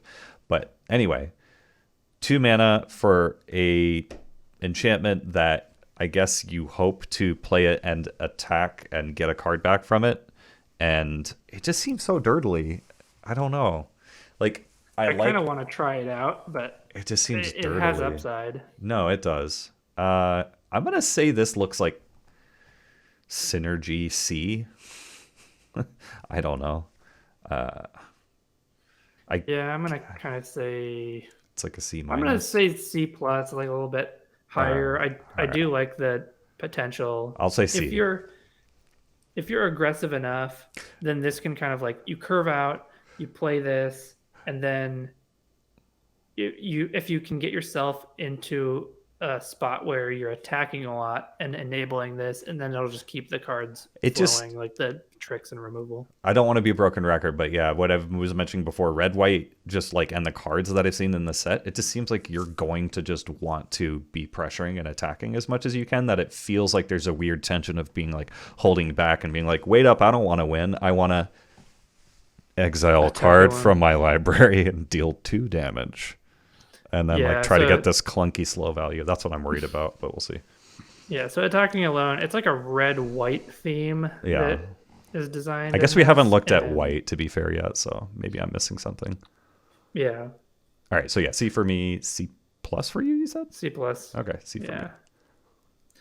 All right, now you have DJ thing. Did you just read the last one? I did. Okay, I get the DJ? I get the DJ. Oh, okay. Kawashi I thought that's the name of Song Shaper. Yeah. You got it. This is such a weird flavor to like just looks wise to have a DJ and like a magic set. Okay, so we have one a red for a 2/2 artifact creature, human artificer at common. And whenever another artifact enters the battlefield under your control, it gets +1/+0 till end of turn. So it's fine. This is like C minus. It'll attack as a 3/2 sometimes. And it's an artifact creature for those synergies. Yeah, C minus. Seems very mad to Yeah. me. All right. You go C minus? All right. Go Yeah. ahead. Twin Shot Sniper, 3 and a red for a 2/3 reach. Goblin Archer at uncommon. When Twin Shot Sniper enters the battlefield, it deals 2 damage to any creature or any target. Nice. It has channel 1 and a red. Discard Twin Shot Sniper. It deals 2 damage to any target. I love this card. So good. B minus. I'll give it a B. I might even just give it a B. Sure? Yeah, it's I think it's you might so wanna much. give it a B. It's so much value. That's crazy. Yeah, Yeah. I'll go B. It's a 2-for-1 when it enters. You can discard it to like maybe you just need to deal 2 to the opponent. Maybe you need to kill a creature. Does everything. Yeah, B. It does, yeah. B. All right. Now we have Unstoppable Ogre, which is 2 and a red for a 4/1 artifact creature, Ogre Warrior at common. And when it enters the battlefield, target creature can't block this turn. That's good in an aggressive deck. X1, I I guess. think- I don't know. C minus though, right? Not everybody's gonna want this, but I mean, even we've just had like 3 mana 4/2s, and there are some things that can punish X1s in this, but I think this is still fine. It's a C or C minus, but you're gonna be happy with them in aggressive decks. Sure, I'll say C I'll just minus. say C. C minus. But like, nah, I feel like D plus unless you're an aggro deck. I don't know. It is going to overperform. The fact that you can just be like, play this, your blocker can't block, boom. Like you have a crazy turn out of nowhere in an aggro deck. Yeah, but I'll say D. Yeah, I'll It's weird. start at D plus, but when you'll know what deck you are. If you want this, like this is going to be surprisingly good. Yeah, because in a vacuum, this might just be like a D plus, which is going to be like a D in a lot of decks, but then in aggressive decks, it would be a C or something. So Yeah, so I'll say I guess I could say C minus or C, but I'll say D plus. And All right. you said what? I'll say C minus. Okay. All right. All right, You got go this ahead. one. Or I got this one, sure. Upriser, Renegade, 1 and a red for a human samurai creature uncommon. Upriser gets +2/+0 for each other modified creature you control. So it's a 2 to cast 3/3 in the red-green decks that care about modified, which is pretty nice. Or it could, goes up from there. A 5/3. 7/3 if you're lucky. I think this is a solid little 2-drop. But the fact that it's just a 1/3 some of the time, I don't know. I'm gonna say C, just because like 2-drops just don't seem to be cutting it for me that much, and this one doesn't necessarily excite me. But it's incidental value, so it's better than filler. I don't know. It's C or C plus.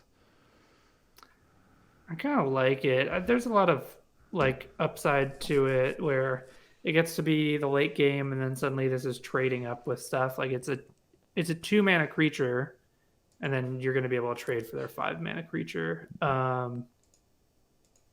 don't know. It doesn't have trample, and but like you can modify this. I know that doesn't give it the +2/+0, but if you modify this and then you have like another modified creature or something, then I really like this. I guess I should give it a B minus, C plus. I don't know. It takes work. I'll say C C. plus. C for me, C plus for you. JM Chap asks, do you think channel is as good as cycling as a mechanic? I don't know if I can necessarily just draw that like parallel comparison, but in this format, it does kind of seem like Channel is as good as Cycling, like in its own context almost, just because it adds that flexibility, it adds that modality to these cards. So you can play it on this side, or you can just pitch it for this other thing, for this other value. So in that way, it does kind of have that Cycling feeling to it in the context of this set, in my opinion. What do you think, Eric? Do you agree? I wasn't paying attention to all that. I was typing some stuff up. Oh, someone was just What did I asking miss? it. Oh, Someone, channel and cycling. Oh yeah. yeah, I just said that it, like in the context of this set, it does feel almost as good as Cycling because of the modality. They're both really cool mechanics, and I think we've had channel before, but I didn't play channel in limited. I don't think. I think that was from a while ago. But I think it's really cool, and just like modal things in limited, and just in Magic in general. I think modal cards, flexible cards, are just really, really good design space and fun to play with. For sure. And powerful.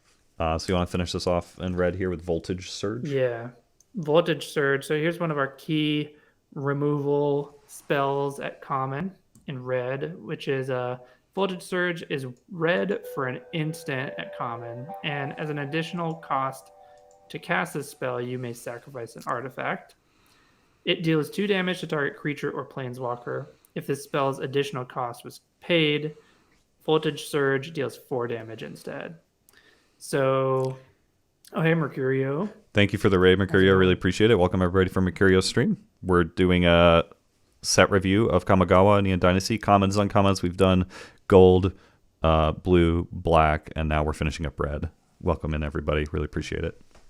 Sorry, go for it. I'm gonna give it a B minus. I just think 1 mana good removal that can still do relevant things later in the game too, or just super important. Maybe it's a little bit of me being a best of 1 player primarily that I really like these like ways to stop your opponent from curving out, but I think this is good. I'll give it B minus. Deals 2 damage to target creature or planeswalker if the spell's additional cost was paid. Yeah, so it's just shock. Yeah. It's shock to creature or upside. Or additional cost to 4 damage. B minus. Yeah. I mean, it's not even a best of 1 thing. I think it's just, but I can see it being really nice in best of 1. Yeah. Cool. All right, moving on to green. Burnin' and churnin'. Let's go. Azusa's Many Journeys is an uncommon saga for 1 and a green. Chapter 1, you may play an additional land this turn. Not great. Chapter 2, you gain 3 life. Okay. Chapter 3, transform it. Exile and transform it into a 3/3 enchantment creature, human monk. Whenever likeness of the seeker becomes blocked, untap up to 3 lands you control. I'm not particularly excited for this one in limited. Maybe this has some different uses in other formats, but in limited, playing an extra land is hardly relevant usually, and gaining 3 life. But it is a 3/3. So a 2 to cast 3/3 eventually is nice. Yeah, if you curve out with it, that's cool. This is gonna be a bad top deck, but I mean 2 drops aren't always gonna be good top decks anyway. So like a C for me. I don't know. I just the front. Yeah, it does a bunch of stuff I don't really care about on the front side, and then the back side it's a 3/3 that has some other irrelevant stuff to it. Yeah, I'll give it a C or C minus. Yeah. Maybe I'm being too hard on it, but I guess I'll say C. Well, so to Tadist's point here, a lot of these sagas seem like these do nothing hand cranks. I think what you want to look out for is keywords on the backside, right? Because if it has first strike, flying, trample, whatever, something like that on the backside, then those you're getting value and just making up for the tempo loss. Anyway. Yeah, and there's some of these sagas do have that like life gain, or your opponent's creatures get -2/-0, and they're kind of ways to balance out that tempo loss like you're talking about. So I think it makes up for the fact that you're waiting a few turns to get this creature. But yeah, these are hard to evaluate. Yeah, for sure. Oh, you want to get this next one? All right. Would you give it a C minus? C? I give it a C. Okay. Yeah, right All around right. there. Now we have Bamboo Grove Archer, which is one and a green for a 3/3 Defender Reach. It's an enchantment creature, Snake Archer at common. And it's got channel 4 and a green. Discard it to destroy a creature with flying. So another thing that, I mean, you just want this in a defensive deck. I mean, the first two green cards we've seen have been pretty defensive. It's this is fine. I mean, I like the flexibility of having the channel, but these aren't like very different things. Having a defender reach, which already stops plenty of flyers, versus destroying a flyer for 5 mana.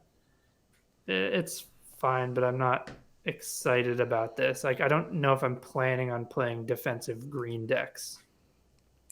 Yeah. This is kind of a, speaking of best of one cards, this feels like kind of a best of one card to me. Like modal crushing canopy, but the fact that it does have defender and reach isn't great. There was that one card that said when a card is modified, defenders can attack as though, I think it's a blue card, as though they didn't have defender. So that, yeah, 3 mana, 3/4 kind of works with this. But yeah, this does kind of seem like filler to me. But give it I D think plus. D plus. Yeah. I'll say C minus. I think it does enough to get to filler territory with the flexibility or whatever. Yeah. If you want just a roadblock to stop your opponent, then Yeah. Honestly, like this is solid against the ninja deck. They're playing these like 1/1 flyers and just 2/1s and things, and you can have a good roadblock. Hoses rogues more than anything else I've seen. Yeah, that's a decent point. Like the fact that if you're a green whatever deck, you're like, wow, I don't want to lose to the ninjutsu deck and the random like 1-drop flyer curve out. Like this might be good against a good roadblock against that. But yeah. I'll say C. All right, ready for the next one? Yeah. Bearer of Memory, 2 and a green for a 3/2 enchantment creature, human monk. It has an activated ability, 5 and a green, put a +1/+1 counter on target enchantment creature. It gains trample until end of turn. 6 mana to put a counter on something and give it trample. Otherwise, it's mana sink. It is a mana sink. Otherwise, it's a 3/2. A 3/2 is very unexciting to me, though. And then, is the mana sink worth it? Like, if we look at in Val, there was that 1/2 whatever that you could sink 5 mana into to put counters on it, and it just felt terrible. Yeah, although the 1 mana 1/2 vigilance I think is worse than having a 3 mana 3/2. And green is lent to the like modifying theme, so we can improve this situation. I still think that this I can't be talked up to C plus like at all. So C or C minus. Yeah, I'm saying C minus. C minus, yeah. It's a fine card. You'll cut it sometimes and you'll include it sometimes. Right, exactly.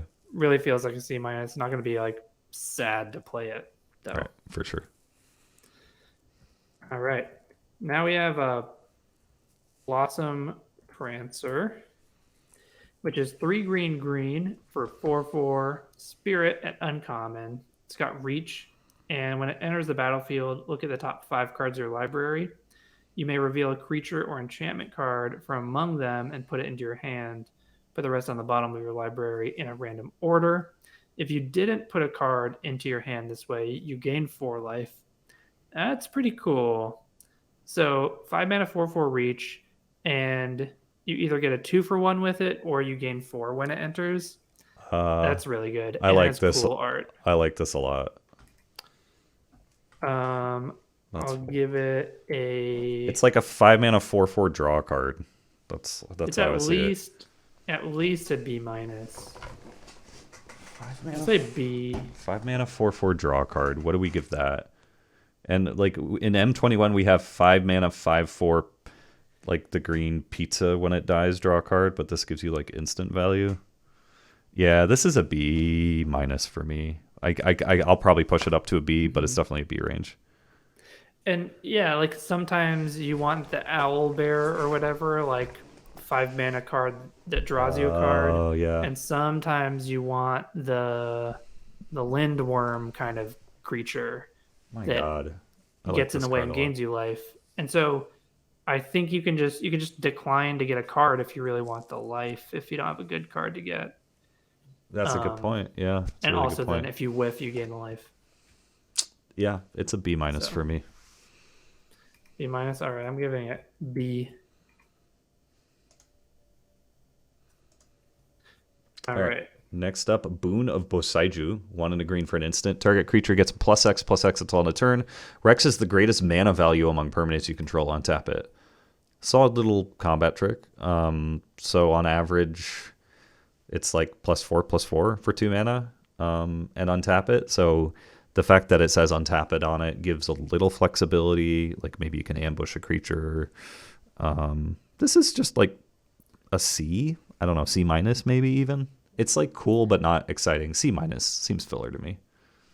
And then you I can do like that it has a lot of upside for like if you get +5/+5 and untap you could oops I for win two with mana, this. that's good. Yeah, Yeah, you could oops I and I, win. I, I do feel like +3/+3. Maybe that's like the All average. right, Who knows? maybe it's better than filler, I guess. But yeah, +3/+3 and tap. We saw this in Vow, except it was +3/+3 untap and reach. So that's why I was like maybe thinking C minus. I think I would always play this. I think it has enough upside. Okay. So I'll give it a C plus. Oof. Maybe that's aggressive. I'll give it a C. All right. I'll go C minus. I'll be conservative, Okay. and you can be the other way. We'll I be can good. be slightly higher than you. All right. Bosaiju Reaches Skyward is our next card. The Saga. 3 and a green at uncommon. Chapter 1, search your library for up to 2 basic forest cards. Reveal them, put them into your hand, then shuffle. In Chapter 2, put up to 1 target land card from your graveyard on top of your library. Okay. And then Chapter 3, you exile it, transform it, and you get a interesting art enchantment creature plant, which is a 0/0 reach, gets +1/+1 for each land you control. Pretty cool. Yeah. I like chapter 1 and I like the creature side of it. So I don't know how it's a 3-for-1 if you're getting 2 lands and a creature out of it. Right. I'm gonna give it a B minus. Maybe it's even better. I don't know. I'll just say B minus. I really like it though. It's a 4 to cast 4/4 reach that when it like I'm just trying to dissolve it all into one thing. ETBs search out 2 forests, and then the chapter 2 is like random. I don't think you're ever going to really do that. You're likely going to have it as a 6/6 or better by right, the time it becomes it flips, right, exactly, a 6/6. because it gets you 2 lands. Yeah, this is a B minus. Cool. So we're both at B minus for it. I think it has a lot of upside to it. Man, there's some cool cards in this format. Careful Cultivation, 2 and a green for enchantment aura. Enchant artifact or creature. As long as enchanted permanent is a creature, it gets +1/+3 and has reach. And tap add GG. It also has channel, 1 and a green. Discard this, create a 1/1 green human monk creature token with tap and add a green. I think this this says a lot of stuff, but I don't think it adds up to being enough. Like, I just don't. But I think the channel is what makes it quite solid. I guess the fact that it spits out a, what's it called, like an elf. Yeah. 2 mana Llanowar elf. Yeah. Instant speed. That is kind of cool. I guess, yeah, maybe I just ignore the other part. That does butch it up a little bit. Yeah, I think it's one of those things where. But how many of these do you play play? it as a channel most of the time? How many of these do you play? Do you play as many as you can get? It's not a pull into green, so it's not a B range. It's a mana dork, yeah. I think it's a C. I think it's just a C. Yeah. Oh, so it's a C plus for you. Yeah. I guess Just making a 1/1 that ramps. Yeah, that is really good. Yeah, I'm gonna say C plus. Shit. All right, let's go let's go limited edition hot take. C plus. Do you think other people aren't gonna like it? I I don't. feel like it's once you look at it and play it, I think that there's probably you see like, oh, okay, there's a lot going on there. Yeah. And getting something out a turn early is real game and limited these days. So yeah, that's why I'm sold on C plus. It's kind of crazy, but yeah, let's do it. Well, yeah, it's a weird card. Next up, we have a Best art. Coiling Stalker, Yeah. which is 1 and a green for a 2/1 Snake Ninja at common. It's got ninjutsu, 1 and a green, and whenever it deals combat damage to a player, put a +1/+1 counter on target creature you control that doesn't have a +1/+1 counter on it. So this is a common. So interesting. There are a couple ninjas in green. It's not bad. How exciting is it? I don't know. Like, I think it's solid. Is this a C plus two? I think this is a C. Yeah. You're not necessarily gonna. It takes some work and some tempo loss to like flash it and sneak it in, but and at that point you're not like just getting a good 3/2 for 2 kind This of is the rate. only common green ninja Sag. I'm kind of on C minus on this. There's Yeah. there's an uncommon ninja turtle. It's true. So I don't know, C minus. It's fine. Like, yeah. So you're C minus on Yeah. it. Maybe I should be. It's not gonna make every deck. Yeah, C minus. So I'll For say me. C minus too. I mean, I love the guess you need art. reasons The art to- is A plus. So if we could grade it on the art, I just like the colors. Yeah. All right, commune with spirits, 1 green sorcery. Look at the top 4 cards of your library and reveal an enchantment or land card from among them, and put it into your hand. Put the rest on the bottom of your library in a random order. D. Don't I play don't like this. cards like this. I hate cards like this. You just much rather play something that affects the board than, like, instead of hoping to have a chance to find something in your deck, just play something that does something instead of this card. Yeah. So for the most part, I don't think it's. I don't know, It's maybe worth D it. minus. I don't know. I think it's Say D. I'm gonna say D. Yeah. It doesn't even fill your graveyard. So I'm just gonna say D. Okay. Easy clap. All right. Next we have here's something which maybe we want to main deck Fade into Antiquity. Since there's so many artifacts and enchantments, it's 2 and a green for a sorcery. At common, exile target artifact or enchantment. So I think we're gonna find out pretty soon after playing this, like how main deckable this is. But I think it's definitely not gonna be embarrassing to main deck one of these. Yeah, I agree, but it's filler. I don't It know. might be one of those cards where you're like, I Oh, really you want just play all my it. green decks. Yeah. really Oh, wanna wait, have wait. these. Sorry. Yeah, all the sagas and all the creatures. It just is always going to hit something. Sure. So it's better than filler, but it's not C plus. Yeah, it's like C. I'll say C. Yeah, me too. All right, cool. Yeah. No. I spoke too soon. This is gonna have plenty of targets all the time. Pretty main deckable. Yeah. All right. Now, go ahead. Your Fang turn. of Shigeki. 1 green for a 1/1 death touch enchantment creature. Snake Ninja. Fine. Generally, these kind of things are pretty fillery.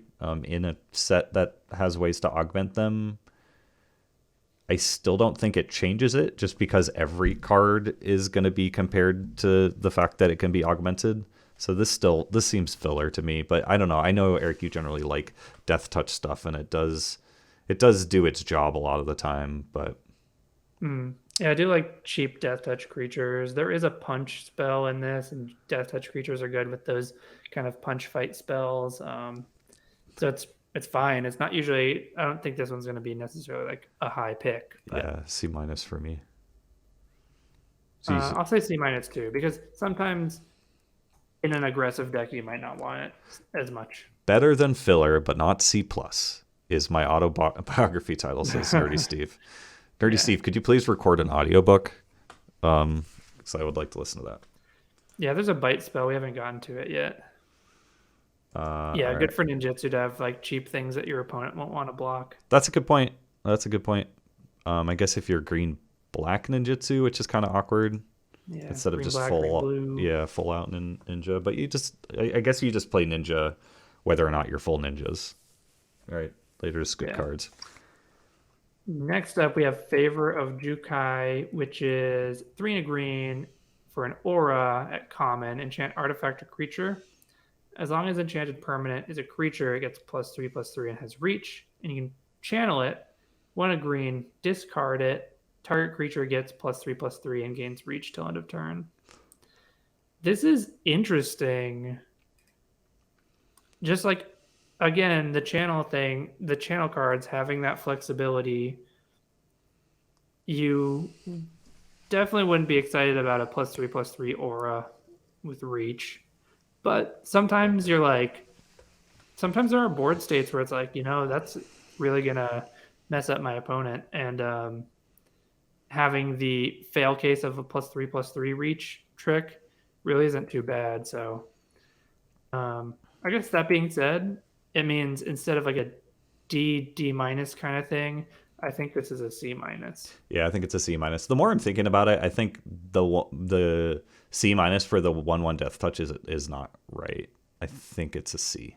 I know I'm splitting hairs, but yeah. Okay. Yeah. You want to switch it to C? Yeah, true. The channel things are uncounterable unless you have a Yeah, effect or channel is whatever. great for limited. It really is. Modality in general, it's just nice. All right, next up. Oh my god, I love this art. It's so cute. So fucking cute. I just want to drink a cider and watch an animated tale. I don't know what I'm saying, but it's really cute art. All right, it's 1 green for a 1/1 creature spirit. Whenever you cast an enchantment spell, put a counter on target creature. This is solid. I like this little There's guy. a payoff. Yeah. Green white really cares about enchantments, but just green anything will probably have plenty of enchantments. I think this is a C plus. Like, I don't know, man. Just 1-drop just has like such an interesting slot in Magic because like they're so unassuming. You're not gonna like trade down in mana to like remove it. And with an effect like this, it can kind of like snowball a little bit. I wouldn't say this is like anything crazy, but I'd be happy with multiples in the right deck, so I'd say C plus. I'm gonna say B minus. I think you can do a lot with it, and if you're drafting, obviously there'll be times where you don't want it, but. What was the? It is uncommon. What was the Theros Beyond Death white 1/2? Whenever an enchantment enters the battlefield under your control, like you pump something. It reminds me of that. Except this is counters. It's not even like temporary. Yeah. Okay. Yeah. I'll go. And it's the counters modify the creatures. That's true. I'll go hot on this one too with you. I'll say B minus. It is really sweet. And the B minus. The art is A plus because it's so cute. Yeah. All right, next up, we have Geothermal Kami, which is a 3 and a green for a 4/3 spirit at common. And when it enters the battlefield, you may return an enchantment you control to its owner's hand. If you do, you gain 3 life.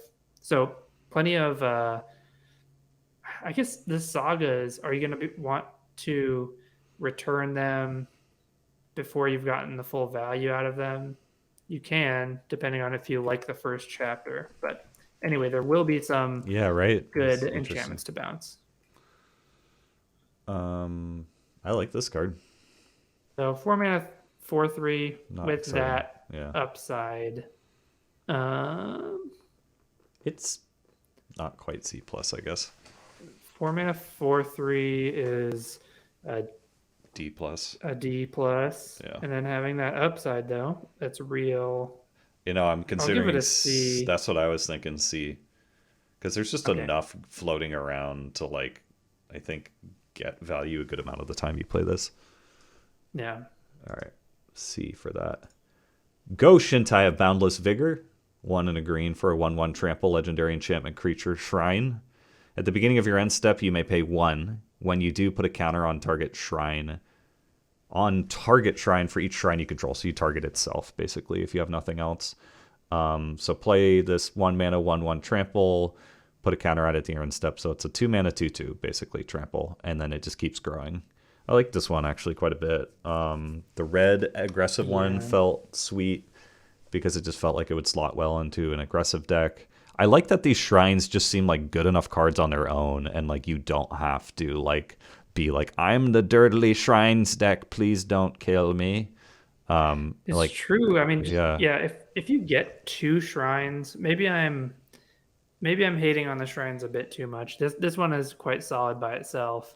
But like if you just get the green shrine and the red shrine, it's like suddenly you're doing a lot. And and I was wrong. This is a all you really need are 3 two. mana 2/2 trample because you have to put 2 mana to cast it and then 1 to sink into it after that to get a counter on it here and stuff. Yeah, if you want to do that right away. Yeah. But it is just going to keep going, which is nice, scaling with the game. This is a C plus, I think. I was thinking B minus. Maybe But I don't know. If it's yeah, late game, you'll have extra mana, so it's just gonna grow every it's a turn. little slow. If That's it's why I'm not early like game, crazy high that's on true. C plus. it. Yeah. All right. Next up, we have Grafted Growth, which is 2 and a green for an enchantment aura at common. Enchant land. When it enters the battlefield, put a +1/+1 counter on target creature or vehicle you control. Enchanted land has tap at 2 mana of any one color. So we've had we basically had this but didn't put a counter on a vehicle.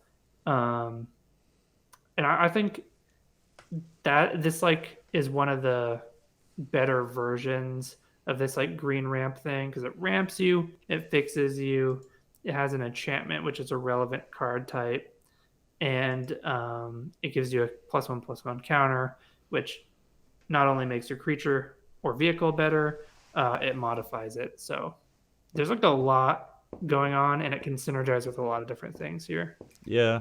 Would you say it's above filler? So am I gonna want this in Yeah, it's a gift of every paradise. green deck? Yeah, Mm, Gift of Paradise.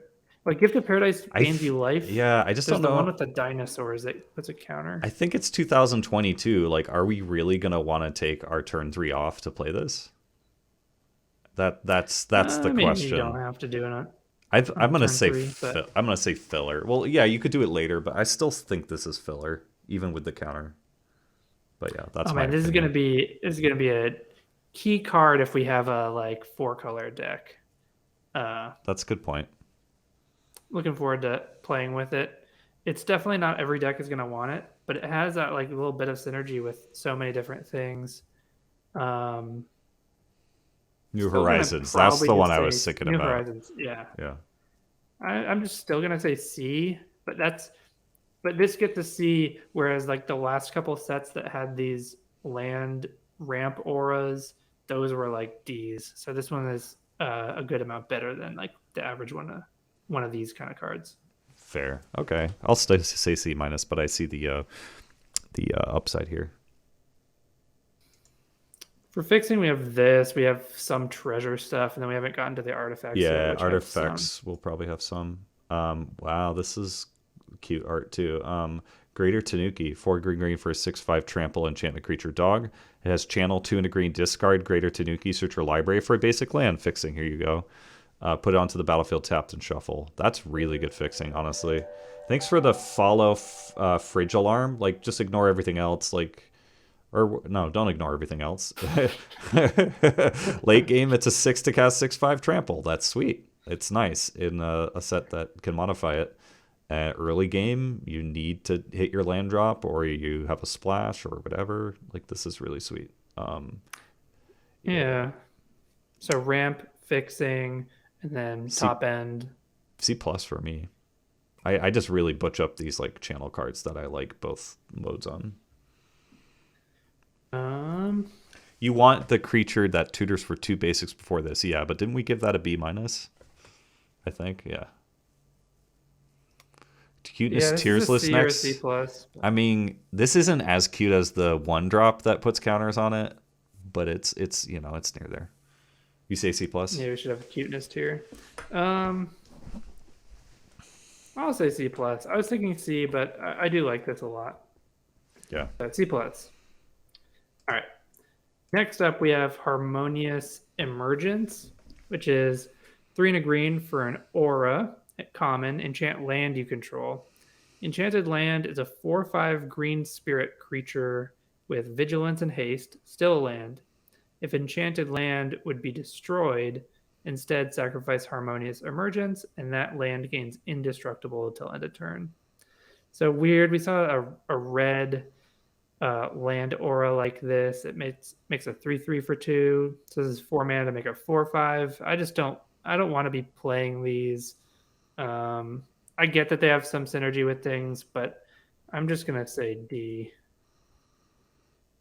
D. Okay. Yeah. 4/5's vigilance and haste.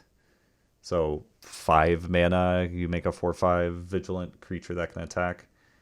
I actually feel like use up one of your lands. I actually feel like I kind of like this one more than the other one for whatever reason.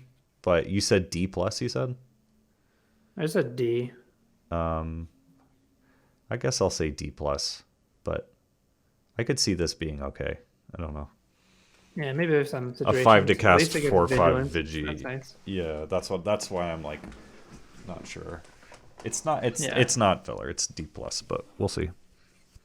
Yeah, Okay. most decks won't want it. Maybe there's some situations where you do. All right, next up, Heir of the Ancient Fang, 2 and a green. For a 2/3 creature snake samurai, Heir of the Fang enters the battlefield with a +1/+1 counter on it if you control a modified creature. So in the right deck, this is a 3 to cast 3/4. Solid. Yeah, Passes so the vanilla tested some amount of the time.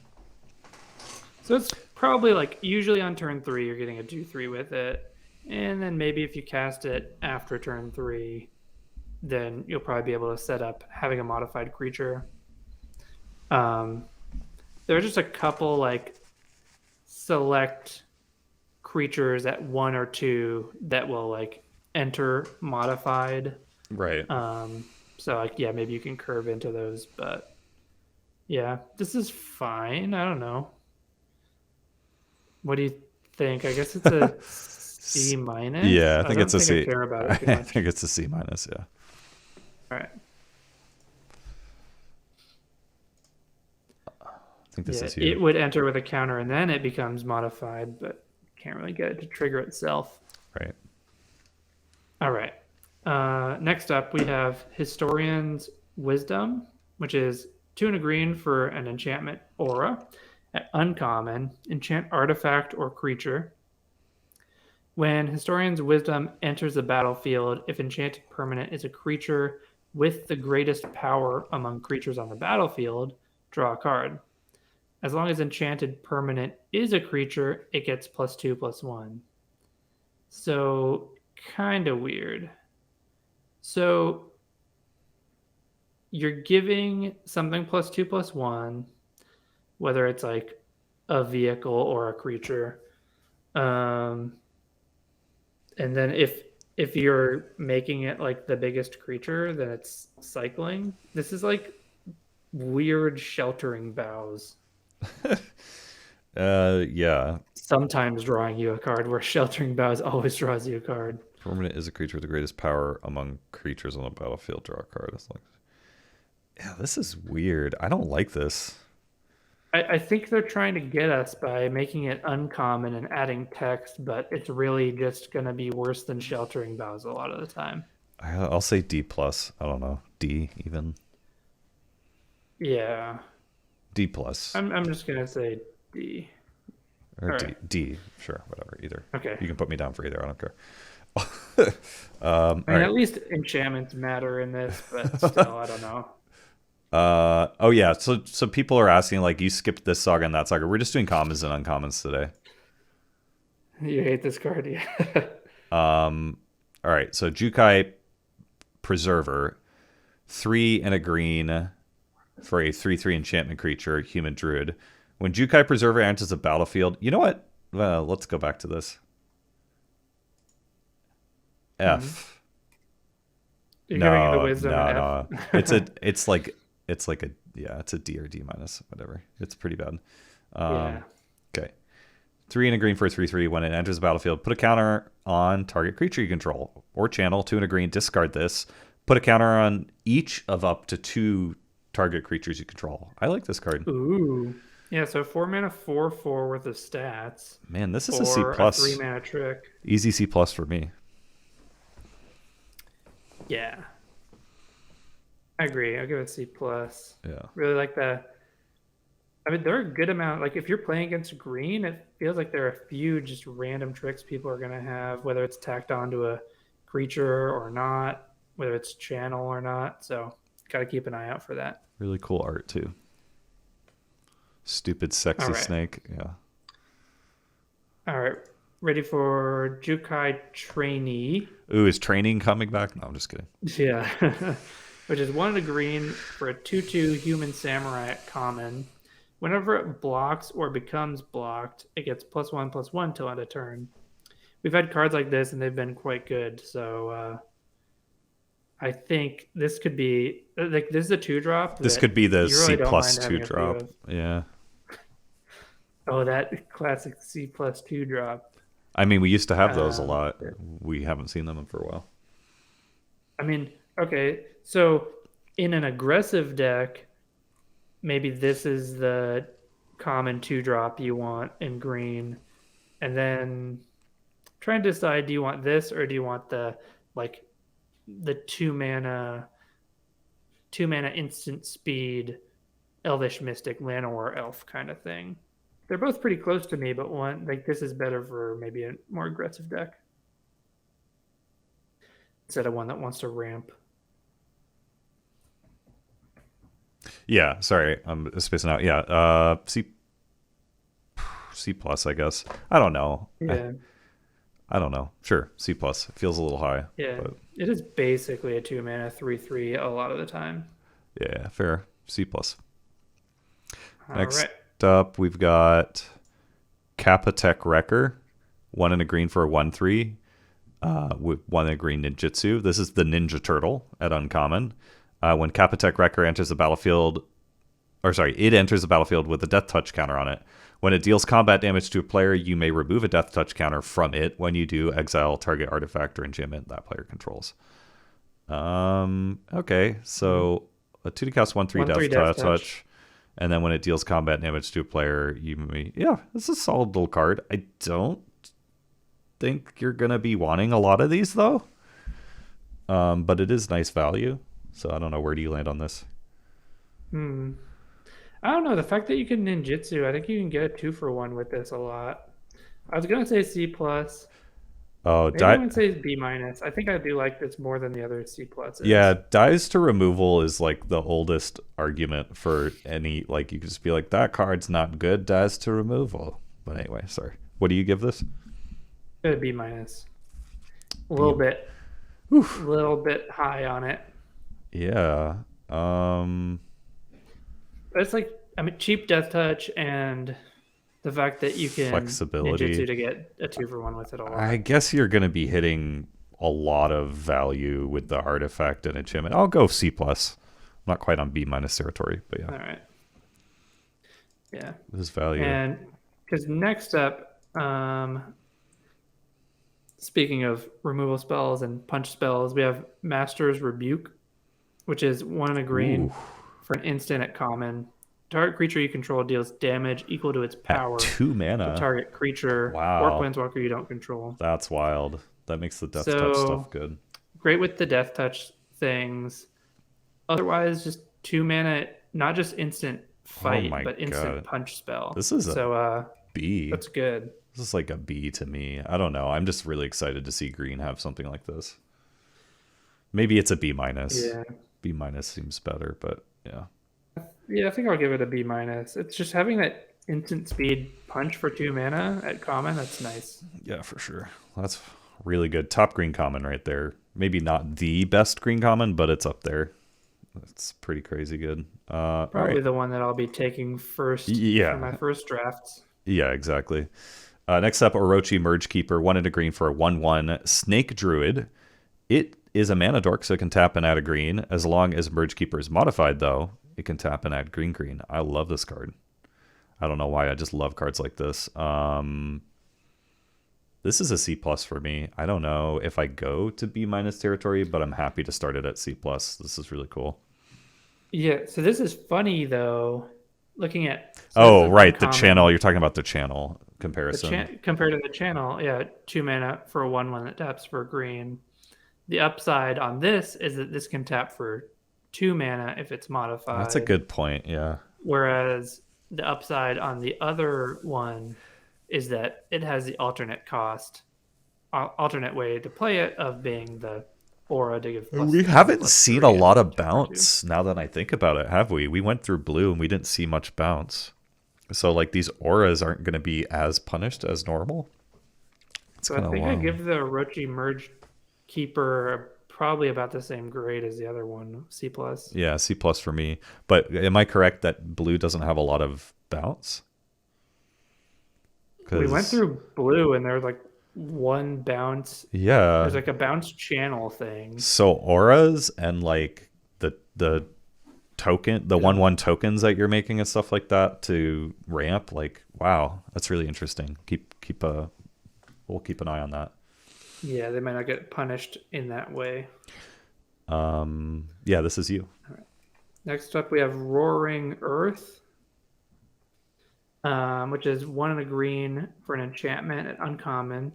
Whenever a land enters the battlefield under your control, put a +1/+1 counter on target creature or vehicle you control. Ooh. Then it has channel X green green. Discard it. Put X +1/+1 counters on target land you control. It becomes a 0/0 green spirit creature with haste. Still a land.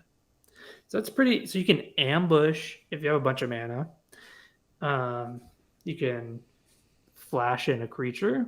Um, Otherwise, if you play this early, then you're It's just pretty solid, yeah. getting a bunch of +1/+1 counters. I think this is pretty powerful. Yeah. What do you say for this one? Um, Definitely think this is a draw into green. Me Like too. if you see this in a draft, it's going to be a green signal. Um, Good early, good late. Because I think you cast it as an enchantment early and you cast it as the channel version late, and they're both really good. Um, so I'll give it a B. Yeah, that's what I'm thinking too. That's what I'm thinking too. Just All right. for like early start putting counters on everything. It's pretty wild. Yeah. Yeah. All right. B. B for Roaring Earth. Next up, Season of Renewal. 2 and a green for an instant. Choose one or both. Return target creature card from a graveyard to your hand, or return target enchantment card from a graveyard to your hand. This is sweet in this set. I don't think it's a C plus. Like, I don't think you're gonna be like, "Ooh, give me all the Season of Renewals," but you're gonna want one or two of these maybe in certain decks, and it's above filler. So I say C is the sweet spot for this guy. I don't know if I'm going to want to play multiples of these, but I do think Right. you're going to have. That's why I say C and Yeah. not C plus. Yeah, maybe just one in I'm, subdecks. I don't know. C, C minus. So you said C? I said C, just like, I don't know, these like get 2 things back from your graveyard thing, like get a saga, get a creature back for 3 mana is, and it's instant speed, so it's not like the sorcery from Dominaria, like Soul Salvage style. You can just be like, oh yeah, ETB, draw 2, Yeah, I'll say C as well. or sorry, If end this of isn't a turn, super fast. tempo-y format, then this is going to be pretty good value. Yeah, an optimistic C, I'd say. But all right, All right. Next up, we have Spinning Wheel Kick, which is XX green green. I talk about something that can be a high impact card. It's a sorcery at uncommon. Target creature you control deals damage equal to its power to each of X target creatures and or planeswalkers. So it's like 4 mana punch, 6 mana punch 2, 8 mana punch 3. Um, that's pretty huge. I guess especially because I think this is gonna get cast for 6 mana a lot. Real Okay, quick, thank you who's so going? much for the raid from Jaffer MTG. We're doing a full common and uncommon set review of Kamigawa and Dynasty. This is my friend here, co-host of the podcast we do together, Limited Edition, Infinite Breakfast, aka Eric How's Soth, it and going? I'm Metal Mario, aka Zander Stone. And we're both limited drafter players, streamers. That's what we do all the time, and we stream. And yeah, so welcome in, and really appreciate it. I'm going to give Jaffer a shout out here. Jaffer is a Yeah, member of welcome everybody. Team DGen. You absolutely should check him out. Yeah, so we've And gotten through most of the. Well, we're almost through green, and then we're gonna do white and look at the artifacts and stuff. But this is a pretty interesting, complex set so far. yeah, for sure. So the spinning wheel kick, what is it? 6 mana does 3 damage, or does to So it's three like targets? four Three mana to targets. Yeah, punch one. Yeah, 4 mana to yeah. punch one, 6 mana to punch two, 8 mana to punch three creatures. Uh, Um, that's just gonna be like just the potential to get that in the late game and the floor of it being like a 4 mana removal spell. Obviously, you can get blown out with anything like this, but like I still think it's got so much upside. I'd give it a B. I'm a little bit more pessimistic about it just for the potential of getting blown out. But like, I think if you're a good enough player, you can kind of use the right moment to play it. And if you resolve this later in the game, you will just win. So the power is really there. So I'm not sure if I go B minus. I'll say C plus.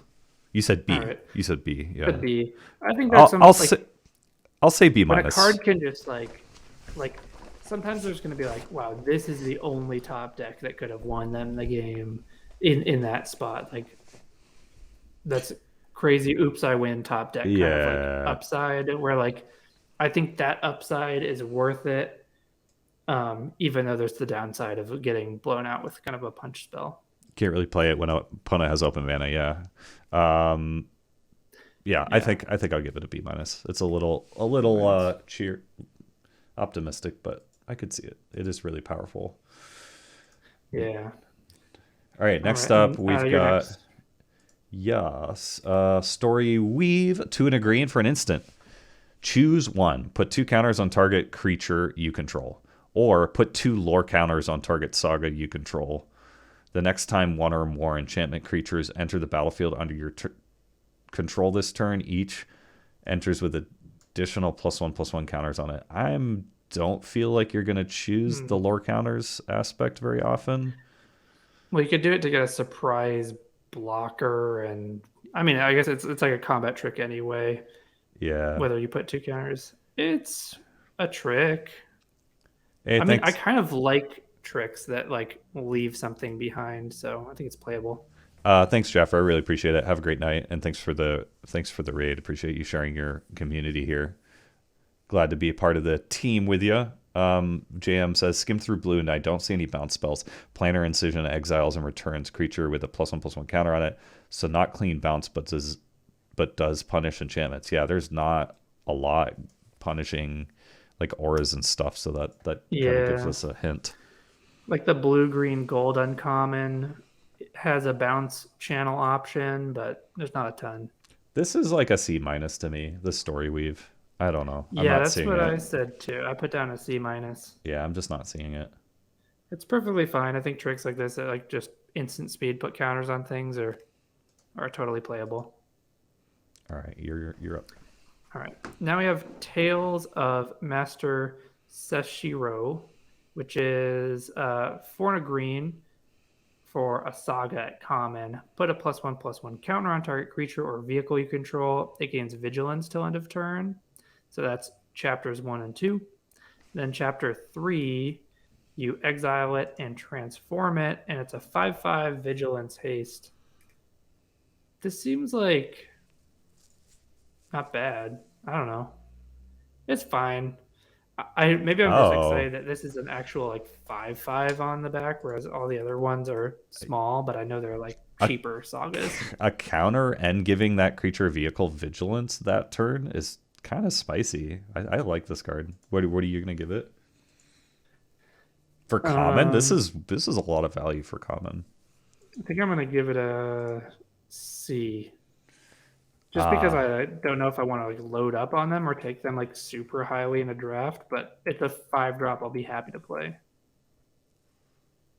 I'm gonna say C plus. Yeah, Yeah, that makes sense. This is honestly. gonna be pretty big impact. I feel like for a green deck, this will be super helpful. Yeah. Yeah, as like the top end of your what you have going on. So yeah, C plus. All right. Next up, we have Tamio's Safekeeping, which is green for an instant at common. Target permanent you control gains hexproof and indestructible till end of turn. You gain 2 life. So it's like, do you want Snakeskin Veil that leaves behind a +1/+1 counter, or do you want this, which gains you 2 life? I mean, I think Snakeskin Veil is better, but these kind of cards, this is just a permanent you control, so you can just save any permanent, gain 2. Not bad. I think this is going to be a solid playable. Yeah, Do you want a bunch of them? I don't know. I'd say it's a C minus. yeah, C minus. It's cute for sure. Yeah. All right, Teachings of the Kirin, one in a green. Oh, that's rare. We're just doing commons and uncommons today, folks. Sorry. So last up for green, Web Spinner Cuff, two in a green for a 1/4 artifact creature equipment spider with reach. It reads equipped creature gets +1/+4 and has reach and has reconfigure 4. Not great. Honestly, not great. I know it's uncommon. Giving something +1/+4, I guess though, is not bad. Like that that amount of augmentation really could kind of change the course of a game. Maybe it's a little bit more defensive than aggressive. I don't know. It's above filler for the fact that it's flexible. So C for me. These like 3 mana 1/3 3 mana 1/4 reach creatures that we've had They're, recently have been a bit disappointing to me. So I think that's kind of like affected my evaluation of this. But I'm still thinking I like this a little bit more than yeah, the and other 1/4 reaches. in a set with like ninjutsu and like one drop flyers and stuff like that too. Yeah, so not only do I like that, but it's a 1/4, and then it's got that mana sink ability to reconfigure, and that's just a really strong thing to have to be able to move around +1/+4 reach. So I think I was gonna say B minus. Maybe I should just say C plus. I'm gonna say C plus. Yeah, the more I think about it, I think C plus is Yeah. accurate. Yeah, Elven Bow from Kaldheim was +1, plus great. 4, and moving it around is pretty solid. Yeah, C plus. All right, cool. So that does it for green. Yeah, So we're gonna move on to white. we are going to move on to white. Is it cool to take a 1 minute stretch bathroom break since we've been churning through these, and then we'll finish with white Yeah, and artifacts? I mean, yeah, that's it. cool. All right. All right, I'll chat. be back in just a minute. We'll be back in just a minute. We've been going for 5 hours. Just going to take a quick break. Thanks everybody for hanging out. If you enjoy the content, please make sure to drop a follow. That's the easiest way to support us. And if you want to check out the podcast we do, we're going to be doing a pre-release primer that comes out on Monday. It's going to go deeper into the archetypes and prepare everyone for like the pre-release coming out on Thursday. So deep dive on all the archetypes and all that kind of good stuff. So check that out. There's information below. Thanks for the raids. Thanks for hanging out. We'll be right back.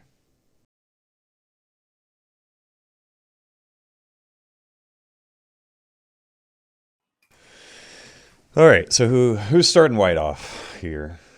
Who's doing what? I can start with this one. Cool. So to start off white, we have Ancestral Katana, which is 1 white for artifact equipment at common. And whenever a samurai or warrior you control attacks alone, you can pay 1. When you do, attach Ancestral Katana to it. All right, so you can get a discount on the equip. And an equipped creature gets +2/+1, and it has equip 3. That's pretty good, actually. To get that discount, equip 1 for a +2/+1. I think I like this card. Yeah. Um, Seems like a C to me. I'm not sure. Although, Yeah. maybe a knock against it is the fact that we have the reconfigure.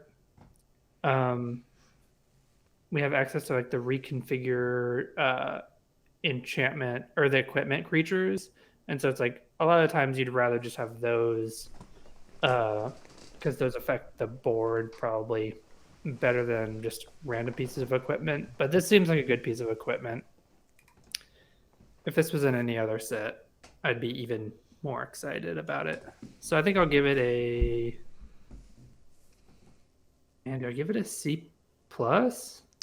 I don't know. Are you going to want multiples of these? I don't know. I mean, I guess it's not all about just multiples. I think for a C plus, but just That's it like like big. being quite a high impact and Fair. a good rate.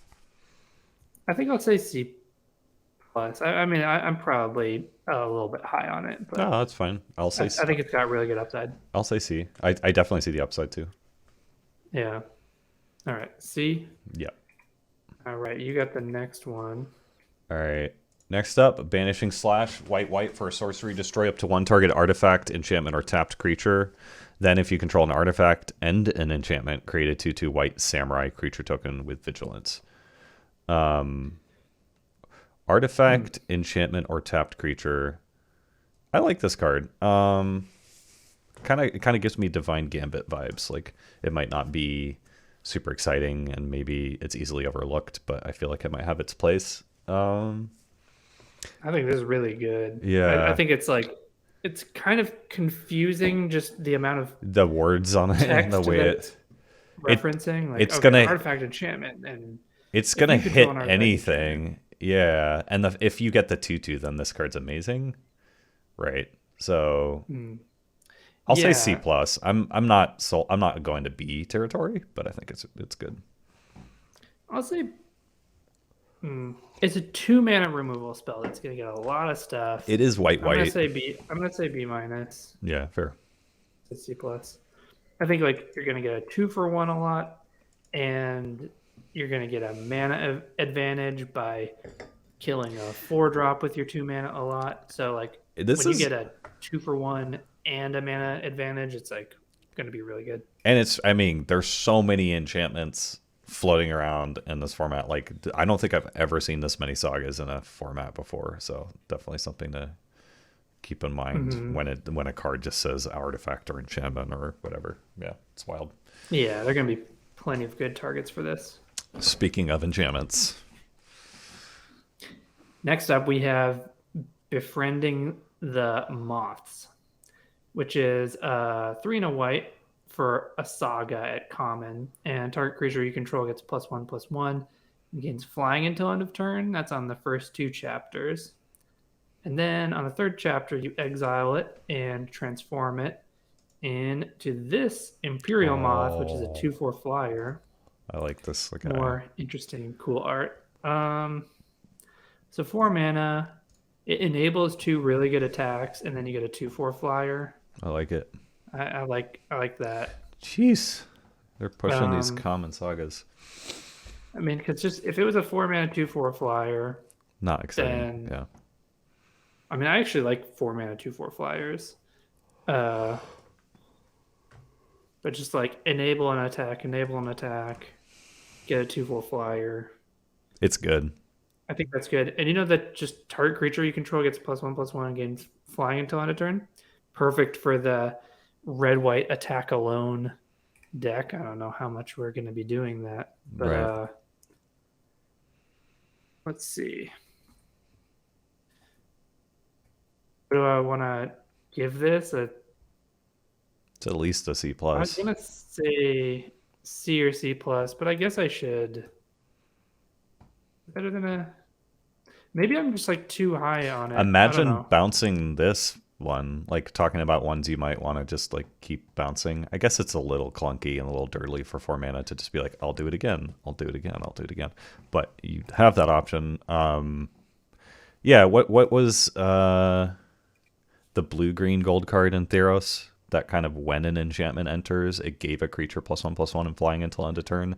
This just does that tacked into it in the first 2 turns. Like, and that felt really good. Mm, Eutropia or something, or was it a counter in flying? I can't remember. But anyway, I say not C plus sure. for this one. I guess so. The one thing, like, you do want this in a more aggressive deck Yes, because absolutely, absolutely. uh, getting the +1/+1 flying until end of turn only matters for It's going to your be attacks. so good in the aggressive And deck. if you're trying to be defensive, the first two chapters aren't going to do anything for you, and you're going to be sad. So, Yeah, I agree. all right, C plus for me. all right. Did you? I'll give it a C, but it's a way better in an aggressive deck. But I guess I'm balancing for not always wanting to be aggressive. So did you do that one, or did I? I'm starting to get to that point where I'm I forgetting. did that one. Okay. Next up, Blade Blizzard Kitsune. It's a 2 and a white for a 2/2 double strike creature, Fox Ninja. Cool. And it has ninjutsu, 3 and a white. This card's fine. It's interesting that the ninjutsu is more expensive. I guess you could like one drop Just to sneak in a 2/2 double strike. sneak in 4 damage. I guess is pretty cool. This is obviously Do gonna this and yeah. wear There's counters some really good pump well. spells to use with it. That there's a lot of counter stuff going around. The green white uncommon. You just like whenever you play a land, put a counter on this, or whatever, augment it, put things on it. Like this is going to be really good. I actually think this is a C plus. Just like take the ninjutsu out of it. Even I think this kind of card is a C plus in this format. I think I might even give it a B minus. I know, I'm think tempted that, to. Yeah. Um, obviously, there's so many ways to modify it, and that's going to be great. And I think that like you can see the way they Oh, good point. cost some things in Nerdy this. Steve says, can this also deal first strike damage and then ninjutsu something else? It's true. It could. If it's If it's unblocked, you could be yeah. first strike. Oh, then ninjutsu this and get some other value, and then you could ninjutsu this one later or something. Yeah, I'll say B minus too. I really do think this card's going to be crazy good in this set.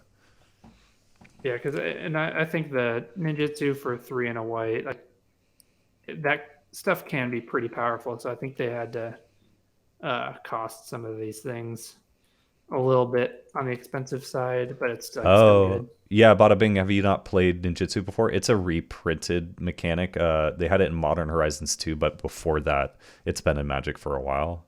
But yeah, it's the kind of thing where like you're taking a tempo hit because you're bouncing one of your creatures, but most of the decks that really take advantage of ninjutsu, they have these cheap evasive creatures and ETB effect creatures, and you can really you can actually be putting on so much pressure and like creating a lot of tempo for yourself. Yeah, for sure. Mm. Yeah, there are a lot of intricate rules and things with it. All right, is it my turn? I think so. Born to Drive. Yeah. So Born to Drive is 2 and a white. Oh, for from an OG Kamigawa. Yeah, from OG Kamigawa. Yeah, obviously. I should know that. When a ninjutsu first came around. Yeah. Yeah. Go ahead. So 2 and a white for an aura, enchant, artifact, or creature. As long as enchanted permanent is a creature, it gets +1/+1 for each creature and or vehicle you control. And it has channel, 2 and a white, discard, Born to Drive, create 2 1/1 colorless pilot creature tokens with this creature crews vehicles as though its power were 2 greater. So I guess this is something you can play in your blue-white pilots and vehicles deck. But also, I mean, how much do you want to play an aura? Pumps up your creature a bunch. It can pump up your creature a good amount. I feel like, yeah.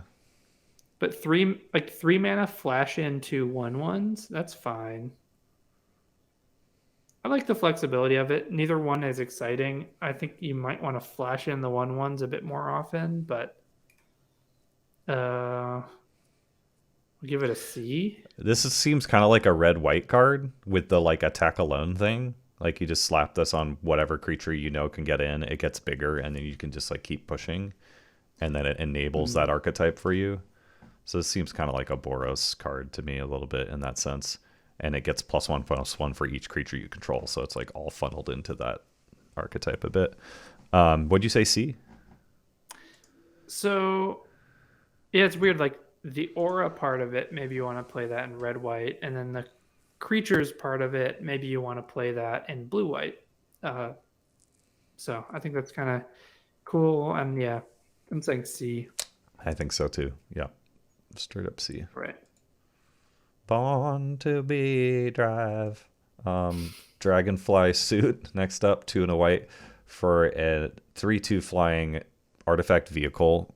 It has crew 1. Really solid for a little vehicle. The crew 1 is always one that you want to keep an eye on, and flying is relevant. I like this guy. I'm not. I think this is C plus territory for me. Yeah, I'll say C plus. Yeah, what do I think about this? I'm gonna say C. Okay. I think it's fine. It's nice if you have some like little creatures to crew Remember with. from Kaladesh the crew 1/2/3 flyer, and that was like fine. Yeah, that was 2 mana though, right? 2 mana? I think it was 2 3. mana, 2 Sky Skiff. Or like 2 mana, Oh, 2/3 crew one right. flyer. I don't know. Maybe we'll see. I feel like this might overperform, but maybe I'm too hot on it. Anyway, C plus and a I think it's C. definitely solid playable, and something you're really gonna want in blue white Yeah, vehicles if that's a strong archetype. for sure. But yeah, I'll say C. Okay, C plus for me.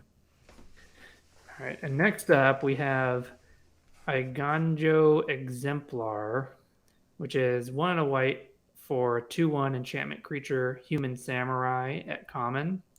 And whenever a samurai or warrior you control attacks alone, it gets +1/+1 till end of turn. So there's the red white attack alone theme. And this is fine. It's not too exciting, but I'll give it a C minus. 2 to cast 2/1 whenever samurai warrior you control attacks on, it gets +1/+1 until end of turn. Yeah, It's going to be good in that deck. deck, right? I mean, I guess it's bad good everywhere else. and fine. It's definitely Good to find in a white playable. deck. All right, yeah, C minus filler. Yeah, they're going to be timed. I think this is going to be great. And you'll have like a couple of them, and you attack with a lifelink creature, and it's just like really good. Ooh, this is one I really like. Era of Enlightenment. It's 1 and a white for it. So many sagas. It's crazy. Common Saga. Chapter 1, Scry 2. Chapter 2, you gain 2 life. Chapter 3, exile this, then return it into the onto the battlefield, transformed under your control into a 2/2 first strike.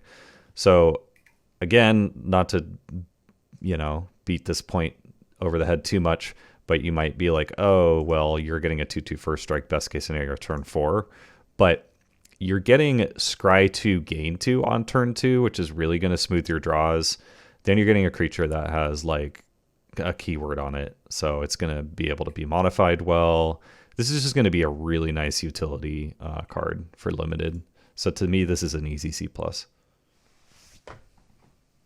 Really curious to play this out. These are hard. Balancing out what you get for the mana and when you get what you get for the mana, because you're getting it over the course of 3 turns. So yeah, I think I'm gonna give it a C. Oof. I think this is better than some other C's you've graded, but yeah, but that's fair. Might be.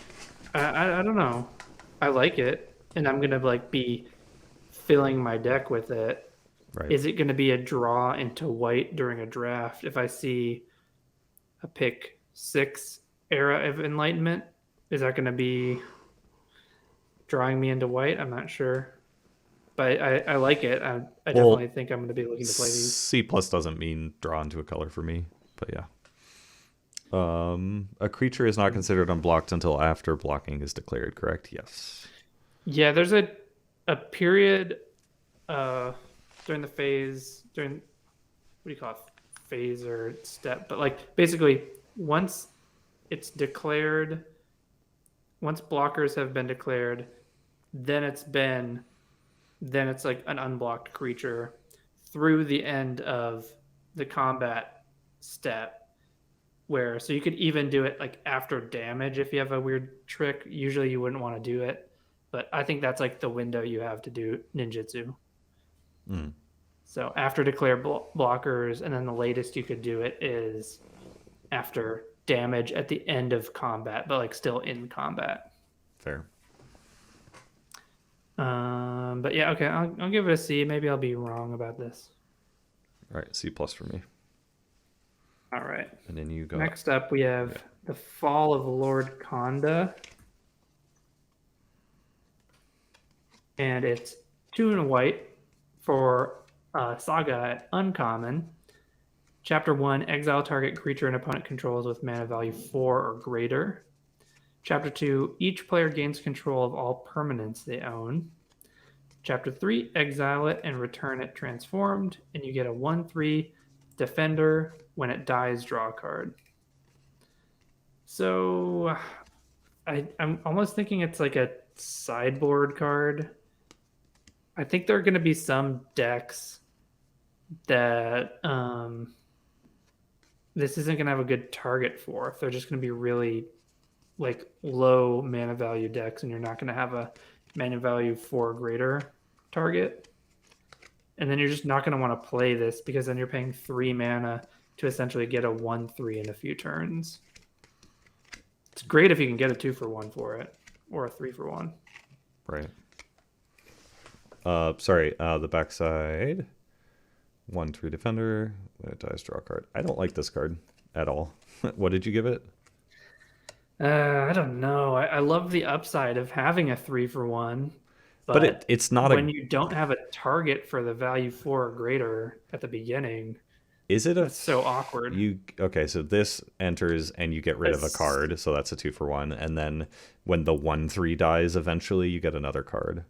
It's assuming you can trade a 1/3 for it's just for a so dirtily, and I'm not a big fan. It's weird. All the effects I'm not super big fans of. It's like, oh, exile target creature and opponent controls value 4 or greater is like kind of a borderline playable card. It depends on the format.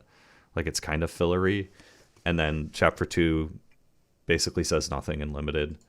Then eventually you get a 1/3, and you could chump with that. I just don't think this is what you want to be doing. Man, it is just. I don't. I want to play it more in best of 3. I'm worried about playing it in best. Yeah, of I would though. sideboard this in sometimes. I don't know. I'm gonna say. I'm gonna say like filler at best for me, but I don't know if I'm being too harsh. Yeah, I don't feel like I can give it a good grade because the grade is like I can average out the upside and like the floor and the ceiling of the card, and so you get a floor of it being like a D, and you get a ceiling of it being like a B. I'm gonna say I'll say C minus. D plus for me. Right. I know the value seems to be built. One. Yeah, it's a weird one. The value seems to be built into it, but like what you're getting from it isn't necessarily great overall. Anyway, weird one. All right, next up. Ghost Shintai of Shared Purpose, 3 and a white for a 1/3 vigilance at the beginning of your end step. It's Shrine. You may pay 1 colorless. If you do, create a 1/1 colorless spirit creature token for each shrine you control. I like this. That's a good mana sink. It's a little bit not great costed on its own. A 4 to cast 1/3 vigilance. Like, this is not going to attack very often, but I guess you could, put some auras and other things on here and eventually start getting in with this. But yeah, a decent mana sink that starts spitting out 1/1s. I feel like most of these shrines are like a C+. This one's so awkward because it has one of the best abilities, right? But it's a bad body. Rate. Yeah, I'll say C, but I could see the upside being better than that. Yeah, these are spirits that don't have flying. It's not a relevant flying spirit. I'll say C as well. This is another one that's hard to just, the grade isn't going to really explain like how good it is. Right. Next up, we have a Golden Tail Disciple, which is 2 and a white for a 2/3 enchantment creature fox monk at common, and has lifelink. So 3 mana 2/3 lifelink. That, I think those are good stats. I like lifelink on those kind of cards. Um, and although comparing it to Kindly Ancestor that we've had recently makes this look a little bit worse, I still think this is going to be a solid card. Yeah, I do. I really do think this will overperform too. And because in this set we have more ways to like modify it and stuff, and that can be quite good. Yep. So this is going to be one of the So, better 3-drop at commons you could play, I would guess. so if I gave the Shrine a C, and then I want to give this like a C plus, Makes sense to maybe I me. do like the Disciple more than the White Shrine by itself. That's Yeah, weird, that's but kind you of know, how I like feel too. I think I will give this one a C plus. This one has such a higher floor. That's as vanilla as they let it get these days, just as an observation. Yeah, no, for sure. Yeah, just the Mhm. context of the set is kind of what affects the grade here. It is just worse than Kindly Ancestor, but really just shows how good Ancestor is. It is worse, Yeah, but it's in a different set. That's the key part here. yeah, it's like, and this just, yeah, in the context of this set, gonna have different synergies, and yeah, and we're kind of assuming that the modification stuff Yeah, we could be wrong is and going to be more modifications abundant. could suck, but it does seem pretty prevalent. Yeah, I'm gonna say C plus on this one. All right, cool. All right, next up, Hot Shot Mechanic. It's a 1 to cast 2/1 artifact creature Fox Pilot. Uh, Hot Shot Mechanic crews vehicles as though its power were 2 greater. Okay, so ignore the text. A 1 to cast 2/1 is like beats the vanilla test and is not bad.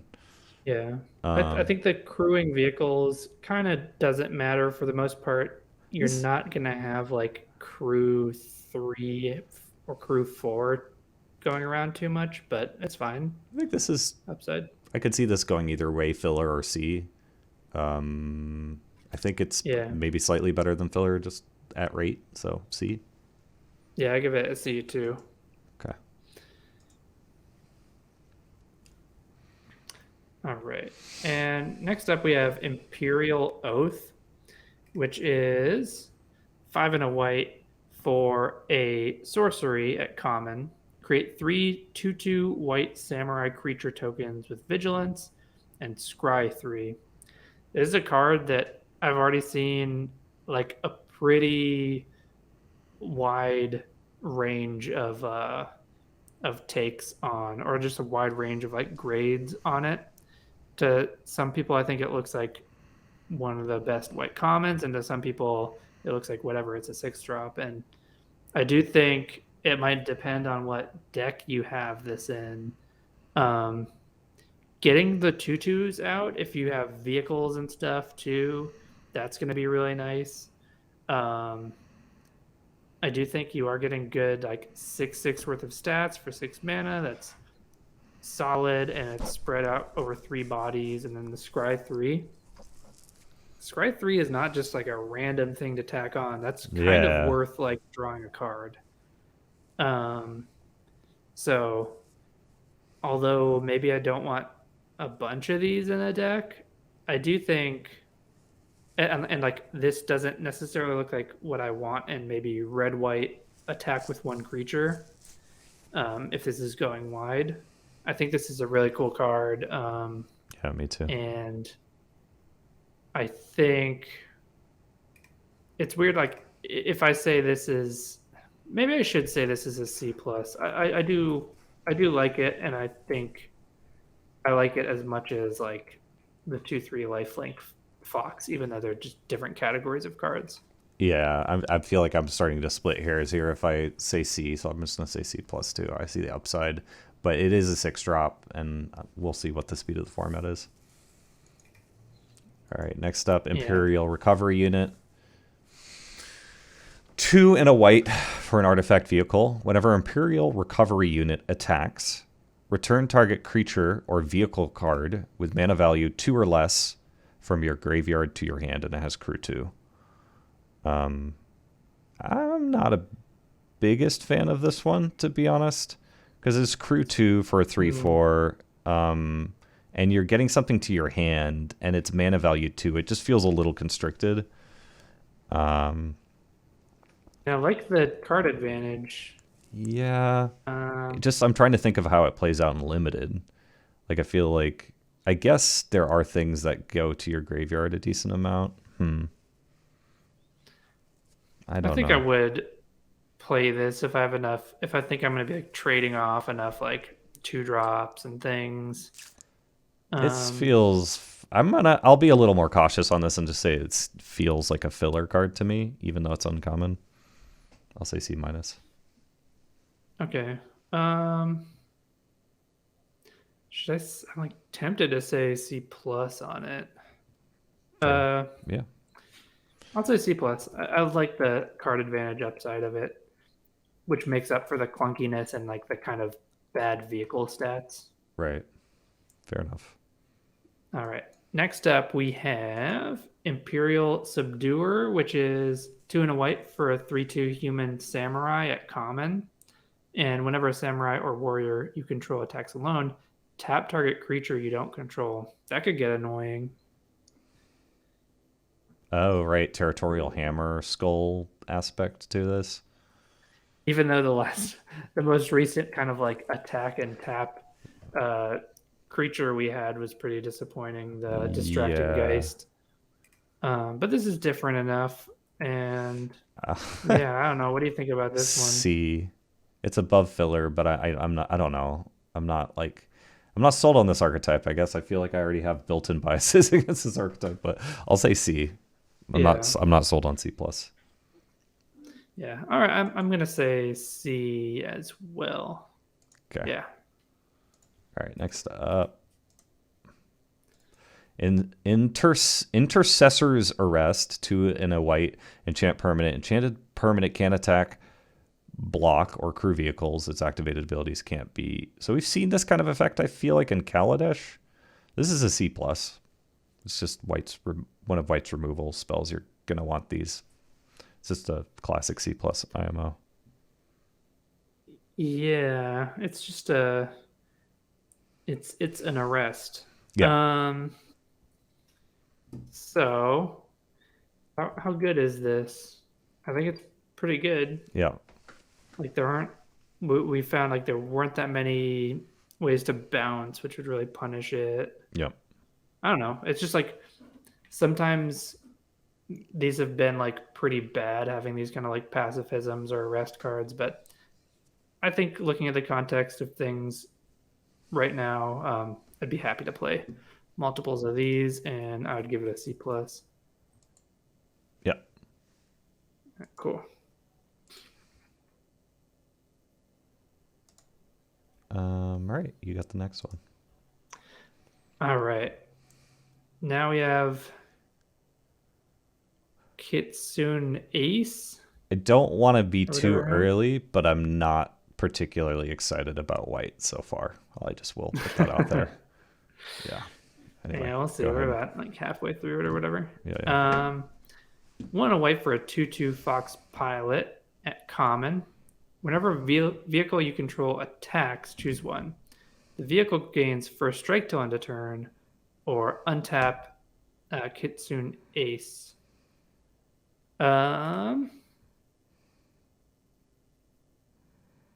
Well, So, I mean, giving first strike to your attacking vehicle, that's good because the vehicles are kind of big.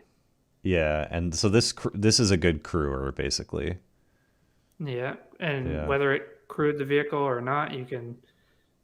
This really makes your vehicles good. Yeah, it does. Um, I like this as could be like really important card in blue white. And if you don't have any vehicles, it's just a 2 mana 2/2. It's a C. But it's got that really that's some serious upside though if you have vehicles. I agree. But not every deck is going to want it, so I think Mix. I'll say C as well. Yeah, kind of narrow.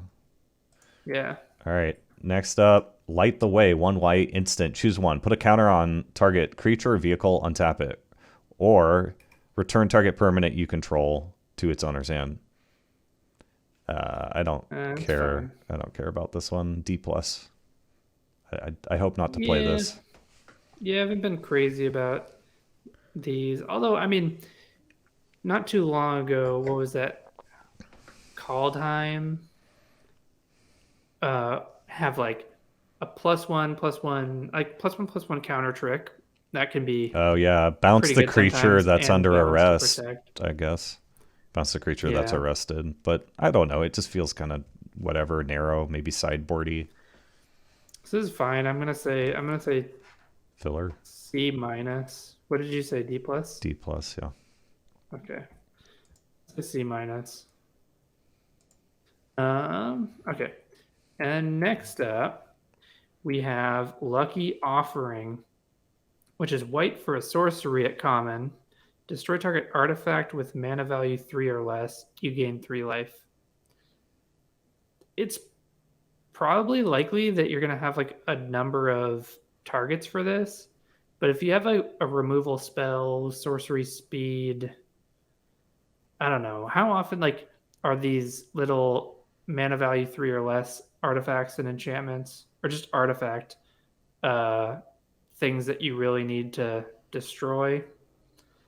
I don't think I care about this as a main deck thing.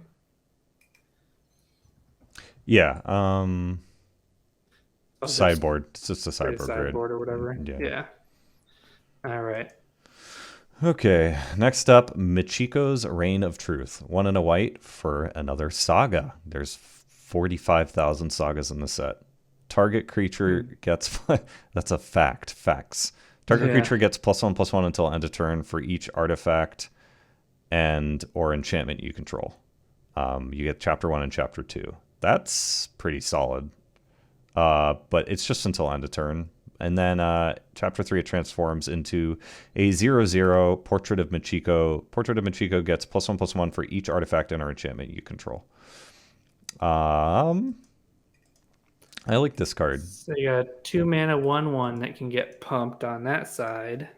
Yeah, I mean, with some pretty big upside possibly. And this seems like it'll fit really well into the red-white, like, attack alone kind of thing. Yeah, and since the saga is an enchantment, the first 2 chapters are going to at least give +1/+1. So I think, again, these kind of things you want in a more aggressive deck. It's a C plus for me. I don't know. Maybe I'm just coming in a little hot on these sagas, and we'll have to readjust our ratings after playing. But I like this one. I mean, it's true if you like pay 2 mana for this, you enable on a couple of attacks, and then you end up with like a 4/4. Yeah, Obviously, you have to have it in the right deck, but that's pretty. That's it's pretty nice. good for 2 mana. Yeah, it seems like it's going to be a pretty fast. I don't know. It feels like it's going to be a fast set, but then we have all these sagas, and I don't. Yeah, Yeah. we'll see. But yep, C Okay. plus for me. C plus sounds good. Next up, we have Moth Rider Patrol, which is white for a 1/1 Fox Warrior at common. It's got flying and it's got 4 and tap target creature. It's kind of cool. So the 1/1 flyer in blue seems to fit a little bit better because you have a ninjutsu, and so you might be like bouncing that as a cheap creature. But this one being like, I don't know. I think it's fine. Yeah, I It's kind a of like weird, it. obviously super expensive tap, but again, if you look at it as like some of these cards, early game, late game. Early game, you get a 1/1 flyer, you chip in for a few damage, and then if this becomes blanked, then at least you have an expensive tapper, which maybe it's not the tapper that you'd like be tapping something every turn with, but just on specific key turns, you can use some extra mana to tap something. So it's not super exciting, and they don't really get better in multiples necessarily, but I do think it's another example of a playable 1-drop that we're getting. Yeah, And I'd say give it a. it's not as exciting I'm as the still gonna other give it a white. C minus. Okay, But I'll be like, slightly higher and say C. I think it might offer enough to be a C, but yeah, it's around there. Yeah, and just a little creature with flying. That's just nice to modify with things too. For sure. All right. Next up, Norika Yamazaki, the poet, 2 and a white for a 3/2 with vigilance. Whenever a samurai or warrior you control attacks alone, you may cast a target enchantment card from your graveyard this turn. It's interesting that these kind of effects don't work with sagas because they exile and transform. But I mean, there's plenty of enchantment creatures that you can get back. So Yeah, I mean, once the saga enchantment creatures die, then they'll be in your graveyard, right? this is quite good. This is to me looks like a C plus. You could maybe argue a B minus, but I don't know. I'm considering B minus, I guess. But yeah, Yeah, just that extra value. You should be able to. I feel like if you're drafting this, you can set up having a couple of cheap sagas or something, then trading those creatures off, and then or you'll even just get auras from your good value. just keep slapping auras on stuff. Keep getting in. That seems like a nice pattern with this. Yeah, I'll say C plus, but man, I'm tempted to go B minus. yeah. I'm gonna say C plus too. I mean, I know we've been giving a lot of C range, C plus things these last few cards, but nothing's been like super exciting. It's possible that like that last saga has like way more upside than we're Giving it credit giving for. it credit for. But Mm-hmm. yeah, C plus sounds good. And next up, we have Regent's Authority, which is an instant at common, and target creature gets +2/+2 till end of turn. And if it's an enchantment creature or legendary creature, instead put a +1/+1 counter on it, and it gets +1/+1 until end of turn. So either way, you're giving it +2/+2. But Oof. if it's an enchantment creature or legendary, then a counter sticks around. So I like it. It's Close. nothing like Plus, broken. so it's +4/+4 possibly if you meet all the criteria. Because +2/+2 and a No. counter on it, and it gets +1/+1 until end of turn. So it's instead. So it's like Oh, it's weirded weirdly. yeah. Oh, So instead plus a, no. yeah, Oh, so it's 2/2 either way. Got it. Yeah, yeah. No, I misunderstood. yeah. Um, So you can think of it as a +2/+2 trick, and a if it counter sticks around. is Got it. Yeah. enchantment, then a counter sticks around. Um. So I don't know. This is like totally playable. But is it exciting? Is it good? I don't think I'm going to go out of my way for this. I think it's a C minus where I'm going to put a lot of like the just kind of solid combat tricks. Uh, sure. Yeah. C minus. All right, C Next up, minus. Repel the Vile. 3 and a white for an instant. Choose one. Exile target creature with power 4 or greater, or exile target enchantment. So this isn't exciting, like if we compare it to the saga, like, but it's better because it's modal, right? So if you can't pick off that creature, maybe you could just get another enchantment creature or something. This does seem like not the white removal you're hoping for, but it's playable. So I kind of put it in the C camp. I'll say C. Yeah, I'm going to say C minus. I think it's nice when you have a target for it. I guess it is kind of filler. Yeah, But C yeah, minus. I do worry about It's filler, sure. C minus. like sometimes you'll be like, oh, I have a target for it, like a bad enchantment, but it might not be worth it for your 4 mana removal spell. Okay. Yeah, C minus. Moving on. All right, and then next up we have Selfless Samurai, which is 1 and a white for a Fox Samurai at uncommon. It's a 2/2, and whenever a samurai or warrior you control attacks alone, gains lifelink until end of turn. and you can sacrifice it to give another target creature you control gains indestructible till end of turn. That's a lot for a bear. So 2 mana 2/2 that grants lifelink Mm-hmm. and can give indestructible. Um, I'd say B minus. That doesn't even cost mana to like sacrifice and grant indestructible. Yeah, I think this is a really good payoff for red white. I'll say B minus two and be like, ooh, maybe I can be the red white deck and like view this as like a signal for that. So I think that edges it into the B range. Yeah, even though this would be good in any deck, right? Good in Oh, any white deck. I mean, I agree with that, but that's true Yeah, because it's just good on but its then, own. Yeah, if you are able to do something where you're attacking with one creature that's getting buffed by all different things, adding lifelink to that's going to be like really good and yep. mess up Putting auras and the just turning race. that Yeah, one. Yeah, exactly. yeah. All right, Seven Tail Mentor, 3 and a white for a 2/3 Fox Samurai. When Seven Tail Mentor enters the battlefield or dies, put a counter on target creature or vehicle you control. ETBs or dies. So it's 4 to cast, 3/4 worth of stats. I guess 4 or 5 if you include something dying. This is fine. It's a little above. It's still, it feels kind of filler to me, but the counter is relevant because modifications are relevant.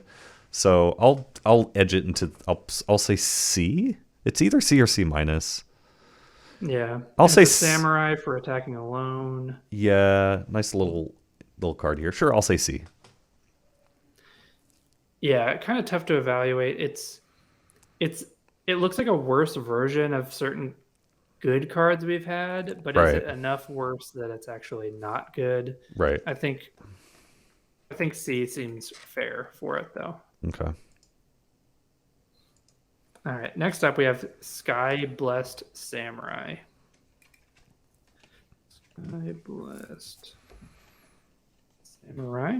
This is So here we've got a 7 mana a white 4/4 card. enchantment creature. And it's a human samurai at uncommon. Costs 1 less to cast for each enchantment you control, and has flying. So 7 mana 4/4 flying. How much do you need to reduce the cost to make it good? Honestly, I think this is a good card because Yeah, even at 6 it's mana, it's playable. playable. Yeah. Like 6, it's playable, Wow. This and is a really nice payoff for white for green. 4 mana, it's great. Yeah. So if you have 3 or more enchantments, this is just like a great rate. And there's so many enchantments in this set. Like even if you're not the enchantments deck, it's not going to be hard to make this card work. Yeah. Yeah. So I should I go into B I'm or should I just say B minus? I'm saying B minus. I don't know. Right. I was considering B, but yeah, B minus for me. Maybe I've been too hesitant to go into like B plus territory with some of these.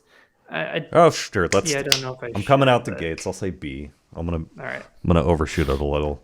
I like this card a lot in this set. I think it's gonna be crazy good. Yeah, I think sometimes you're just gonna like, oh, Run I'm just away gonna play with the this for game. 3 mana, and Yeah, run away with the game. I Yep. mean, obviously it's not gonna be early game, but when you're able to do that, that's I quite think good. it's gonna be kind of a high pick, and you're gonna like build your draft around it. Like I don't know. It's like kind of a payoff, right? And a threat. So fits the bill. I like it. Yeah. All right, next up, Spirited Companion. Talking about top commons here. 1 and a white for a 1/1 enchantment creature dog. When this enters the battlefield, draw a card.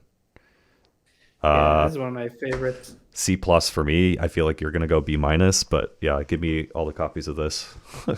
Yeah, this is like a high C plus for Yeah, me. for sure. Yeah, yeah. So I just think you can't go wrong with them. Such a high floor with a high ceiling, synergy with enchantment stuff, synergy with any ninjutsu, entering the battlefield, blanking it, whatever. Synergy with modifying it with equipment. It's a body to put equipment on. So I just really like this card. You Yeah, can't go wrong with it. super cute doggo too. Yeah. All right, next up, you All got right. this. Next up, we have Sunblade Samurai, which is 4 and a white for a 4/4 enchantment creature, human samurai at common. And it's got vigilance, and then channel 2. Discard it to search your library for a basic plains card, reveal it, put it into your hand, shuffle, and then you gain 2 life. So 5 mana 4/4 vigilance with plains Wow, I love this cycling card. for 2 and gain 2 life. I love this card. So that's nice to have that. It's nice to just have that kind of like land cycling on like 5 drops and 6 drops. Yeah, And so for I 2 like it. colorless, pulling a land out of your deck and gaining 2, it's like a mini environmental sciences for a plains is so good. I think this is Yeah, good, so really good. it won't fix you, but No, well, you get what I mean. Like Yeah. in a white X deck, like that feeling of just getting that land to be able to keep it going. I'm going easy C plus here for me. All right. This could be a crazy good card. I don't know, but easy C plus to start at. I'm gonna go C, but it's on the C plus kind of Yeah, area. fair. Next up, Touch the Spirit Realm. Cool, colorful art here. 2 and a white for an enchantment and uncommon. When Touch the Spirit Realm enters the battlefield, exile up to 1 target artifact or creature until Touch the Spirit Realm leaves the battlefield. Cool. Exile effect, O-ring effect. It has channel 1 and a white, discard this card, exile target artifact or creature, return it to the battlefield under its owner's. So it has blink effect. This is really good. This is B territory for me. Yeah, it's quite good because sometimes just happening to have a blink spell, I'll just save my creature, get an ETB. I'm gonna say really B minus here. I like this card a lot. I don't know. I was almost considering a B. I think I'll say B. All right, fine. All right. You convinced me. I like this card a lot. Gotta give some things a B, and I think this is right. This might be the best white card that we've looked at so far. This and the Samurai, Sky Blessed Samurai, maybe. That's a good point. Let's go B on that for sure. Yeah. All right, couple more white cards here, and then we'll do artifacts. All right.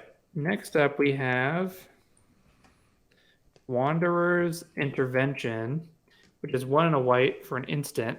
Wanderer's Intervention deals 4 damage to target attacking or blocking creature. So these kind of things, like the first week of playing, maybe people aren't going to play around this. Yeah. But even when people know to play around it or not, I think I kind of like these in more defensive decks or just not super aggressive decks. I like to have that kind of like cheap interaction, keep myself from getting run over. And you don't want to go crazy with these. And if you know your opponent is playing around them, well, you might have to switch up your game plan. But overall, I kind of like these kind of removal spells. So you have to not. I mean, there's kind of you can play poorly around them, or like right. I don't know. I think there's a good range to these cards, and sometimes they can be good, but you can like really shoot yourself in the foot if you don't play with them kind of like the right way. Mm-hmm. But I give it a C. Yeah, me too. I think I'm gonna give it a C. You don't want a ton of them, and nah. But it's like a better nice than thing to have. Better than filler too. Yeah. Yeah. So Infinite Breakfast. Do you remember when we were young? For 3 and white instant. I love making it weird. When we were young, for 3 and a white is instant and it's uncommon. Up to 2 target creatures get +2/+2 until end of turn. If you control an artifact and an enchantment, those creatures gain lifelink until end of turn. I like this. I like this as a combat trick. So it's been a while since we've seen 2 creatures kind of being affected by a combat trick. I do remember some sets a while back doing that, but +2/+2 on 2 creatures in having this kind of trick in your hand can enable some good attacks. And then that if you have that lifelink bonus, that's like like a really big bonus. So I don't know if I go to C plus range on this combat trick, but it's definitely better than filler in my opinion. I'll say C to be conservative. Yeah, 3 mana combat trick. 4 mana. I'm gonna say 4 mana. Yeah. Oh, I was thinking it was 3 mana. Yeah. I actually don't like it that much. Yeah, that's I fair. think I'm You gonna can say say filler. C minus D plus. I'll say C, but I don't know. Maybe I'm seeing the best case scenario It's got for some it. decent upside, but Yeah. all right, I'll just say D plus. I don't know if I'm a fan. Too expensive. Oh yeah, but talking about ninjutsu, especially with Wanderer's Intervention, you want to use it at the right time, not before they're unblocked. If you're worried about people flashing in creatures, Uh, but yeah. okay, so that's it for white. So ready for artifacts? Yeah, give me a second.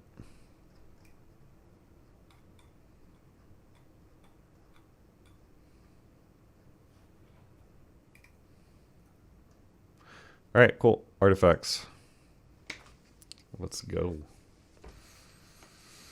Home stretch. All right. So here we have Automated Artificer, which is 2 mana for a 1/3 artifact creature artificer at common, and it has tap, add, colorless. Spend this mana only to activate an ability or cast an artifact spell.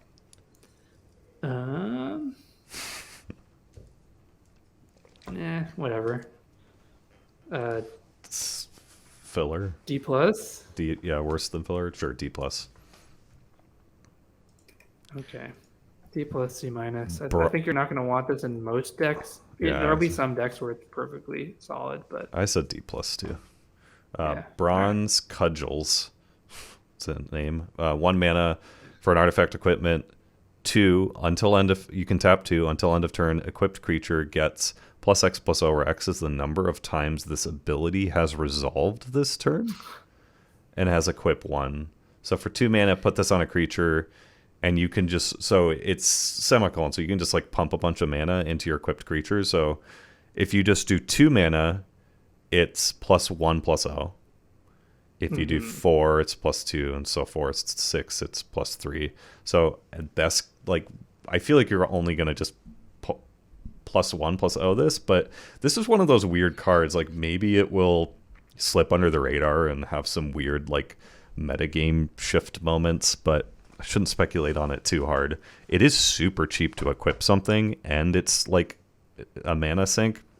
But is it worth it for the plus 1 plus O? Is it worth it for the threat of activation? I feel like I'm gonna say filler, but I could see maybe once I played the set, like, ooh, I'm gonna try Bronze Cudgels in this deck. But I'll say C minus. is it like maybe you should just look at it as the equipped creature gets fire breathing ability? Right? Yeah. Just get plus X plus O. But it's kind of taxed. It's not great. It's not. Yeah. Yeah. I mean, because the first 4 mana you spent, you're gonna get it plus 3 plus O. If I'm looking at it correctly. Then 6 mana is gonna get you plus 6 plus O. Oh no! The number of times this ability has resolved. So for 4 mana, you've resolved it twice. So it's plus 2 plus O. Oh, you resolve it once and then you do it. Oh, so it's 3. Got it. Yeah, so it's like 1 plus 2, 1 plus 2 plus 3. That's kind of cool. I still think They should say it's like factorial of like how many, just to make it.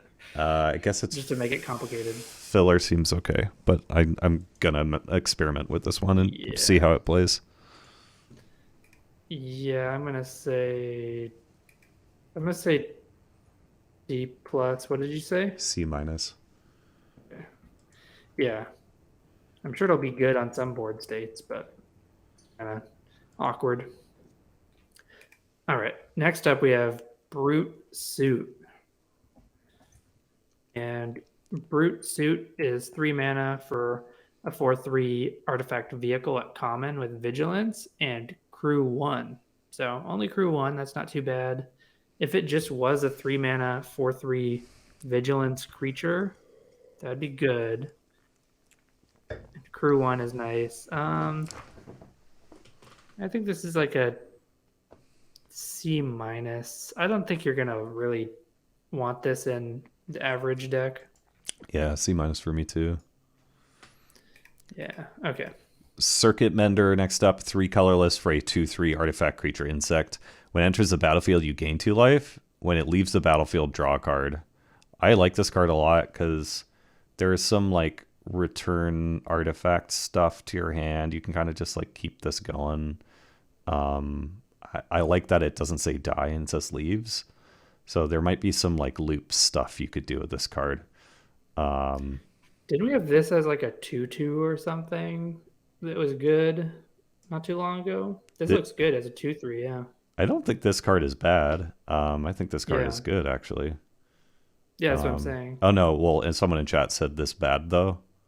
Mender is good. Oh, okay. Oh, Sorry. There was just a delay. Suited bad. Oh yeah.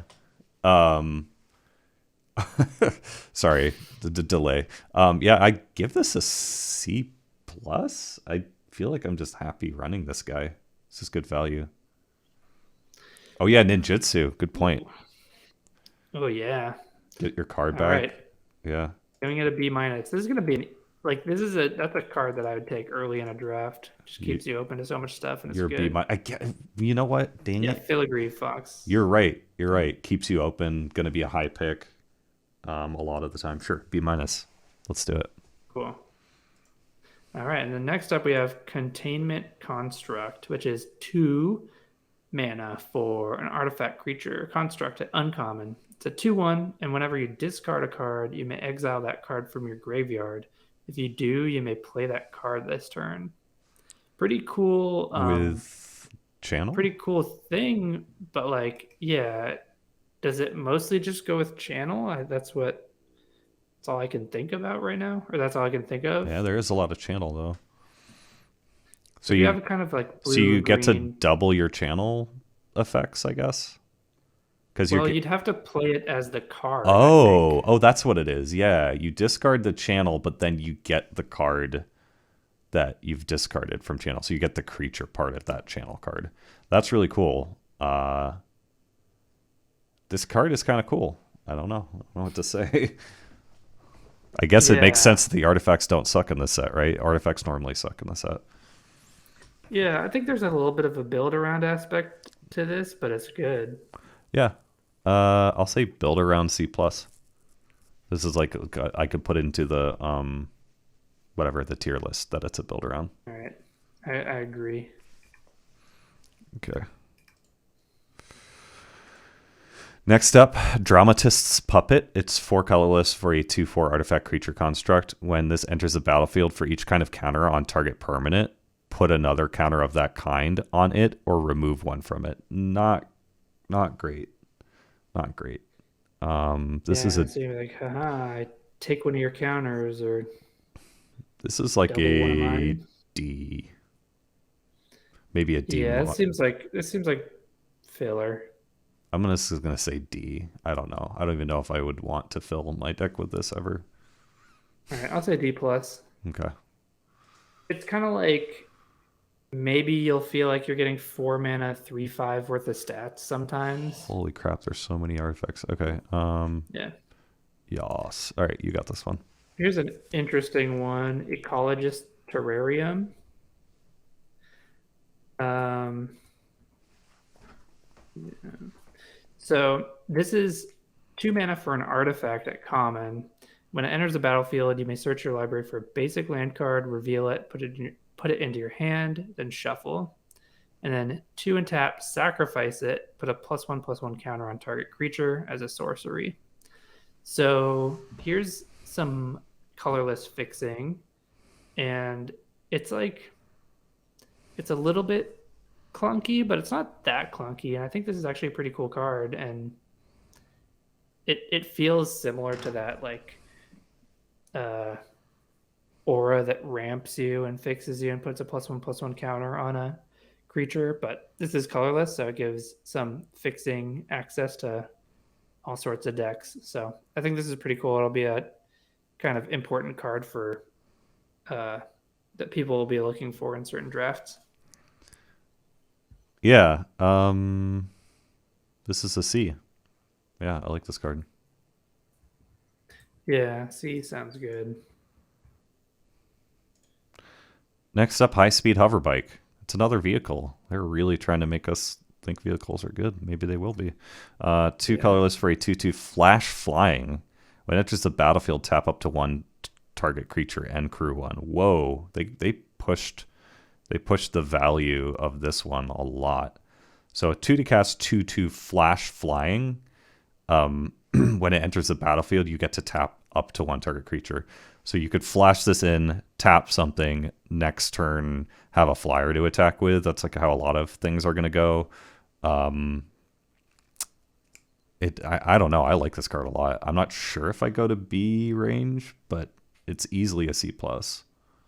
Yeah, it's like if you compare this to Sky Skiff that we had before, which This is a is all. 2/3 flyer for 2. Yeah, this is This better. is one less toughness, and then you get flash and then the tap ability. So pretty nice. And I'll say C plus. Vehicles have to prove themselves to me.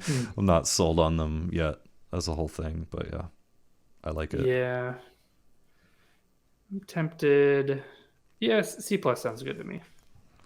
Yeah, I like it a lot I don't though. think I can go to B for it. All right, next up, here's an interesting one: Iron Apprentice, which is 1 mana for a 0/0 artifact creature construct at common, and it enters the battlefield with a +1/+1 counter on it. And when it dies, if it had counters on it, put those counters on target creature you control. So this is something that you're going to want if you really care about modified things.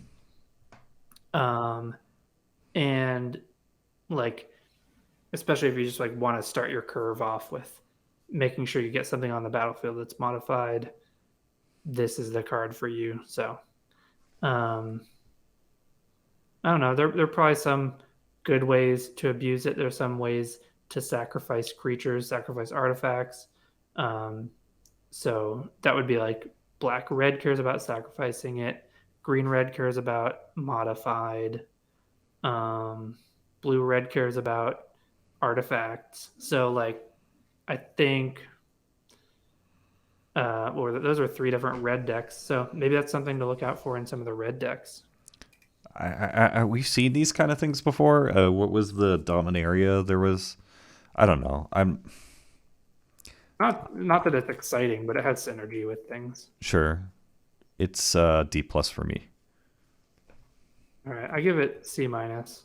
All right, But there might be a like pretty all in sure. I could one see. drops deck that can really take advantage of it or something. I could see that. Next up, we have Network Terminal for 3 colorless. You can tap and add 1 mana of any color, so like Manalith, and it also has tap 1 and tap another untapped artifact you control. Draw a card. Oh, loot. I like this card. It's a C. I think it has enough upside to be better than Manalith and Limited, which is usually filler, and C minus. So I would say C on this. I don't know. Maybe C's too optimistic. What do you think? I'm gonna say C minus. Yeah, I fair. like that we have this colorless fixing and ramp, and to be able to loot is pretty nice. There are enough artifacts that you should be able to do that once it gets to the late game. So I like it. All right, sure. C minus. What was it between the two anyway? Yeah. All right. And next up, we have Ninja's Kunai. Mm-hmm. It's like a throwing dagger. I like the flavor of this card, but I don't think it's a good card. It's 1 mana for an artifact equipment at common. Equipped creature has 1 tap, sacrifice it, like sacrifice this equipment, and it deals 3 damage to any target and has equip 1. So it's like 3 mana over 3 payments to deal 3 damage, but then you also have to like have it on a creature that taps. It's a lot of work to do 3 damage. Yeah. So 1 mana, equip creature, equip it for 1, 1 in sack, deals 3 damage to any target. But yeah, we've seen stuff like this. Silver Bolt. We've seen multiple different sets having this, and it generally feels like a fine card. C minus seems fine, and maybe it goes up from there. Filler, All right, definitely. I'm gonna give it a D. Oh, this is fine filler in my opinion. I'll go C minus. Yeah, All right. D seems rough, but I could see it. Papercraft Decoy, 2 colorless for a 2/1. When it leaves the battlefield, you may pay 2 if you do draw a card. Meh. Filler, C minus. Okay. Yeah. Yeah, that's probably C minus 2. Yeah. I nice like being able to pay 2. That's cool. Yeah, me too.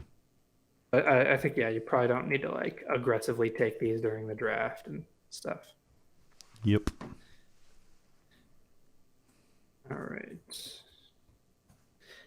Next up, we have Patchwork Automaton, Sorry.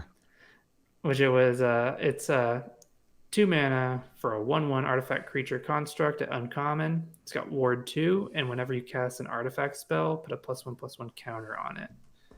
So, if you're kind of building around this to really make it happen, you only need to get a couple counters for it to be worth it. Yeah, that seems decent. I'm thinking Build around for sure. even just like B minus. It takes build, like you have to build around it, but if you get 1 counter, then it's solid. And so anything 2 counters or more, then like it's just gravy. I'll say build around C plus for me. All right.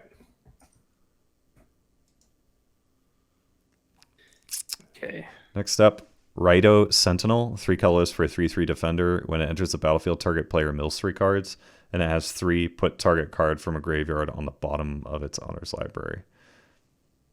So this is like kind of the junk troller. We saw a thing like this in RNA. I don't know if there's going to be like a Clear the Mind variant in this format. I haven't really seen it yet at common and uncommon from what we've reviewed.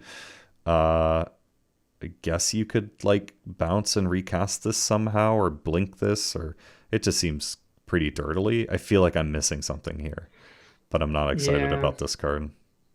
There's some stuff that cares about like graveyard things, but even looking through like black and green, it's not crazy into graveyard stuff. And there's also some like red stuff that cares about artifacts in the graveyard. And D plus, I guess. Yeah. Yeah, D plus for me. Give it a D plus. You really need like reasons to have it in your deck. All right, finishing up here. Next up, we have Runaway Trash Bot. And this is 3 mana for an 0/4 artifact creature construct at uncommon.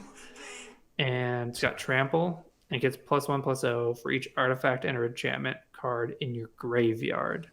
Okay, so those go together. Is it worth it? I don't know. I'm not too excited about this. I guess this goes with the other card. Yeah.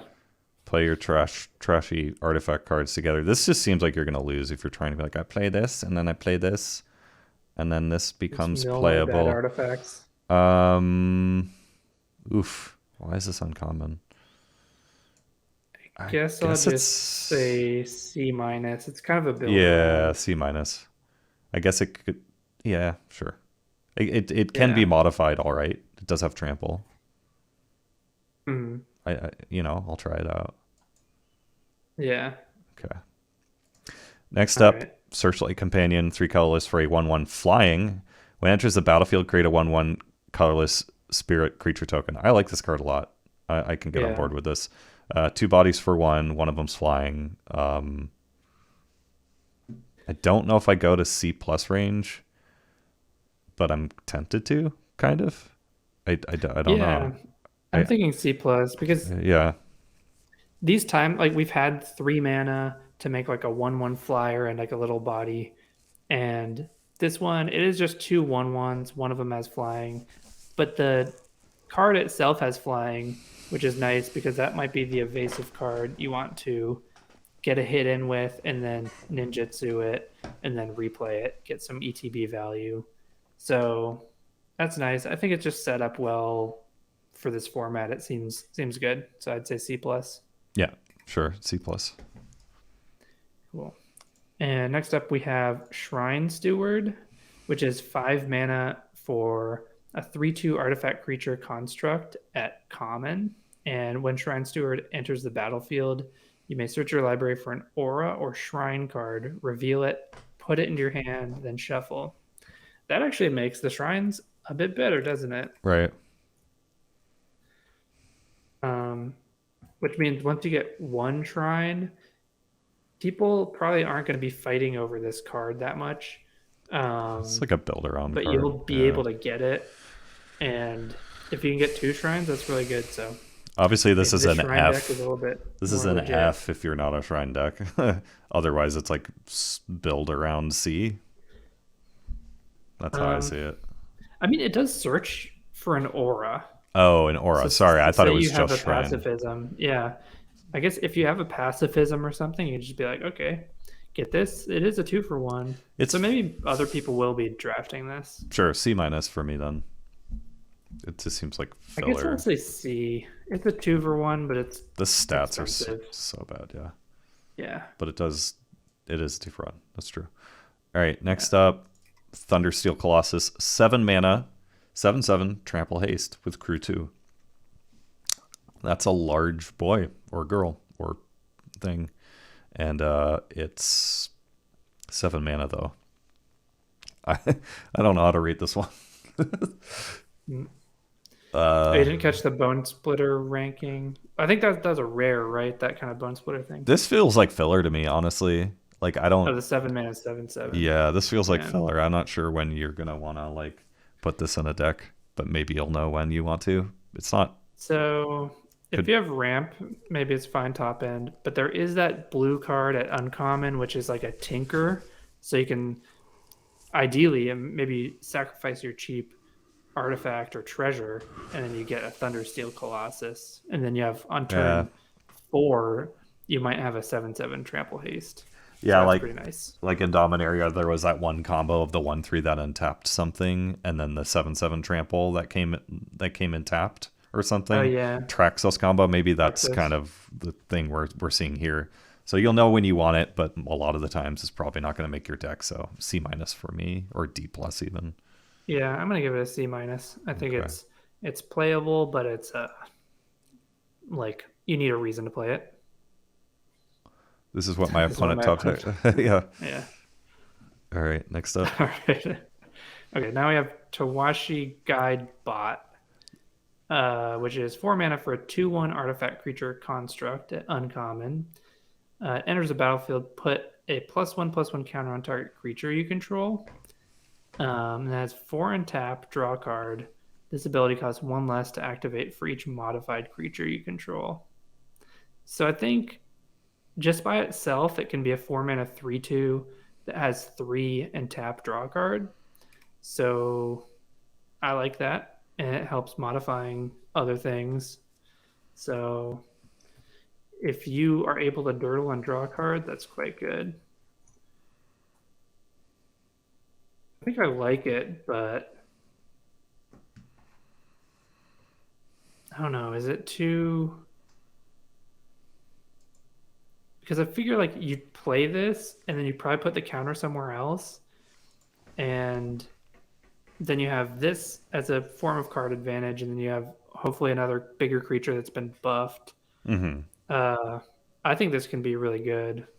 I'm gonna say B minus. I don't know if it's gonna be a bit too high. +1 counter target creature controls 40 cast 3/2 4 tap draw card. It's what I call for each modifier. I do like this card a lot too, actually. Yeah.